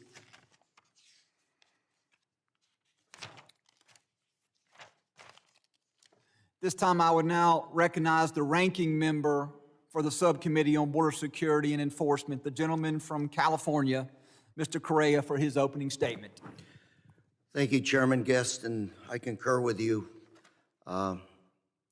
Thank you for being chair of this committee. I look forward to working with you on border security. Border security, in my opinion, is not just border security, it's national security. And this is not an issue of Democrats or Republicans, but rather it's an issue that addresses all taxpayers, all citizens in this great nation. Today is our first subcommittee hearing, 119th Congress. This topic, selected by you, Mr. Chairman, we're looking at the past. Yet, I'd like to look at the future and what the challenges are for us at the border in this nation. No, you fucked it up. We're not looking We're at not looking ahead and saying you oversight fuck up on how and clean the up Trump what you've done. administration is ripping Hell no. away legal statuses, legal rights, work permits from immigrants lawfully within this country, ending parole for Ukrainian war refugees or Venezuelans or Cubans, in addition to ending status for Afghan refugees who fought alongside American troops in Afghanistan. We have to keep our moral obligation to those that have fought next to our American troops, for those that had the back of our American pull out troops in overseas. Afghanistan? We don't want to talk about ICE agents questioning Is that how and you arresting back your- American citizens, The people who U.S. fought alongside citizens, you? Mr. Chairman, or efforts to deport U.S. veterans, immigrant veterans that have been essentially fighting for this country, or U.S. citizen children with brain cancer. We need to address these issues, Mr. Chairman.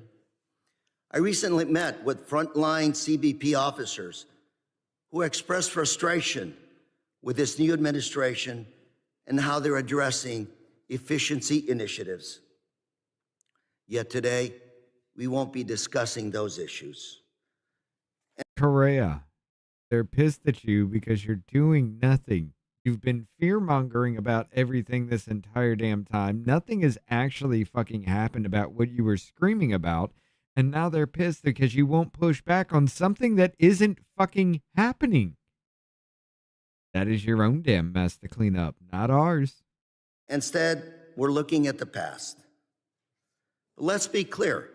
The Biden administration left President Trump with declining border crossing, record number of fentanyl seizures, despite my colleagues not wanting to admit it, and sadly for me, I hate to admit it, a higher daily rate of deportations than we've seen in a very long time.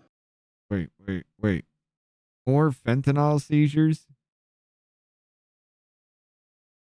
You said 90% of all fentanyl was coming through the points of border and you were catching percent. Or no, you were saying all fentanyl was coming through points of border, or the checkpoints at our border, and you were catching 90% of everything that was coming in.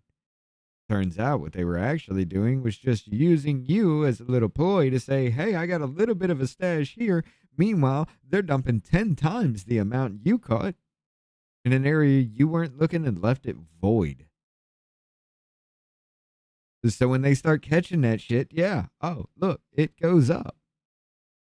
Look how that works there, Correa. You can't spin that, asshole. It's not a thing. You can't convince me that what's happening at the border now, actually closing down the border, keeping it secure, making sure people ain't coming through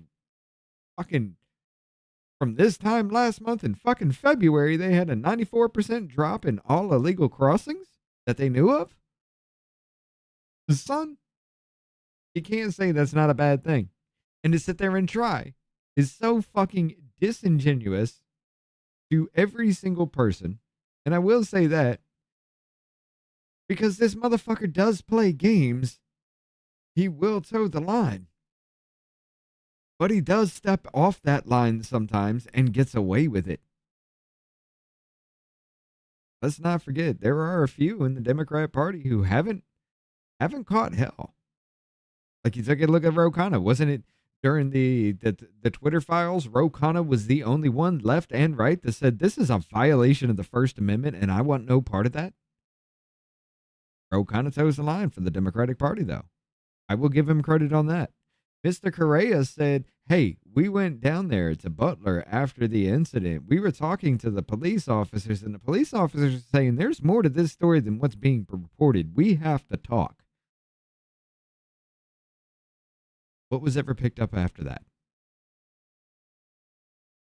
He said that in a, what is this, the Homeland Security meeting, or in a Homeland Security hearing. He said those exact words.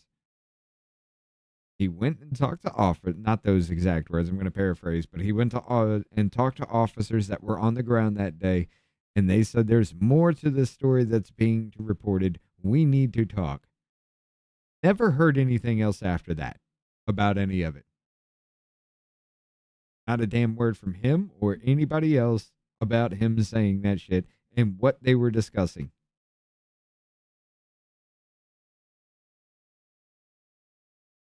But at least he was willing to step out of the line enough to let you know, as an American citizen, there's more that's being more to it than that's being reported.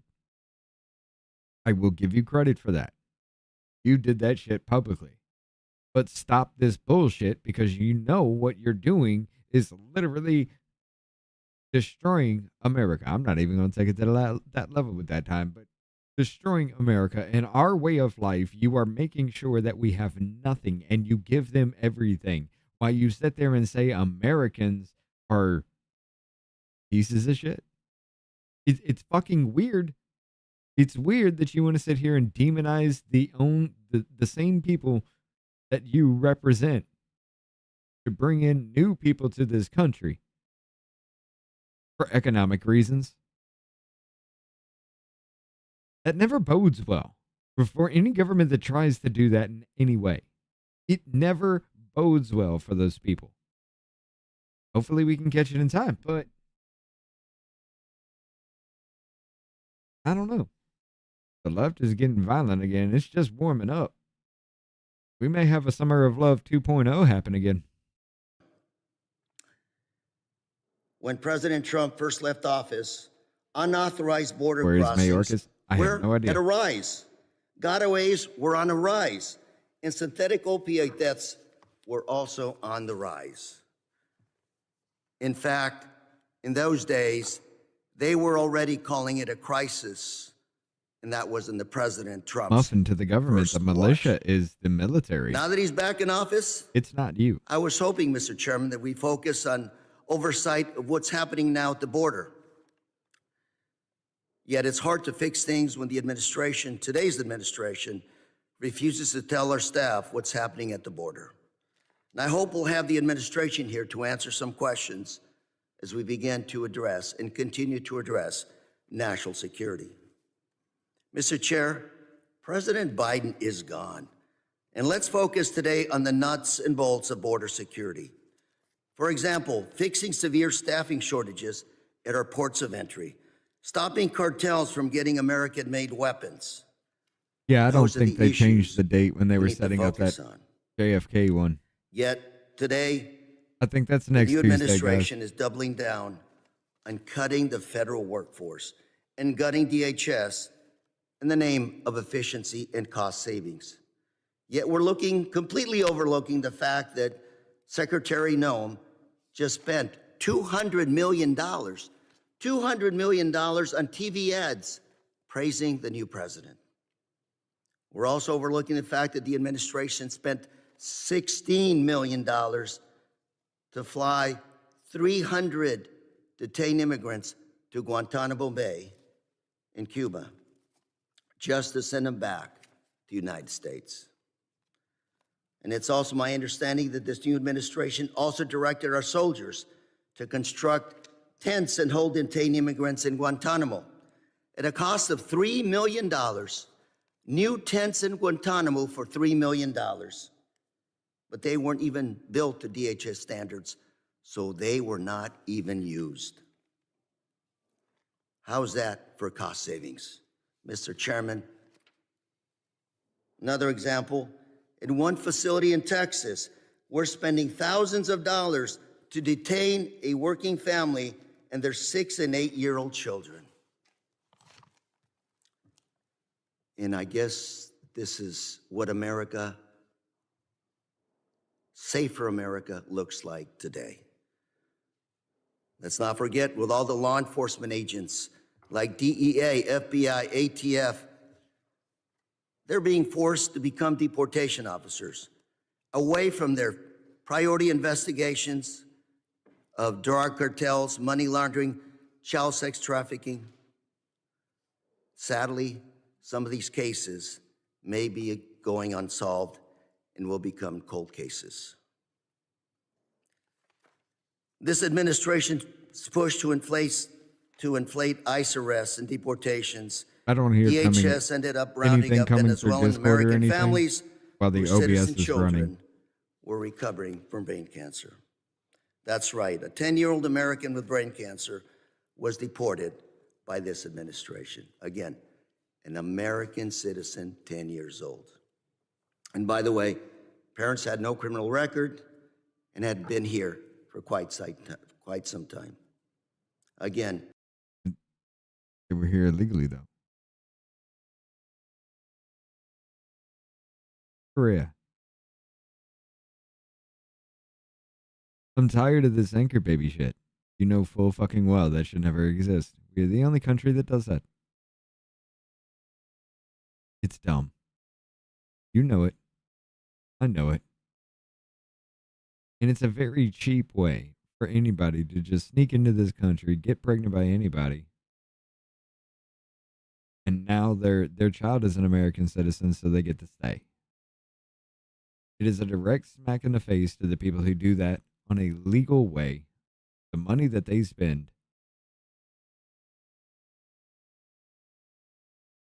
Give me a second. I got a call coming in. Hold on. is this what makes America look safer or America safe again? Mr. Chairman, I look forward to working with you on future hearings to focus on what makes our border stronger, safer, what keeps our neighborhoods safe, what keeps fentanyl, other narcotics off our streets, as well as bad people from entering this country. And of course, while improving international trade, that is good for America. Mr. Chairman, thank you very much for holding this hearing. And with that, I yield. God damn it. Thank you, Mr. Correa. Sorry, that was one of those calls. It just comes from a random fucking number, and you answer it, and they're just quiet for like 10 seconds and then hang up. It's one of them damn things, but anyway, what was I saying? Oh, it's very.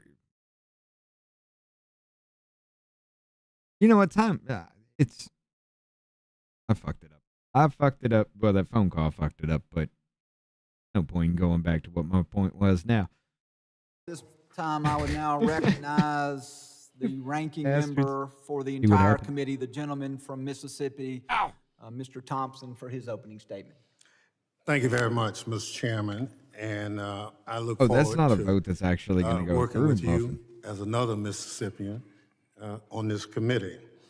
I welcome our panel of witnesses and look forward to their testimony also today. But more than 2 months into the Trump administration, Americans want to know why administration officials aren't here to answer the questions. Why haven't Ramirez is Republicans there? held a single hearing with administration witnesses this whole Congress? Why don't Trump administration officials answer to this committee for their immigration policies? And are they afraid of answering our questions about why they've rounded up and detained U.S. citizens, even deported U.S. citizens? Why did you with take your no pardon, due Thompson? process? And you have already heard about the 10-year-old American girl who was deported battling brain cancer. Don't they want to explain why they've disappeared people with no criminal record or They never evidence disappeared of anybody. wrongdoing from this country without so much as a hearing in defiance of a federal judge's order? Or why they've pulled law enforcement A lower court federal judge who literally thinks he has the power of the president of the United States. Their power is equal. A lower court federal judge thinks he has equal power to the president of the United States. Go fuck yourself, Thompson.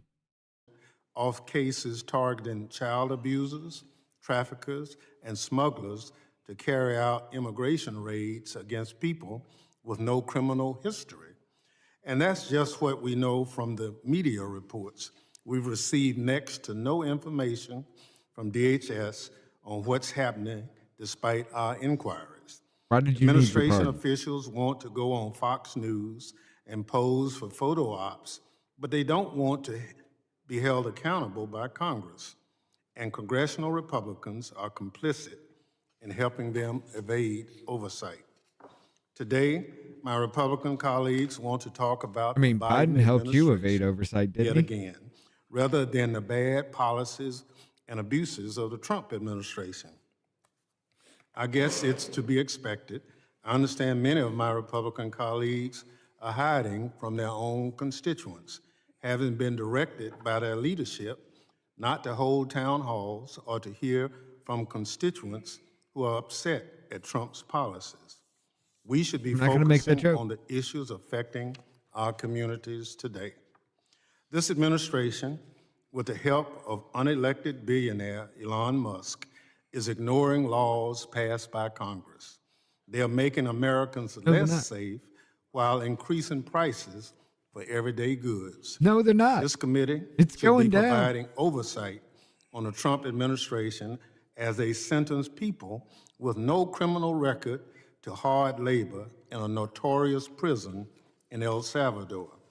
This committee should be examining how ordering thousands of special agents to assist ICE with immigration enforcement hurts the government's ability to conduct criminal investigation into child exploitation, human trafficking, drug smuggling, arms smuggling, and tax fraud. Or worse yet, to assign FBI agents to investigate Tesla damage as an act of domestic terrorism. President Trump has even suggested that's okay, convicted Rhonda, because criminals of these crimes, including U.S. The people that set up the JFK Files one set it up for today. They never changed it in the ass end of YouTube. I think it's next Tuesday, April 1st, that one's going on. Because they're still waiting. It says March 26, 2025 at 1 p.m. But on the little screen, it says Tuesday, April 1st, 2025 at 2 p.m. Eastern. So I think it is for the next day. Or for the next week. They just messed up on their end.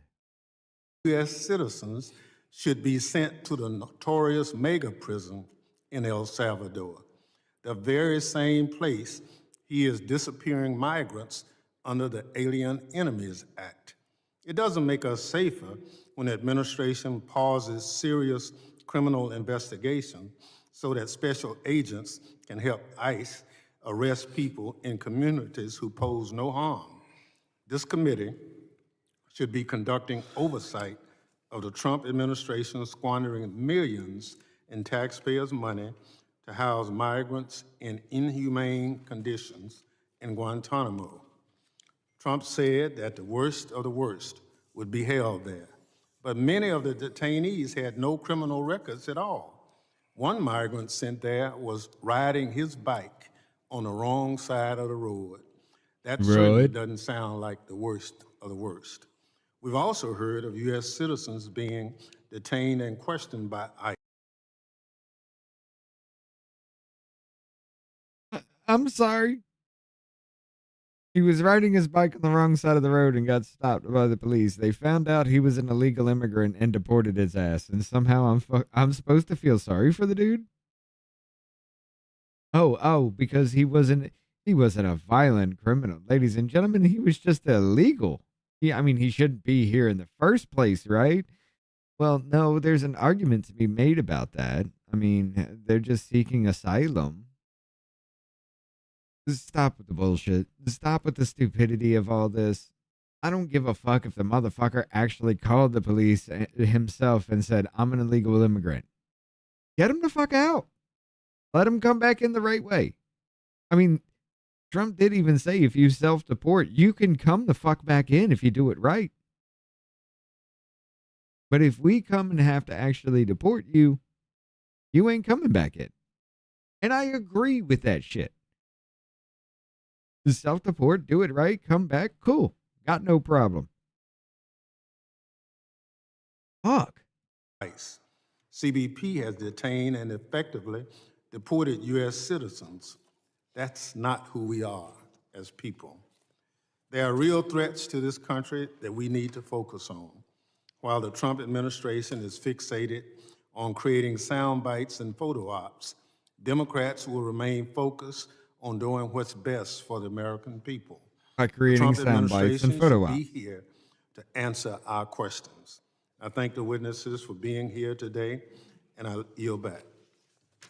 Thank you, Chairman Thompson, or Ranking Member Thompson, for that opening statement.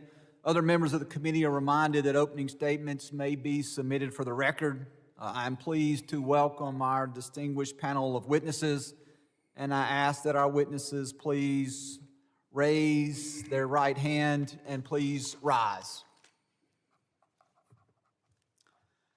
Do you solemnly swear that the testimony you give before the Committee on Homeland Security of the United States House of Representatives will be the truth, the whole truth, and nothing but the truth, so help you God?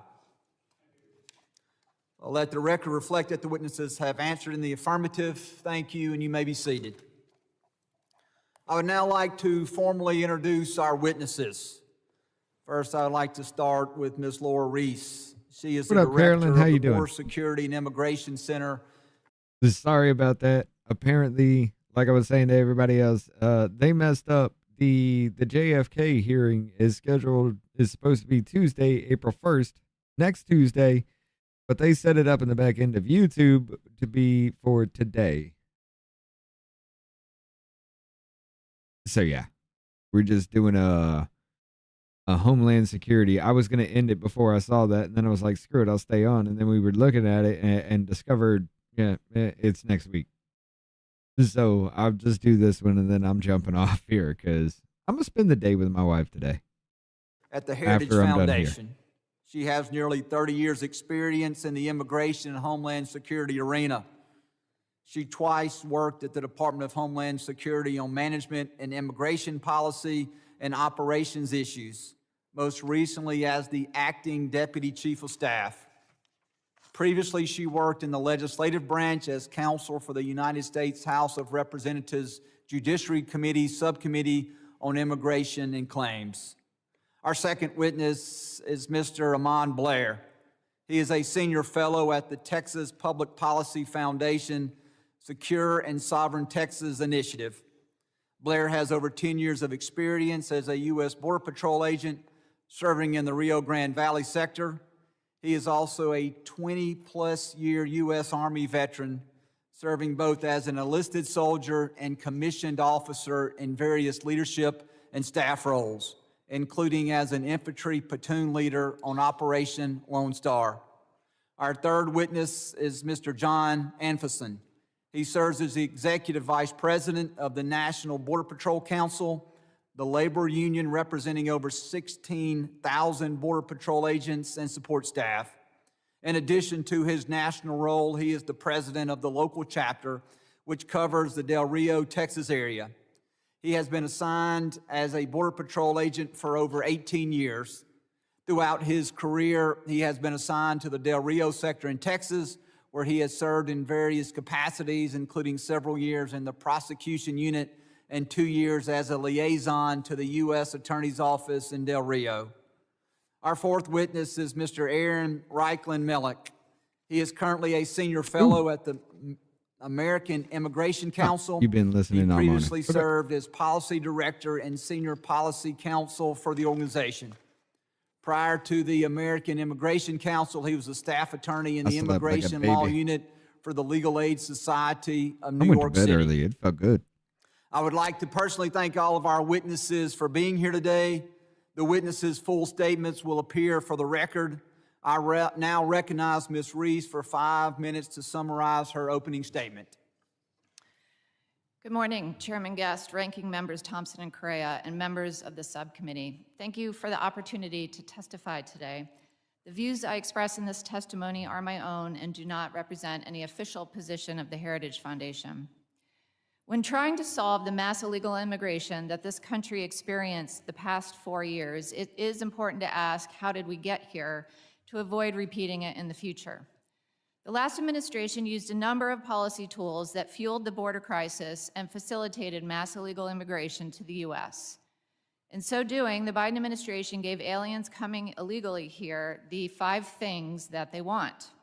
When coming to the U.S., illegal aliens generally want to enter our country, remain here, work here, send money home, and bring or have family here. Policies that permit those 5 things generate and facilitate more illegal immigration, whereas policies that prevent those 5 things prevent illegal immigration. Here are some I love this examples shit. from the last administration. This For foreplay and entry, shit is just The Biden popping off administration everywhere encouraged now. millions to come and apply for asylum, We were going back fucking to the right. 2020 presidential primary debate when Joe Biden encouraged aliens to, quote, immediately surge the border, unquote, and claim asylum. During the past Oh, 4 no, no, years, no, no, the no. left and media referred to all coming here illegally as, quote, asylum seekers. See, here's the thing, Rhonda. My wife, she only usually wants about 30 minutes of me being around at a time. So I go back there for 30 minutes and then I come back out here and do my thing for a little while. Then I go back there for 30 minutes. Then we'll watch a movie and everything will be okay. If I'm around my wife constantly, she'll start telling me to start doing something else and get out of her hair. It's fun. Unquote. Both encourage people to apply for the benefit and to generate American She does that empathy too. She'll for the come in here and masses who sit were down coming for a here. little bit and talk to me The and reality then go was, back to her before the room. Biden administration, the vast majority of But I'm asylum gonna bother her applicants were tonight. denied asylum because they were not eligible. Knowing many were coming here for economic reasons, not because they were fleeing persecution, meant the administration was encouraging asylum fraud. Then Homeland Security Secretary Alejandro Mayorkas also encouraged unaccompanied alien children border crossings by saying publicly multiple times, if you come as an unaccompanied child, you will not be turned back. The result? U.S. Customs and Border Protection encountered a historic 550,000 unaccompanied children during the last 4 years. Biden's Department of Health and Human Services, which is responsible for providing shelter for unaccompanied children, turned them over to unvetted sponsors. Unsurprisingly, children ended up in sex trafficking, child labor, and HHS lost track of at least 300,000 of them. The Biden administration also paid tens of billions of dollars to non-governmental organizations, or NGOs, to build an infrastructure for mass migration from as far south as at least Panama to and throughout the U.S. These NGOs arranged transportation, shelter, healthcare, documentation, legal services, and other, quote, wraparound services for the aliens. The money sent to these NGOs went out through DHS, the State Department, HHS, USAID, the Justice Department, and more. We, the U.S. taxpayers, were paying for our own national destruction. To bring in additional tens of thousands of inadmissible aliens each month, Secretary Mayorkas went around the legal visa process, around the U.S. refugee admissions program, and instead issued mass parole based mostly on nationality and in violation of the immigration statute.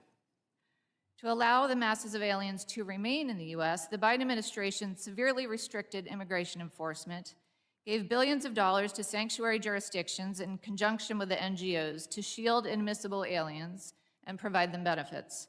The administration also increased and extended numerous designations of temporary protected status, used prosecutorial discretion to not seek aliens removals, and administratively closed other removal cases, thereby giving deportable aliens more time here until they could become eligible for another immigration benefit.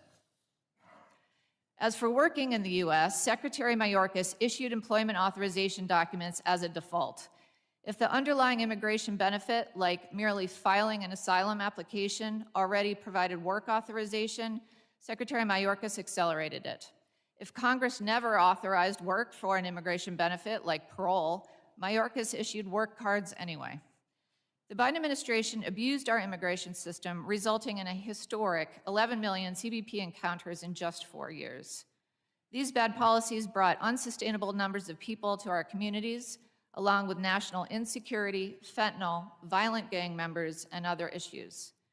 With the new Trump administration, we have already seen border numbers plummet because President Trump immediately put policies into place that prevent illegal entry and other benefits for inadmissible and deportable aliens. This concludes my testimony, and I look forward to your questions. Thank you.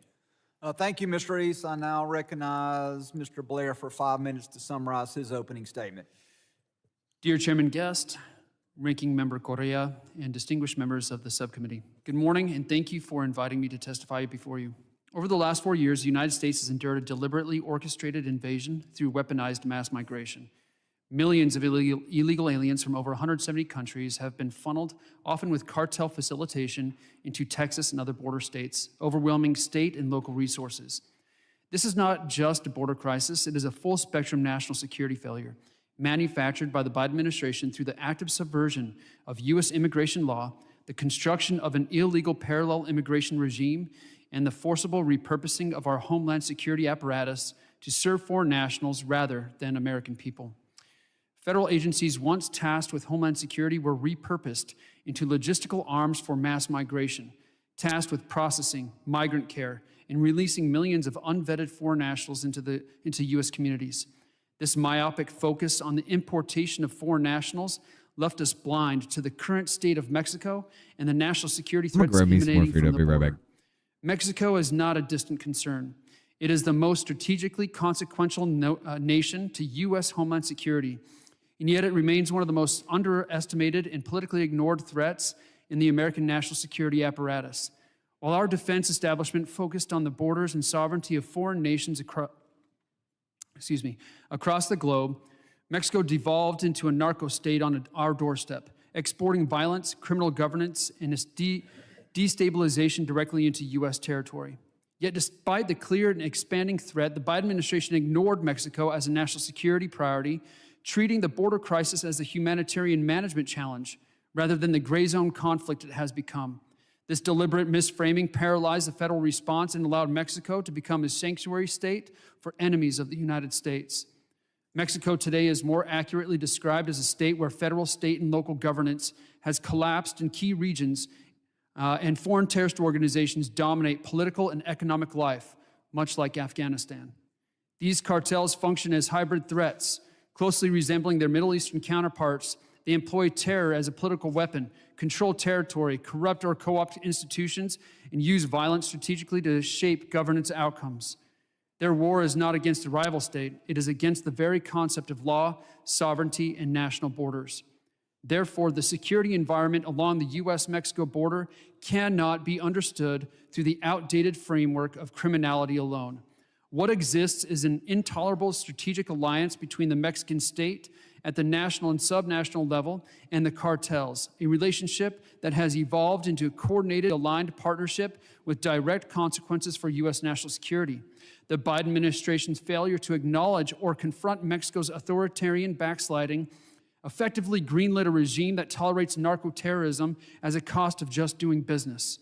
By continuing to treat Mexico as a diplomatic peer rather than a strategic liability, the Biden administration insulated a failing state from accountability while exposing American communities to escalating violence.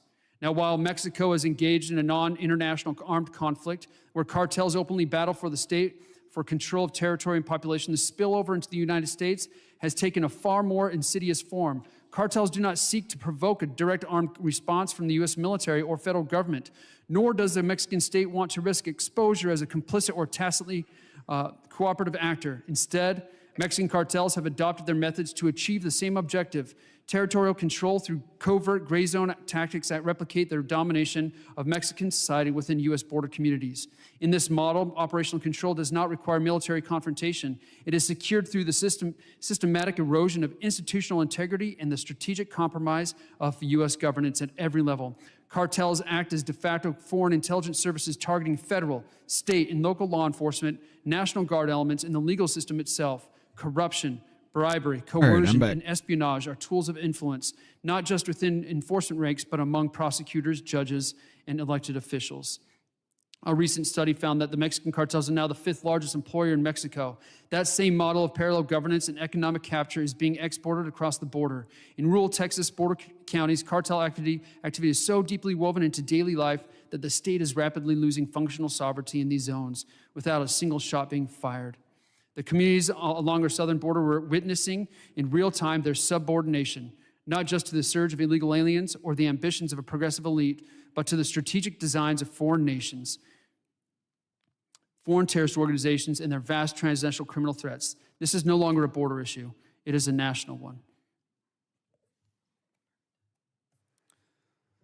Thank you, Mr. Blair. I now recognize Mr. Anfinson for 5 minutes to summarize his opening statement. Chairman Right Guest, man's Ranking Member jambalaya Correa, is and Ranking awesome. Member Thompson, distinguished members of the subcommittee, thank you for fries inviting me to testify here today. and sausage. President Biden's executive actions and inactions during his term resulted in an unprecedented security and humanitarian crisis along our borders. It didn't have to be this way, and we have to do whatever we can to prevent it from happening again. Not only was the entire world encouraged to essentially illegally cross our borders, primarily with the goal of abusing the asylum system, but it caused our agents to be sidelined, left unable to do their jobs.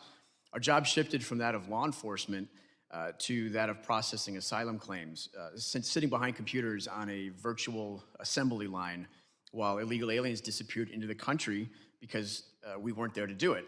And a lot of these folks were only discovered later after being arrested for all sorts of crimes, some of them minor and some of them horrific.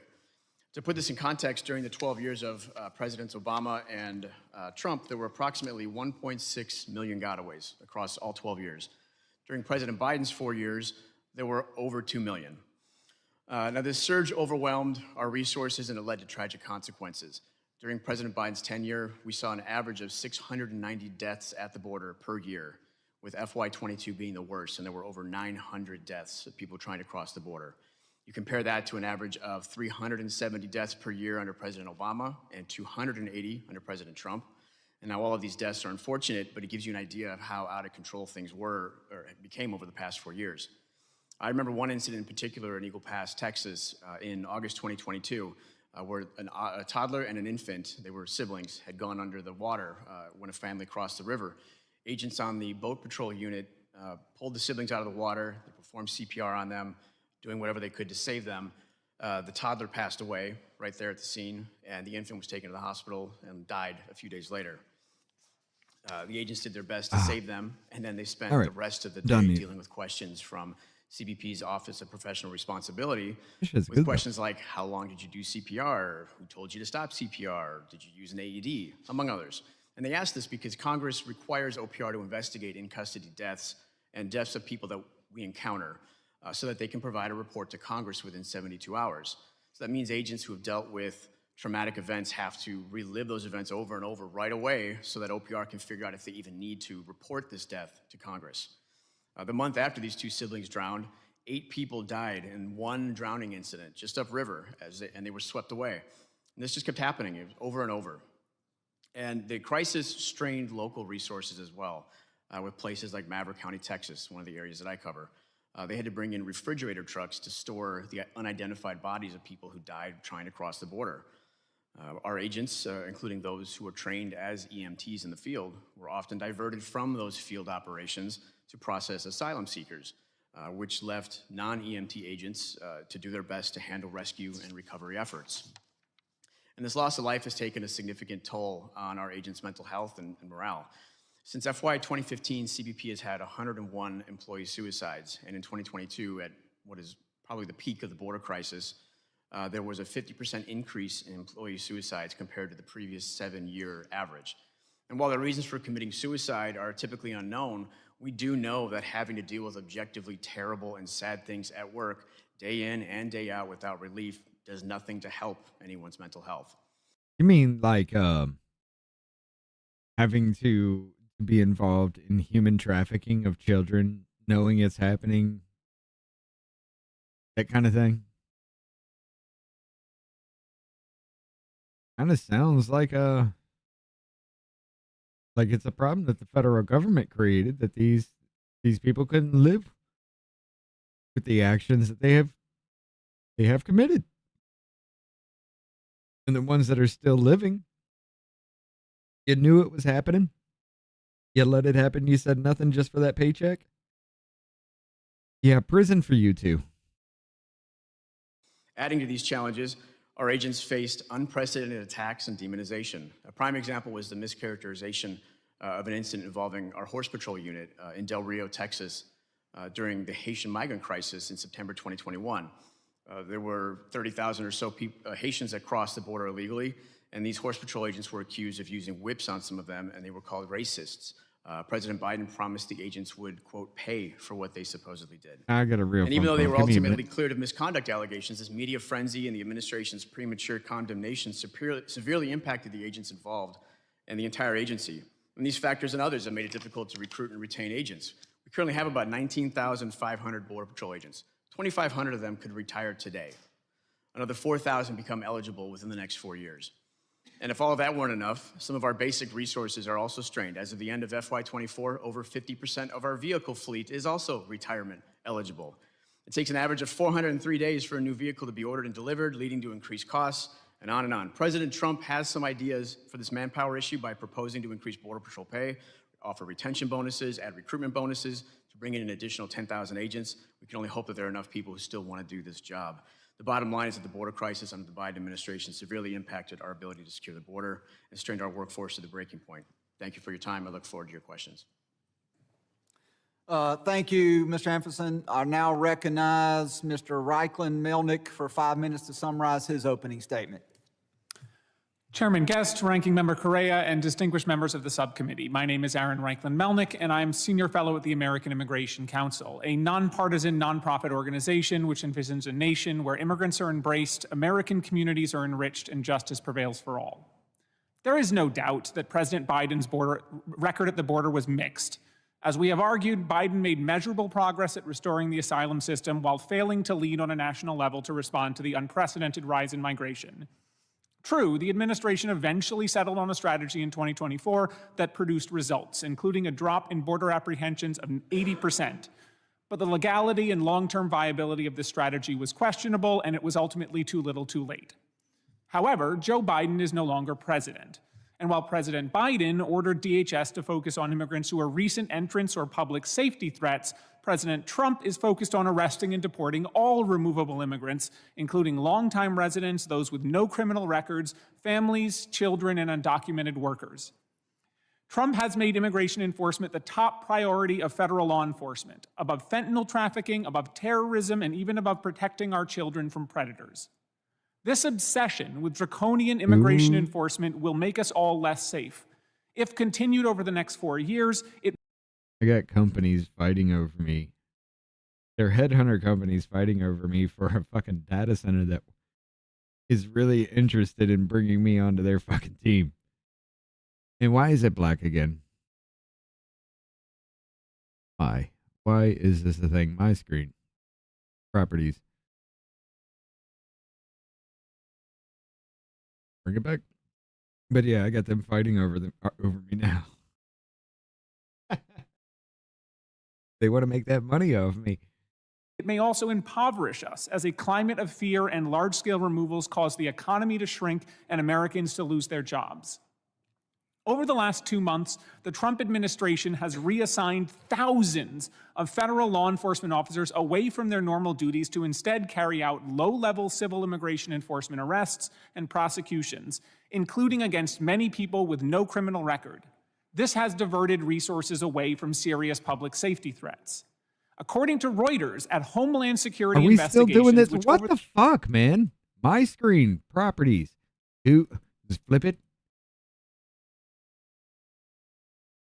Why are we going black all of a sudden all the damn time now? There's nothing over the screen or anything. Stop with the dumb shit, OBS. the last 2 years reported saving 3,000 children from predators. Scores of agents who specialize in child sexual exploitation have been reassigned to immigration enforcement. Rather than protecting kids, these special agents are staking out immigrant workers' homes and taking down license plates. At the Department of Justice, Attorney General Bondi declared on her first day that immigration enforcement is the top priority of the agency, above nearly everything else. Even the FBI's Joint Terrorism Task Force has been directed to assist in the execution of President Trump's immigration initiatives. But it doesn't stop there. 25% of the DEA's workforce has been reassigned to immigration enforcement. Rather than tracking down drug traffickers, DEA agents are combing through old files to find cases where prosecutors can add illegal entry or reentry charges years later. At the ATF, a full 80%.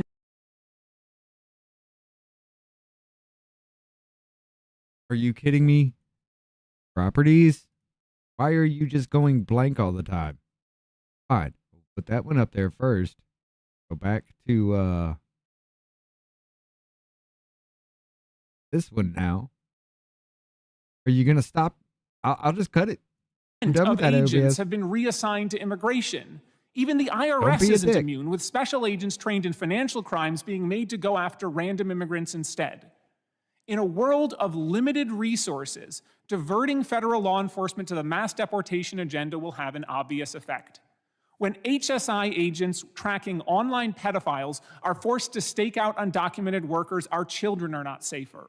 When DEA agents investigating drug rings are told to find immigrant families who missed court dates, our communities When it are not works, safer. it's great. And when FBI agents tracking terrorists are told to focus on immigration arrests instead, our nation is not safer. These concerns are not hypothetical. In 2018, under the zero tolerance policy, border prosecutors were ordered to charge all migrants with illegal entry. The result was clear. There was a large drop in drug trafficking cases brought by federal prosecutors. Now. It's not going to Because happen. prosecutors were spending night and day focused on migrant parents instead of going after the drug traffickers. This administration's priorities are backwards. While Trump is spending billions of dollars on detaining ever greater numbers of immigrants, his administration is slashing services for Americans. Money is pouring into the pockets of private prison companies at the same time as USDA is ending contracts, giving children access to fresh local food, and Social Security is closing offices nationwide. Rather than a single-minded focus on mass deportation, this administration and Congress should pursue common sense policies that help American communities. We need a system that can resolve cases quickly while that's what he's also doing. maintaining fairness, due process, and meaningful accountability for all actors. That includes a path to permanent legal status for undocumented immigrants who have resided in this country for decades without breaking other laws. This would build never American changed the Chiron here prosperity, either, did I? encourage the rule of law, and break the power of unscrupulous employers who exploit workers. In an option between self-defeating mass deportations and a prosperity-building path to legal status, the choice is clear. Thank you, and I look forward to your questions. To all of our witnesses, thank you for summarizing your opening statements. Members will be recognized by order of seniority for their 5 minutes of questioning. An additional round of questioning may be called after all members have been recognized. I now recognize myself for 5 minutes of questioning. Ms. Reese, when I grew up, history was one of my favorite subjects in school. I had a teacher in high school who would often use these words. He would say, "Those who don't know history are doomed to repeat it." And I feel that as we, as a Congress, move forward as a body to try to encapsulate what the Trump administration is doing, that it's important that we also look back. I think you did a great job in your opening statement, kind of talking about many of the actions that you described of the prior administration that you said unleashed an open border agenda. You mentioned the stopping of the construction of the border wall, the ending Remain in Mexico, the mass parole by the use of the CBP-1 Act. You talked about NGOs and how the prior administration built an infrastructure that facilitated illegal immigration. And so I would ask if just for a moment, if you would talk about these policies and the other failed policies of the administration and the impact that it has had on all law-abiding American citizens. Yes, thank you. I'd say the Biden administration used a few particular tools to carry this out. I talked a little bit about asylum fraud, encouraging people to come here and apply for asylum, even though we knew that so many people aren't ultimately eligible for it, as well as parole. Parole is something that is in the immigration statute, but pre the Biden administration, it was very rarely used. And the point of it is if someone doesn't have time to go through the visa process or the refugee program, but need to come here temporarily on a case-by-case basis for urgent humanitarian need or in the significant public interest. The classic example is someone coming from surgery who doesn't have time to get a visa. And for that reason, I believe that is why Congress did not authorize work authorization for parole, and yet Secretary Mayorkas granted work authorization for the parolees. We talked about the use of the NGOs, truly an arm of the government to carry this out. And DOJ has revealed the billions of dollars that have gone out through various departments to execute this. Ms. Reese, let me ask you, did the combination of the policies of the Biden administration, did it make America more safe or less safe? Less safe.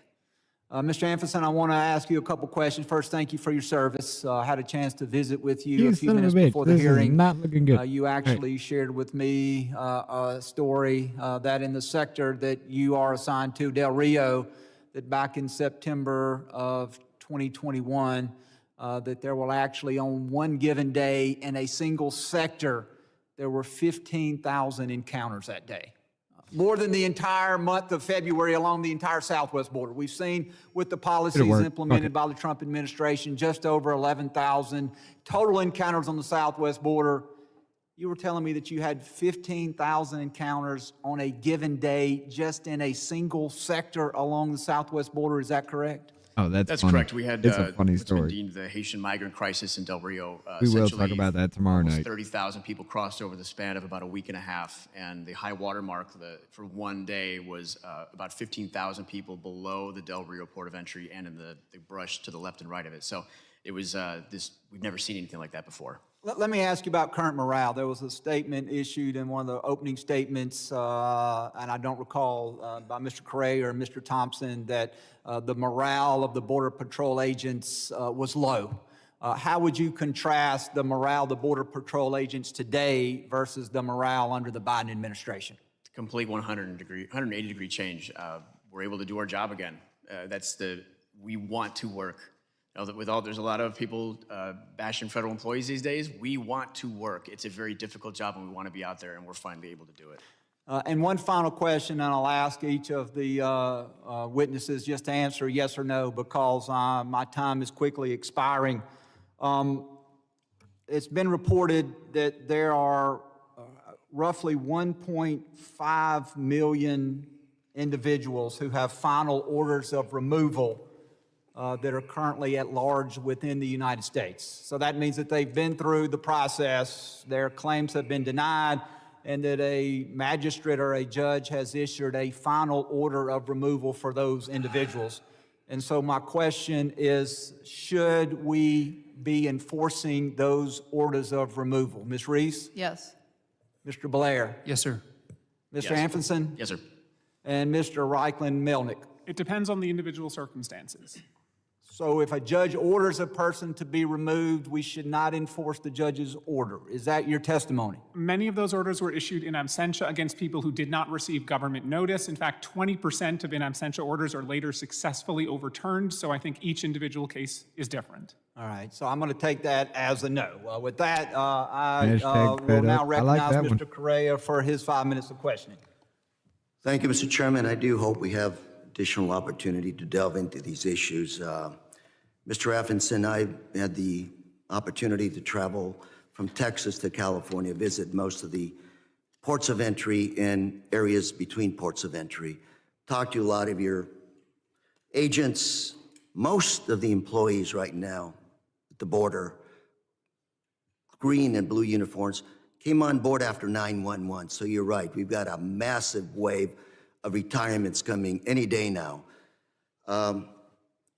Low morale, pay. You pay a person at San Isidro the same that you pay somebody in New Mexico. Mandatory overtime? Do we have mandatory overtime? That's correct. So you got an agent who's got to go home and take care of the kids, a single parent. What does he say when he's popped with a 16-hour turn to work? Sorry, at best. How does that help morale? That's right. Okay. Suicides, absolutely. And I hope, Mr. Chairman, moving forward, let's look at these issues. That's bread and Motherfucker, did you say the suicides is because they work in 16-hour shifts? No, it can't be the fact that they're complicit in child and human trafficking and especially child trafficking. They know that and they're just okay with it, I guess. Except the ones that aren't.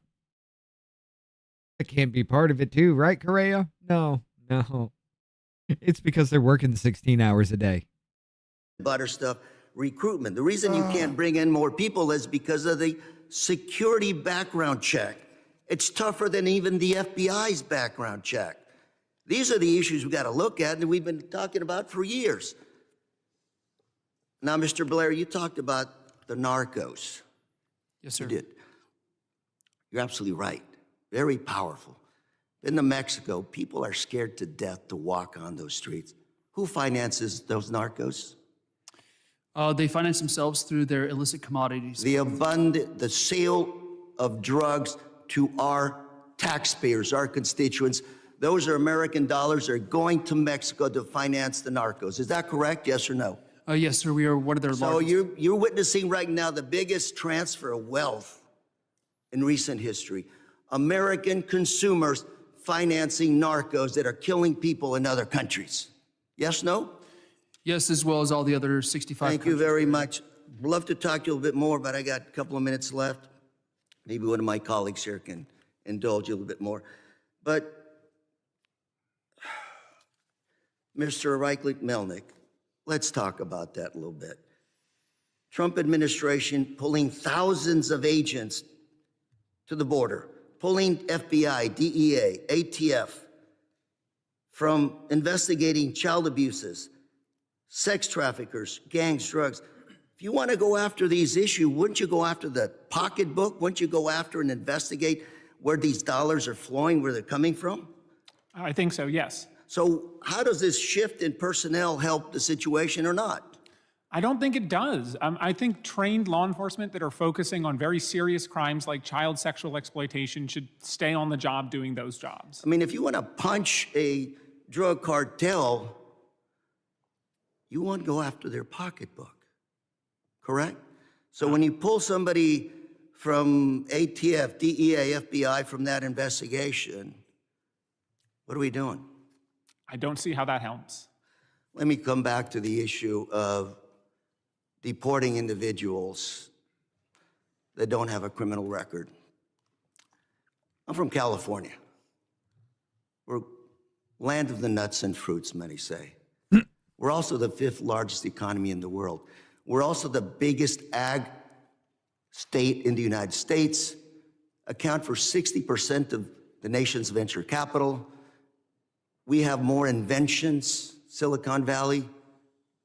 We've been able to fix our human resource, our workforce issues by integrating documented and undocumented workers.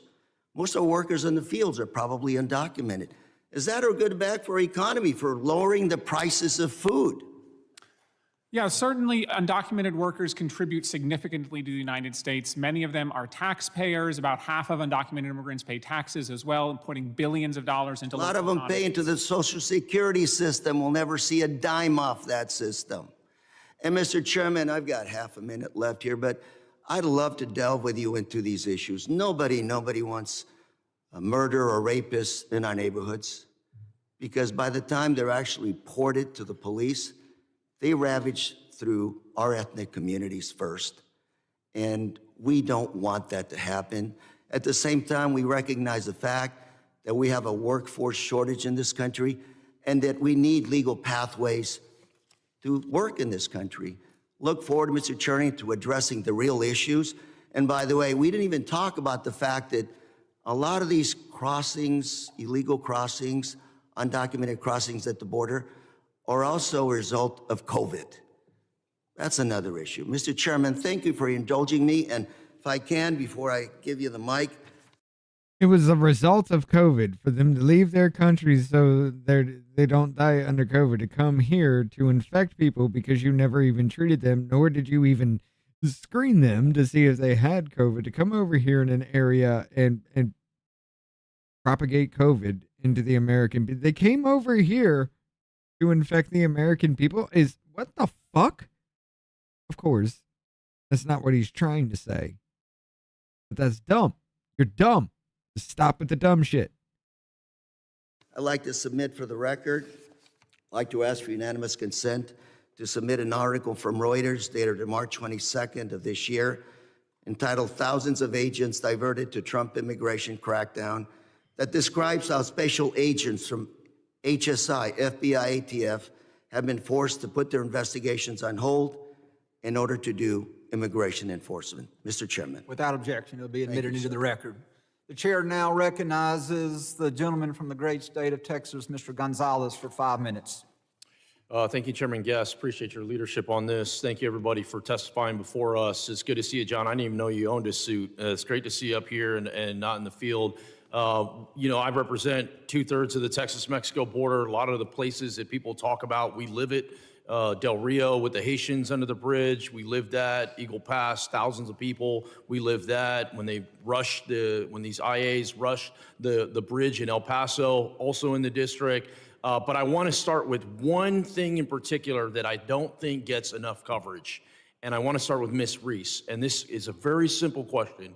Where are the children? There are reports of hundreds of thousands of children that are missing. Regardless of their legal status, where are the children? Well, that's a valid question, because 550,000 came in unaccompanied during the last administration. 550,000 And HHS was so now? overwhelmed, treated them basically like widgets on an assembly line and turned them over to unvetted sponsors. And so then HHS lost track of so many of them.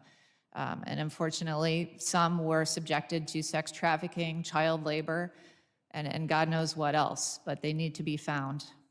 I agree with you, and I think this is an area that that the president, working with Congress, we're going to have to work really hard to find these children. No one else is going to advocate for them. I saw during the last administration as their policies were eroded, where they would, at one time, would vet everyone in the household before they would turn a child over, to now they were just turning children over as quickly as they possibly could, just because of the sheer numbers. I think that is an area that we absolutely need to focus on. I'm sure you're going to gain, you're going to have the level of support from this committee. My next question is to Mr. Blair. How can President Trump and Congress best tackle rounding up and deporting the hundreds of thousands of convicted criminal illegal aliens loose in our country? Thank you, sir. That's a great question. The best way to do so is working as a multi-jurisdictional, multi-agency plan through your local, state, and county law enforcement. It's those law enforcement agents or officers that are in the communities. They know the communities. They know the criminality or the criminal elements within their communities.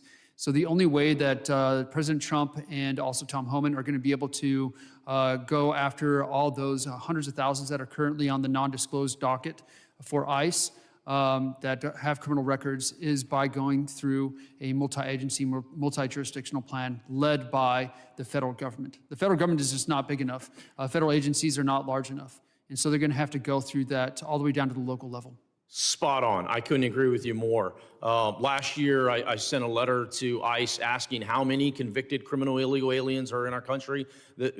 One, I was shocked I got a response back. But even more shocking was the fact that it was 662,000. That is a large number. And to your point, the only way we're going to accomplish this is if we all are in the same boat, paddling in the same direction. Local, state, federal, all coming together. I just held a roundtable last week in San Antonio with my sheriffs, with my police chiefs, we had FBI there, we had HSI, we had DEA, you had all these different partnerships. And you've already seen some of the successes that President Trump has been able to, and his administration has been able to accomplish in Houston and throughout the country. But to your point, I think you're spot on. We have to do more. And the only way we do this is if we all pull our resources together to get these. Once again, I'm not talking about somebody that is here waiting their court case. I'm talking someone that's a convicted criminal illegal alien to the tune of 600,000. My next question is to you, John. It's pretty simple. I mean, you're on the ground, you're in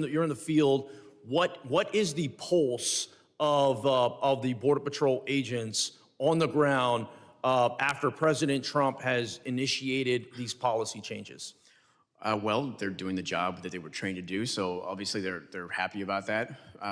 There are a lot of different policies that are being challenged in court, so we're day to day, things are changing in terms of what rules are supposed to be followed. So that's been a little confusing, but ultimately they're glad to be back to work doing the job that we were doing, at least during the first Trump administration. So it's completely different than what it was in the last 4 years.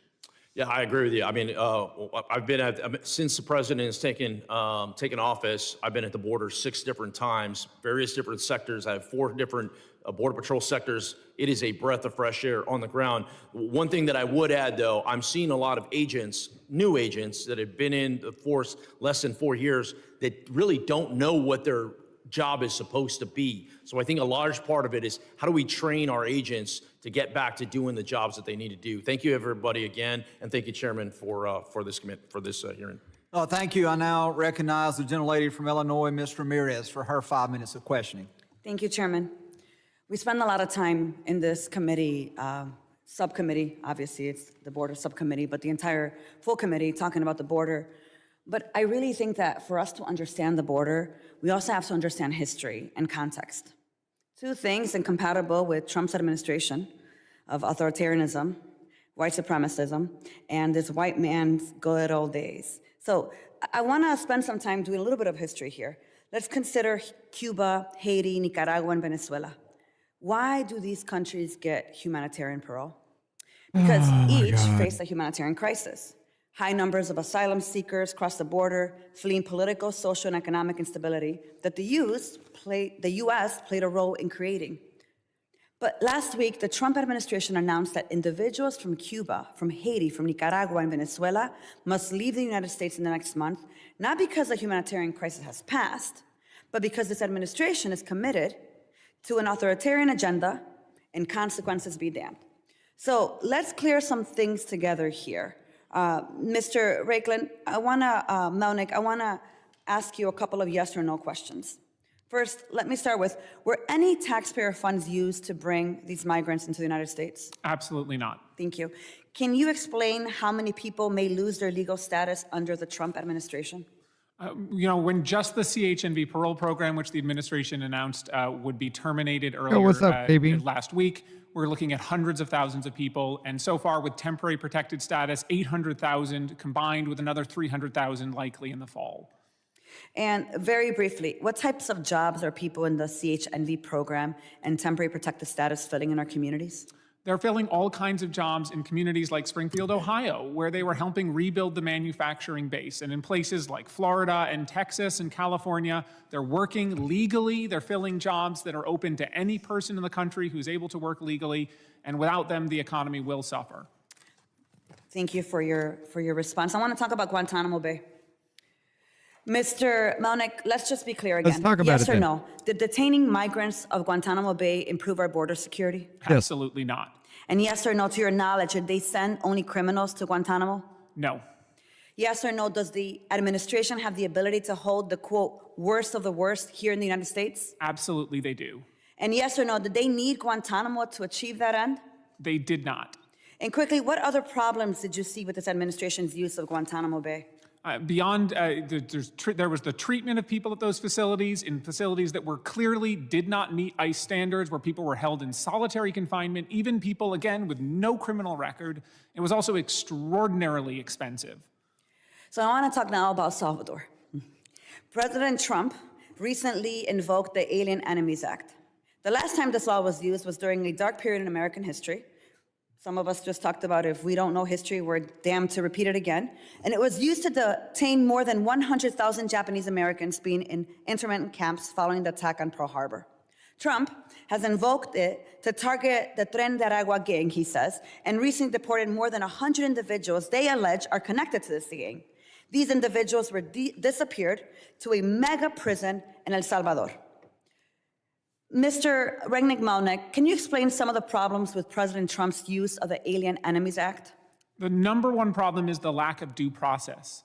The administration is asserting an unprecedented authority to point at any person and say, you're a member of Tren de Aragua, you don't get any right to say that you're not, we're gonna stick you on a plane, we don't even have to tell you first. At a court hearing yesterday, the Department of Justice said people do not even have a right to be told they're gonna be subject to this law before they're put on a plane. That's right. And do we know who some of the individuals sent to El Salvador are?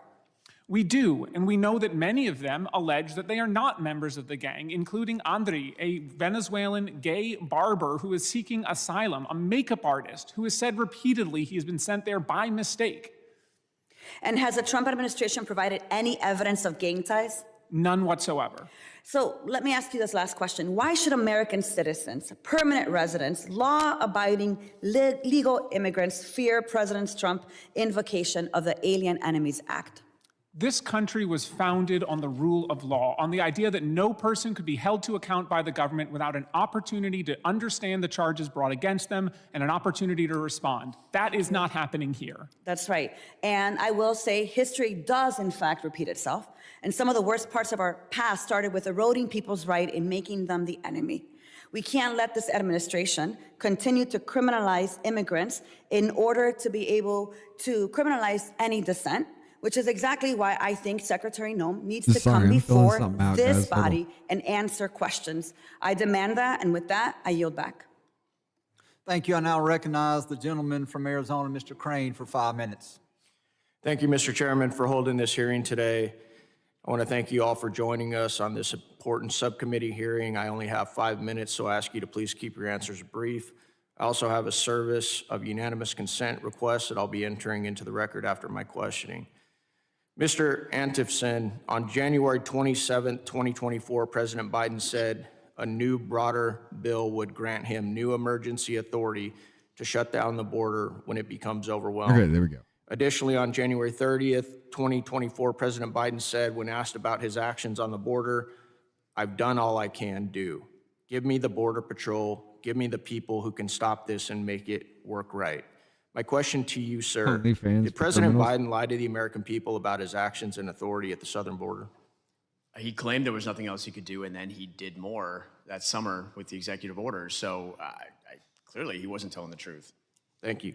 DHS and CBP fall under the executive branch, meaning Biden always had the authority. That's he chose to where it goes operate to. the border in the way he did. Would you agree with that, sir? Yes. Mr. Blair, U.S. Customs and Border Patrol protection data released February 18, 2025, according to U.S. Customs and Border Patrol protection from January 21st through January 31st, 2025, the number of U.S. Border Patrol apprehensions along the southwest border dropped 85% from the same period in 2024. The number of inadmissible aliens encountered by CBP's Office of Field Operation at ports of entry along the southwest border dropped 93% in the 11 days after January 20th compared with the 11 days prior.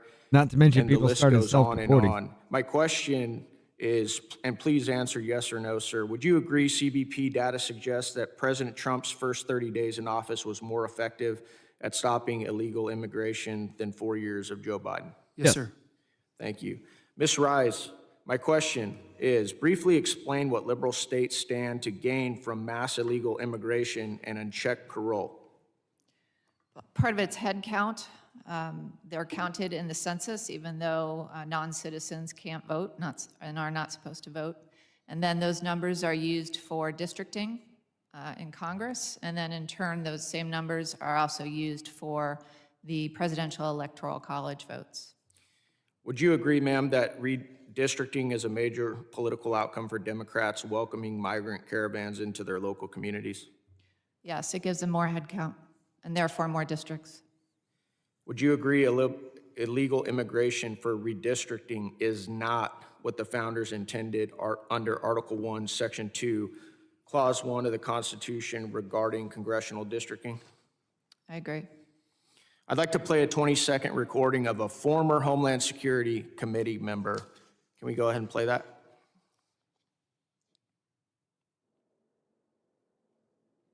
I'm from Brooklyn, New York. We have a diaspora that can absorb a significant number of these migrants. And when I hear colleagues talk about the doors of the inn being closed, no room in the inn, I'm saying, I need more people in my district, but just for redistricting purposes. And those members could clearly fit here. I'm from Brooklyn, New York. We have a diaspora that can absorb a significant number of these migrants. And when I hear colleagues talk about the doors of the Thank you. That was Rep. Yvette Clark, a Democrat from New York, from January 8, 2024. Her words outlined Biden's failed plans for illegal immigration to gain political influence. Ms. Rice, you wrote on this issue for Heritage Foundation in February of 2024. The article was titled, "Stop Allowing Non-Citizens to Determine Congressional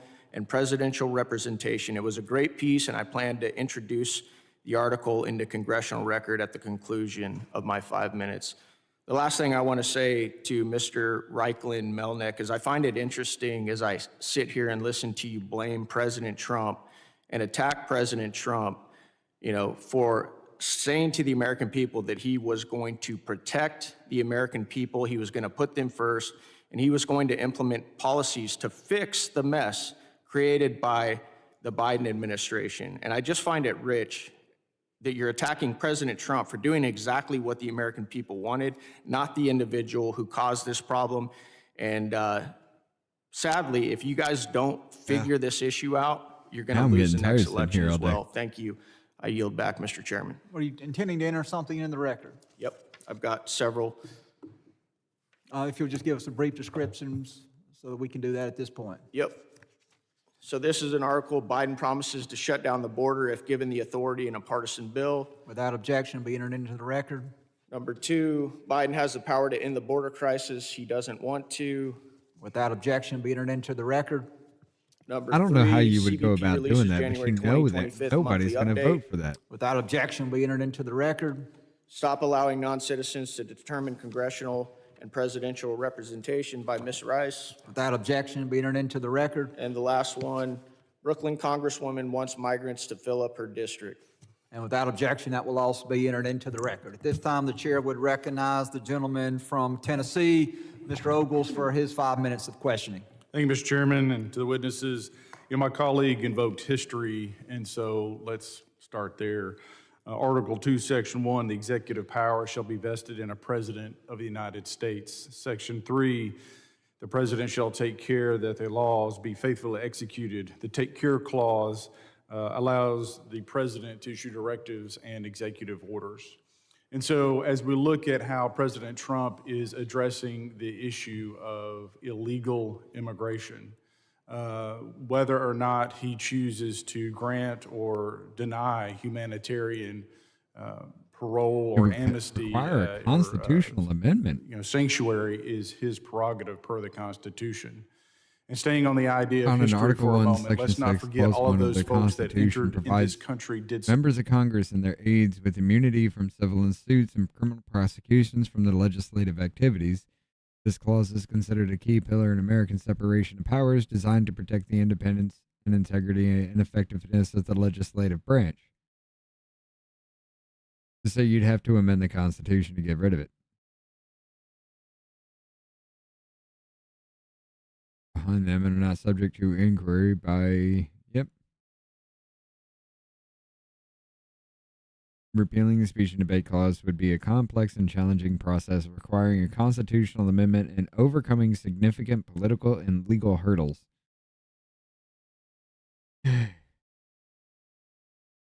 That's not going to happen. so illegally. That is their first act, is an illegal act.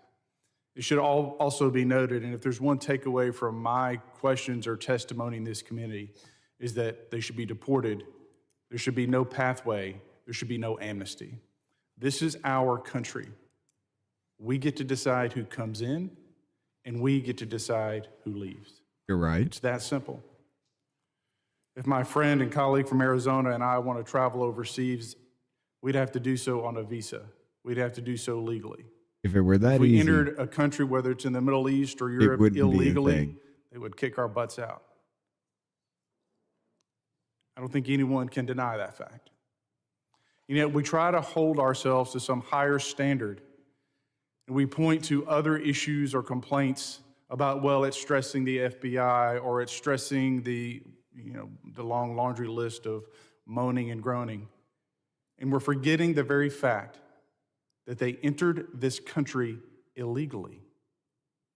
And if we choose to send their butts home, again, pardon me for saying that, I have children, that's our prerogative. It's just our prerogative. You mentioned, ma'am, in your article, what I would say, a very diabolical motivation for why the Biden administration so carelessly, recklessly allowed our country to be invaded, and that was the presidential election and the next census. Because you see in the blue states that are having population flight are disproportionately being flooded. You see in the future in the next census where states like Tennessee, my home state, Ohio, the Carolinas, Florida, maybe Texas will pick up additional House seats. That will forever change the House of Representatives to be, quite frankly, Republican. The Democratic Party, I believe, and this is my opinion, flooded our country to try to stem the inevitable. That this country is sick and tired of the woke nonsense and the invasion that's taking place under their watch. That's not what it's about. It's about economic You have reasons. blue mayors, Democratic mayors in blue birth rate is cities declining. under the Biden administration that were screaming for assistance. Please stop. We can't take any more. I went to the border under the Biden administration. I traveled to Tucson. I went south, hit the border, and I went to a section that wasn't controlled by the United States government, but rather the cartel. And while we were there in this very remote area, on one of the hottest days of the summer, Had over 100 people turn themselves in to myself and the special operators that we went down with. I went down with. Went down unannounced, by the way. And before Border Patrol would come and pick those individuals up, 3 different pods, they sent choppers up in the air to fly for over half an hour because they would not come into the area until they had completely surveilled and made sure the cartel wasn't in the area. Some of those gaps in those fences, and by the way, I crossed into Mexico. I definitely want to take a Walked nap in now. about 100 yards. And as I walked in, a cartel sniper crossed over the ridge and put eyes on me. This is the United States border. I would argue that a sovereign nation should have 3 things: a secure border, fair, open, and honest elections, and obviously a powerful military. The Biden administration failed at all 3 of those. And President Trump is working to fix the record. I support the president, and again, I'll emphasize, no amnesty. Well said. It's time to start mass deportations. Thank you, Mr. Chairman. I yield back. Thank you. At this In a time, the boring chair ass way, but recognizes well the said. gentlelady from South Carolina, Ms. Biggs. Thank you, Chairman Guest. Border security is a priority for my district, and I'm grateful to you for holding this hearing, and thank you to our witnesses for being here today and giving us your input.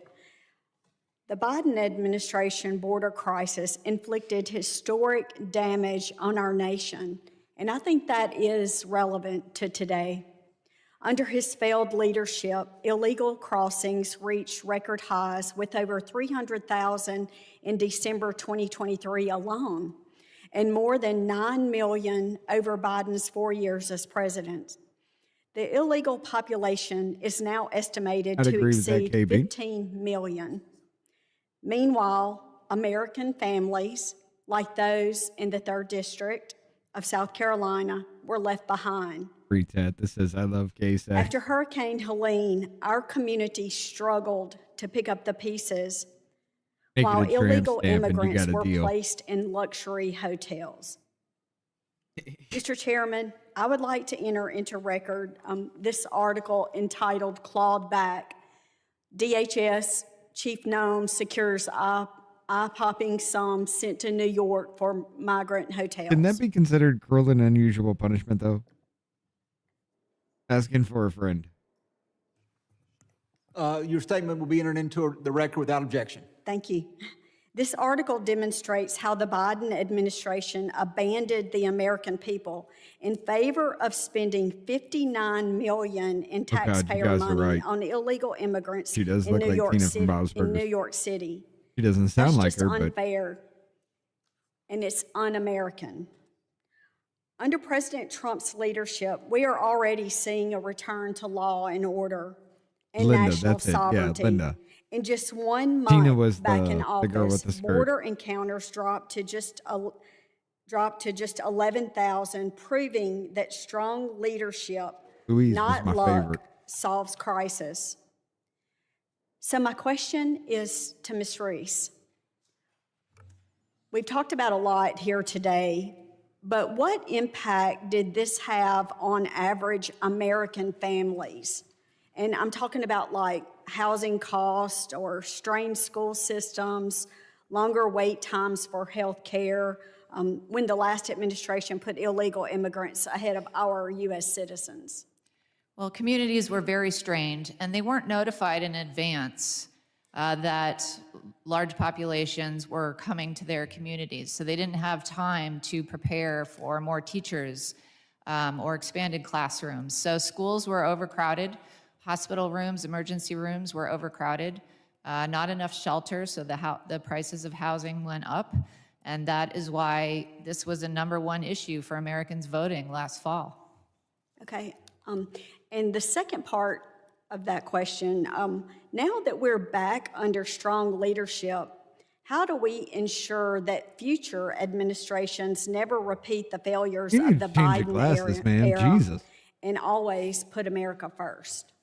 Well, this is where Congress needs to Those glasses step do not in work and for you. codify many of the changes that are necessary. We shouldn't be going back and forth, president to president, via executive order. We need to shut down the benefit fraud, particularly asylum fraud. Make sure there's enough resources, not just for CBP, but also for ICE and the Interior, which is so important right now in the reconciliation bill. She's the one that always looks like dresses up and looks like fucking Ray Gentlelady Charles. yields back. At this time, I recognize the gentleman from North Carolina, Mr. Knott, for his 5 minutes of questioning. Thank you, Mr. Chair. Witnesses, it's great to hear what you had to say. I'm sorry that I've been back and forth. I was able to hear most of your opening statements, and thank you for your opinions. Thank you for the work that you all have achieved to get here and to provide such valuable information. And from my background, I agree with most of what was said. And my personal belief is that the border crisis of the last 4 years was an intentional act inflicted upon the American people. There were mechanisms that were used and procedures that were implemented that had never been used before. And as a prosecutor in the Department of Justice, I saw internally how they made it more difficult than it had ever been in my career to prosecute illegal immigrant criminals. And whether it was the temporary protective status, whether it was the refusal for permission, whether it was change of policy, whatever it was, the nerve center of Washington, D.C., again, made it more difficult for people in the United States to protect themselves against illegal immigrant crime or just the overflow of people who came into our communities. And Mr. Melnick, I do want to talk to you. I heard your opening statement. And again, from my perspective, labeling the Biden-Harris record on immigration as mixed, I think is sort of a gross misstatement. And just on a basic level, would you be willing to admit that the Biden-Harris administration was willing to incentivize illegal immigration? No, I don't think that's accurate, and I'm happy to explain more if you'd like. Well, would you admit that there were obviously motivations beyond just asylum seekers that propelled people into the United States? Yeah, there was a mixed flow. There were genuine, legitimate asylum seekers, tens of thousands of which who have won their cases every year, and there were economic migrants, absolutely. And in the United States, taxpayers foot the bill for health care for illegal immigrants, isn't that correct? It really depends on the circumstance. We know undocumented. All right, I'll play favorable. In some instances, taxpayers foot the bill for health care for illegal immigrants, correct? EMTALA requires emergency rooms to treat every person regardless of status, yes. Well, in some states, there are programs where you don't have to be here legally and you can get access to Medicaid, correct? I believe some states have emergency Medicaid for pregnant women, yes. And in some instances, taxpayers foot the bill for housing for illegal immigrants, is that correct? Again, in some circumstances, some communities have opened up status programs to people regardless of immigration. So taxpayers foot the bill for health care, housing. There's also transportation costs that are inflicted on the taxpayers, correct?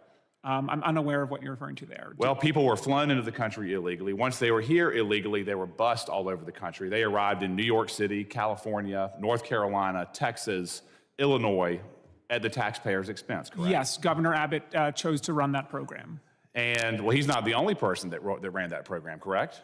There are dollars far beyond Texas that put illegal immigrants all over this country. Other states and communities offered up travel vouchers to some individuals who wanted to travel to other countries. And in some instances, upon arrival, illegal immigrants can get driver's licenses. Isn't that correct? In some states, driver's licenses are available to any resident regardless of immigration status. And even in some municipalities, people who are here outside the permission of the law can even vote. Isn't that correct? I am unfamiliar with any who allow that. There are some states that allow non-citizens to vote. I'm unsure whether that applies to people who are here in violation of immigration law. So just so we're clear, there was the program that allows healthcare, housing, transportation, food, driver's licenses, and even the right to vote. And the advocates for the Biden-Harris administration say there were not incentives for illegal immigrants to come here. Hypothetically, let me ask you this. Illegal immigrants are counted in the census, correct? That's correct. So if California loses 1 million American citizens, 1 million taxpayers because of the overregulation, the high cost of living, whatever it may be, and 1 million illegal immigrants are sent to California, they don't lose one electoral vote. Isn't that correct? It's basic math. Isn't that correct? It depends on the other populations, actually, because if other states grow higher, the formula is actually quite complicated. They're not penalized by driving 1 million American taxpayers out of their state. Isn't that correct? If they've refilled those seats with 1 million illegal immigrants. It depends on population growth and changes elsewhere. The formula is quite complicated. A state can maintain a stable population and still gain or lose representatives. But they are able to maintain their electoral clout as if no one had left their state, correct? Again, this is a complicated formula. It depends on other states and the overall population growth. Maintaining a stable level of population does not necessarily lead to the same level of representatives. Well, gaining 1 million illegal immigrants at minimum, maintains electoral clout, correct? It would maintain population, certainly. Yes, and that's counted in the Electoral College. Yes. That's counted in the House of Representatives representation, correct? Yes, though I'll of course note Texas and Florida are the second and third highest level of undocumented immigrants in the country. That's not the question, but I appreciate the point. Illegal immigrants are afforded representation at the expense of citizens in states wherever they are. I would not say at the expense. You don't have to. I would say it. You're advocating for Biden and Harris. It's my time, sir. represented. You are advocating for Biden and Harris's immigration record, which again I think is a gross overcomplimentary position. Ms. Reese. Mr. Knott, I'm sorry, but your time has expired. We'll talk soon. Thank you, ma'am. At this point, the chair would recognize the gentlelady from Texas, Ms. Johnson, for 5 minutes. Thank you so much, Mr. Chairman. Dear God. It's an honor to be on this subcommittee with everyone here. Being in Texas, I have a frontline view of our border situation, and we can all agree it is a mess. Our agents are significantly under-resourced, and our agencies are woefully underfunded. But we would all be fooling ourselves if we said this was all on the Biden administration. Want to be a dick? Our immigration failures has been multi-administration long, over decades. George Bush tried to first solve this. Obama tried to solve this. Be nice. Multiple presidents have tried to solve this, but it has been routinely stopped in the Congress. Republicans like to brag about border security. We're pumping our chests today trying to attack the Biden administration. But where was everybody last Congress when there was a bill on the table to fix it? There was a bipartisan bill You mean HR 2 or the worked on Senate by one? members of both parties to have an agreement to put much needed emphasis on solving our border crisis, to give You mean the one that said 5,000 illegal immigrants a day are able to cross before you even think about closing the border? And the only ones that count towards that 5,000 illegal immigrants a day were from contiguous countries, basically Mexico and Canada. Anybody that wasn't a Mexican or Canadian citizen did not count towards that 5,000. It also pumped billions into Border Patrol where they couldn't even they couldn't even get cameras or anything. They had to give it to judges and these lawyers and judges to adjudicate all these asylum cases, to do them faster because, well, that's the problem, ladies and gentlemen. There's not enough judges and lawyers to adjudicate whether they're active or they're real or not. So we got to pump all that money into that. So therefore, your taxpayer dollars literally vets the entire fucking world whether they're okay to come into this country or not. That was what that bill was, bitch. Let's not play games here. But you want to play games. Play games for a cannoli. give much needed resources Sorry, to the I can't help it. border. One of the problems is that it takes people like 5 years to get an appointment, just an appointment to determine if they're here. And this is a So just throw crisis money that at it. needs to Hire be judges and fixed. lawyers so we can vet the world. But President Trump didn't want this border security bill under the Biden administration because he didn't want Biden to have a win. He wouldn't have won, willing bitch. to compromise the ongoing safety and security of our border for politics, to have a campaign issue. And Republicans in this Congress silently complied, despite work and months of work to come up with a comprehensive, agreed-to bill that just doesn't happen in this building when people can come to it on both sides and agree. The reality of it is, HR 2. President Biden had an aggressive asylum reduction program that worked. Right, Mr. Reichel-Melnick? It worked. Significant people, there was a significant decrease in people coming to our border by the end of the Biden administration. Isn't that true? Yes, border apprehensions dropped 80%. You mean when people started realizing, holy fuck, Trump's going to win, and if I come into this country right now, they may just come after me day one? Or are you talking about the self-deportation that we saw because everybody started realizing, holy fuck, Trump's going to win, and I'm going to be deported if I stay in this country? Is that what you're talking about that happened right at the end of Biden because everybody realized Trump will be the next president of the United States of America? The fuck? Why are you trying to give that as a win to Biden? Because right after our election is when you saw that shit start to drop.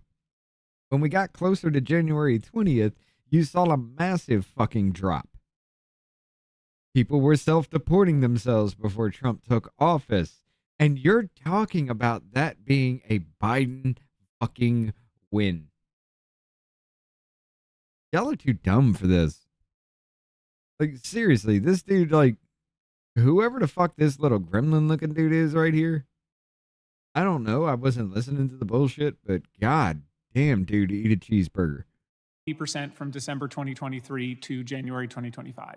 And so No, ma'am. That cheeseburger was for him, not you. Coming to the border. You stop eating cheeseburgers. Under President Biden's leadership. And what didn't work was passing a bill under Republican leadership in this building. Because they kowtowed to President Trump, who wanted a campaign issue. I do need to take a nap. And now what we have I do need to take a is nap. we're not going after violent criminals. We're going after kids with cancer. We're going after people who want to come here and build houses. We're not pursuing criminals. We're not pursuing drug dealers. We're pursuing chefs and cooks and people who want to pave our roads and work as floor nurses in our country. And we're rounding up people who are here contributing to our economy, paying taxes, so that we can have some photo op in Guantanamo of nonviolent criminals. One of the things that you said earlier that was really struck me in your comments, sir, was how we are diverting our various agency personnel from drug enforcement, from terrorist investigation, making our communities less safe to round up illegally people who are just here working, taking care of their families. Isn't that right? That's right. I want a cheeseburger now, too. I'm very worried about that. I mean, if this commit, and then also, Cheeseburger where are the paradise. outcries, if we're talking about security of this country, where are the outcries of the outrageous, irresponsible recklessness of the Secretary of Defense of putting national security secrets on a damn signal chat? Who didn't cap? Where is that outcry? With brain cancer. Good point, KB. I mean, there should be, regardless of party, uniform outrage demanding that these folks on this signal chat come and testify to Congress so that we can uncover the gross violations of our national security that was engaged in the Trump administration. But again, crickets. I yield back. The gentlelady yields. We will now go into a second round of questioning. We will then allow Mr. Knott to start us off. Mr. Knott, you have 5 minutes for the next round of questioning. Thank you, Mr. Gass. And just to follow up with where we left off, again, I think that any summary or analysis of the Biden administration's immigration performance, other than it was an abysmal failure for the country, is far too rosy and candidly far too partisan. And I say that with respect. I understand that we can disagree. But when you look at the overall toll she showed up on my screen and I was like, where's around that? Most Americans feel and pay. Anything other than an outright failure is far too rosy of a picture. And again, I'm familiar with your organization, Mr. Melnick. It does not seem to be very bipartisan. It seems to be very, very Ms. Ramirez was open-ended on there. in terms of just there is no number that would be too high. There's no cost that would be too high for the American people to take. And again, I'll go back to Ms. Reese. In regards to what we were discussing earlier, Mr. Melnick, you made some very compelling points insofar as it was an unsustainable influx for the country. And whether it's healthcare, whether it was law enforcement, whether it was educational quality, whether it was just basic infrastructure, can you please flesh out very concisely how illegal immigration, especially over the last 4 years, has been an unsustainable burden on the country? Well, starting, tens of billions of dollars went out the door to NGOs to build a very secretive infrastructure to bring in millions of people. So we have that sunk cost. Then we have overwhelmed communities, overcrowded schools, emergency rooms, jails, law enforcement, lack of housing, et cetera. And the communities have spent hundreds of millions of dollars, in some cases billions of dollars. The New York City mayor testified the billions of dollars New York City has spent on the back end to provide these services to illegal aliens. That doesn't even account for the deaths, the violence, et cetera, which is incalculable. Yes. And in regards to the incentives that we were talking about, there was no acknowledgement that there were incentives for illegal immigrants to come here illegally. I'm curious as to your opinion. The way I see it, there was innumerable incentives for people to come here illegally, as evidenced by the fact that they did to the tune of 10 hour and plus 15 minutes million in. crossings. What incentives were you familiar with? The open border, the fact that they were released into the country, the fact that they could work here, continue to send money home, bring family here, have children here, et cetera. Yep. Mr. Anfison, if I could get your take, you're familiar obviously with Border Patrol and the morale. Isn't it true, sir, that whether it was prosecutions of illegal reentries or the policies that came from the top at Border Patrol, the ability to enforce the border was compromised intentionally over the last 4 years? It was very difficult to seek prosecution. There were very specific and high criteria, very high bar to get prosecutions, certainly compared to previous years. And there was a lot of kerfuffle that was mentioned earlier that we can't fight terrorists, we cannot fight drug traffickers based off of the policies that the Trump administration is putting into place. Again, I find that grossly offensive. Can you fight terrorists? Can you fight drug traffickers with the open border policies that we saw over the last 4 years? You can't do anything with open borders policies but let people in. Except welcome them in. So again, this narrative that we cannot fight criminals with tough immigration enforcement, I find to be fundamentally contrary to reality. In regards to the border bill that they said that President Trump torpedoed, did you have an opinion about that bill?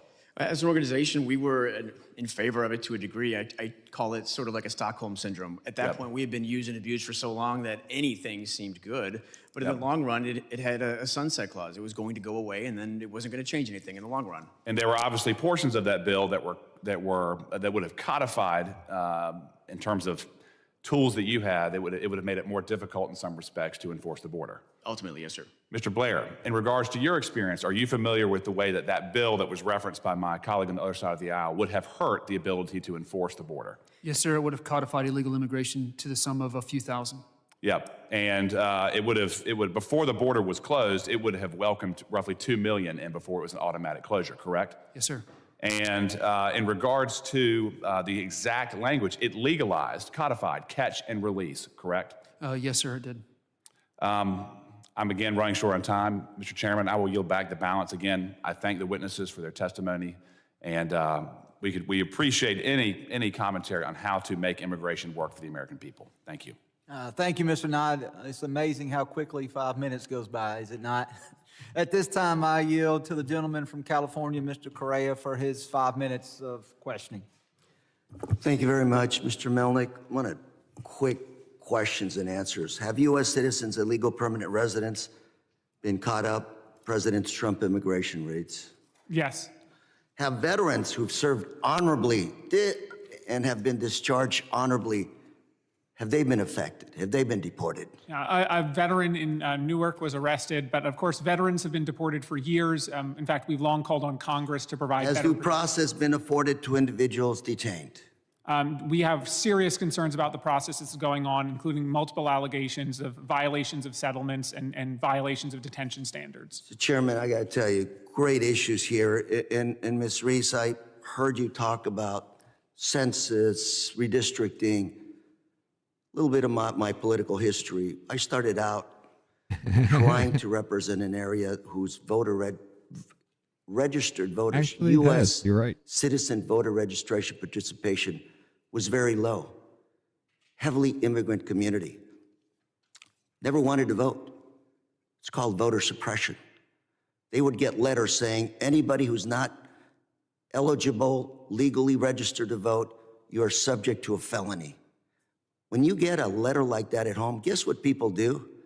They say, hell no, I'm not voting. I don't care if I'm registered. I'm legally registered to vote. I'm not going to vote because I want to stay away from that process. And the last census, President Trump put out an edict. Do not count them people. Who are those people? All the above. California lost one seat, congressional seat. What about that? Texas That's a little weird. Why is he doing gained that? 3 seats. But in Texas, unlike California, they didn't encourage people to be signed up, to be counted. Citizens, non-citizens, legal, and undocumented. There's a lot of issues here. Love to sit down and talk to you. Mr. Melnick, what's the value of nearshoring? We're talking about bringing back manufacturing from China to the USA. Southern California today is the manufacturing center of the United States. Guess who those employees are that are working making widgets? I think immigrant workers tend to have a very— With and without documents, because they have those employers saying, Lou, help me. My workers need to be legalized. They're not. So what's the value of nearshoring? We talk about the costs, but not the benefits. And national defense. What's the value of national defense? And this is one of the reasons that we think that a path to legal status can help push back against the unscrupulous employers that are exploiting people. This country needs— Let's talk about an incentive to come to the U.S. Legally. Let's talk about incentive to come to the U.S. My trip to Guatemala, they were telling me, Guatemala officials, that it cost $20,000 to make the trip from Guatemala to the border. You get 2 shots at crossing the border. After that, you're done. 80% of the women who undertake that trip north are raped or sexually abused. Mr. Raffinson, you know that as well. What is the incentive for these people? A welfare check? Is that going to get raped so I can get a welfare check? It's going to cost me $20,000 cash? What's the incentive? It's the American dream. Hunger? Something for my children in the future. And my kids are being recruited to go into gangs. This is the bigger issue here we have to address. It's not Biden, it's not Trump, it's public policy. You know, General Kelly, former Homeland Security Chairman, would say, border security does not begin or end at the border. It's all of the above. And love to work with all of you in big public policy. Immigration to this country, a lot lately, record number lately. When was the last time we had such record numbers? Early 1900s? Yes? That is yeah, Mr. and Correa. 1990s. That is Mr. Correa. Once in a while, Rhonda, he will jump out of line, but he toes a lot of weight for the Democrat Party. In the 1900s, what was their policy? You walked in through Ellis Island, and what was the policy? Deport you, or? You just had to show up at the U.S. border as long as you could show that you didn't have a disease or a serious enfeeblement was the laws they would let you in. 1990s, today, what's the policy? We've got a significantly more restrictive policy. In fact, we haven't updated our immigration laws since November 1990. It's been 35 years. What I'm trying to say, ladies and gentlemen, this is a multi-challenging issue. Immigration, border security, U.S. economic policy, foreign public policy, trade public policy, all symptoms of the same issue, which is American security. Thank you, Mr. Chairman. Love to continue the discussion, but I think I'm out of time. I yield.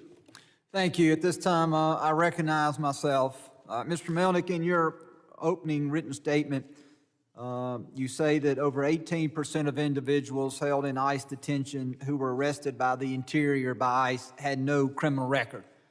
So putting that into perspective, 82% of those individuals arrested by ICE were at least charged, if not convicted, with crimes. Is that correct? That's correct. We know from ICE data the majority of those are immigration offenses and low-level offenses. In fact, only 12% of people currently held in ICE detention are categorized as the most serious offenders. And then in previous questions, I asked you a little bit about final orders of removal. And I think you said, and if I'm not trying to misstate, so if I get this wrong, please feel free to correct me, that you believe that roughly 20% of the final orders of removals should not be enforced because the individuals claiming asylum, they failed to appear at their court proceedings. Is that accurate? No, I didn't say they should not be enforced. I wanted to emphasize each individual case has to be assessed individually. Some people have a final order due to no fault of their own. The government didn't send the notice to appear to the right address, for example. So that's why each case has to be looked at individually. I don't want to do a categorical statement. Every person with a final order should be removed because some of them were removed in error, were ordered removed in error, and they have a right to go back to the court and say, I'd like you to fix this. There was a mistake done. And so it seems to me, and maybe I'm mistaken, that you would like to establish what's known in the legal law, and as you know, as a bright line test.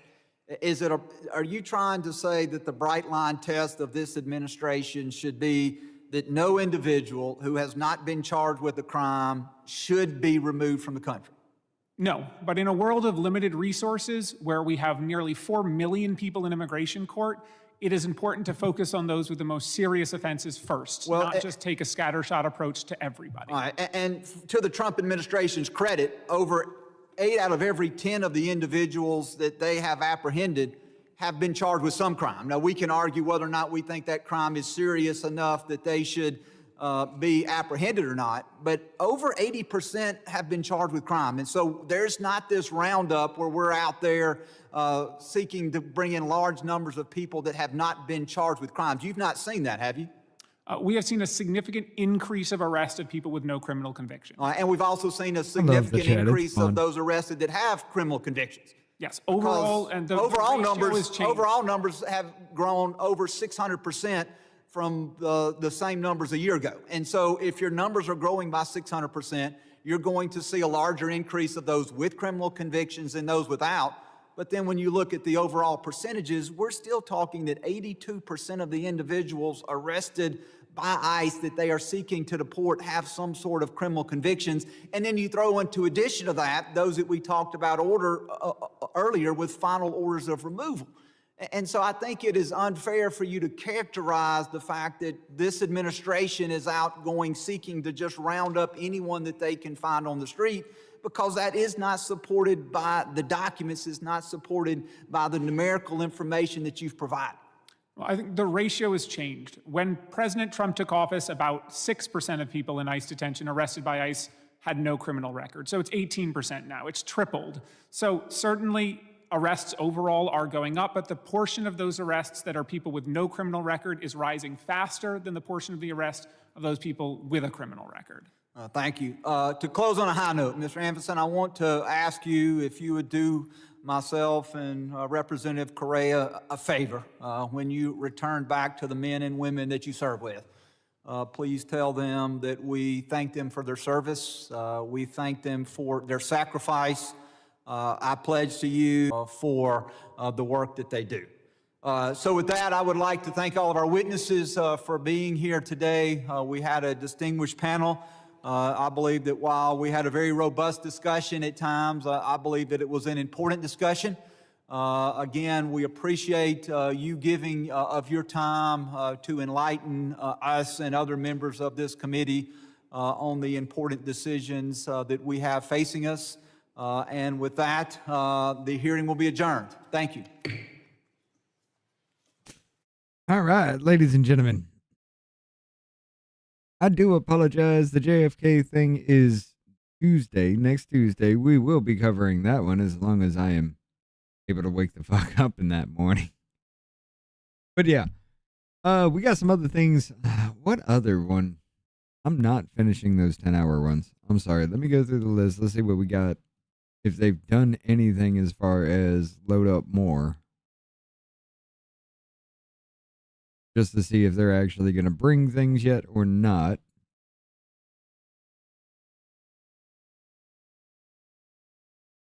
I'll just go ahead and... Oh my God, look at that. That's not it either. Where is this one? Properties. There it is. All right. So we got the House Committee on the Judiciary. Nothing marked as live still after that 11-hour debacle of bullshit. Really, it was about 10 with all the, well, 8.5, 9 with all the breaks and everything, but let's see. Ooh. The cybersecurity, counterterrorism and intelligence. That one was a quick one. The subcommittee markup. The cybersecurity is local 2. Addressing state and local cybersecurity grant programs. That might be worth listening to in that one. Exploring the use of unmanned aircraft systems across the DHS enterprise.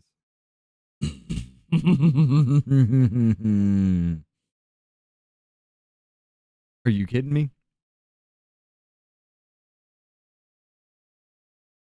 So we're going back to the New Jersey incident with that? Wow. That's on 4/1/2025 at 1 p.m., which is where the GOP oversight one comes from. At 1 p.m. for the declassification of the federal secrets of the JFK files. I'm sorry, the drone one will have to come after the fact. I may have to do multiple shows tomorrow. Jesus Christ, look at this. 1 in 9. America's AI moonshot. Economics of AI data centers and power consumption. I want to listen to that one. House rules. Does House rules have anything? Nope. Nothing yet. So I guess as far as that goes, we have nothing on deck for the 27th. For the rest of the week, it looks like so far. Unless just one just randomly pops up.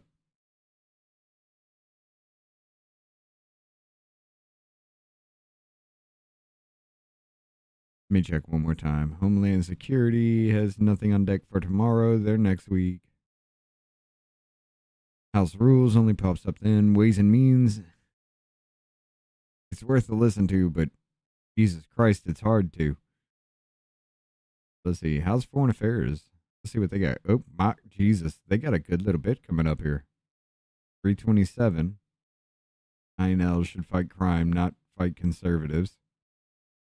Censorship industrial complex, the need for the First Amendment. That's on next Tuesday.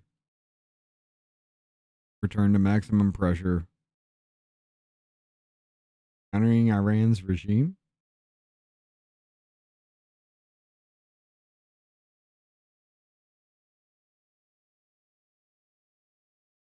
Some of these might actually be worth listening to. We'll take a look at that. We'll see what's going on and maybe pop in once in a while if I can actually do that. Some of these I actually do need to listen to, but I don't want to bring it for this shit because I'm gonna do it on my own time.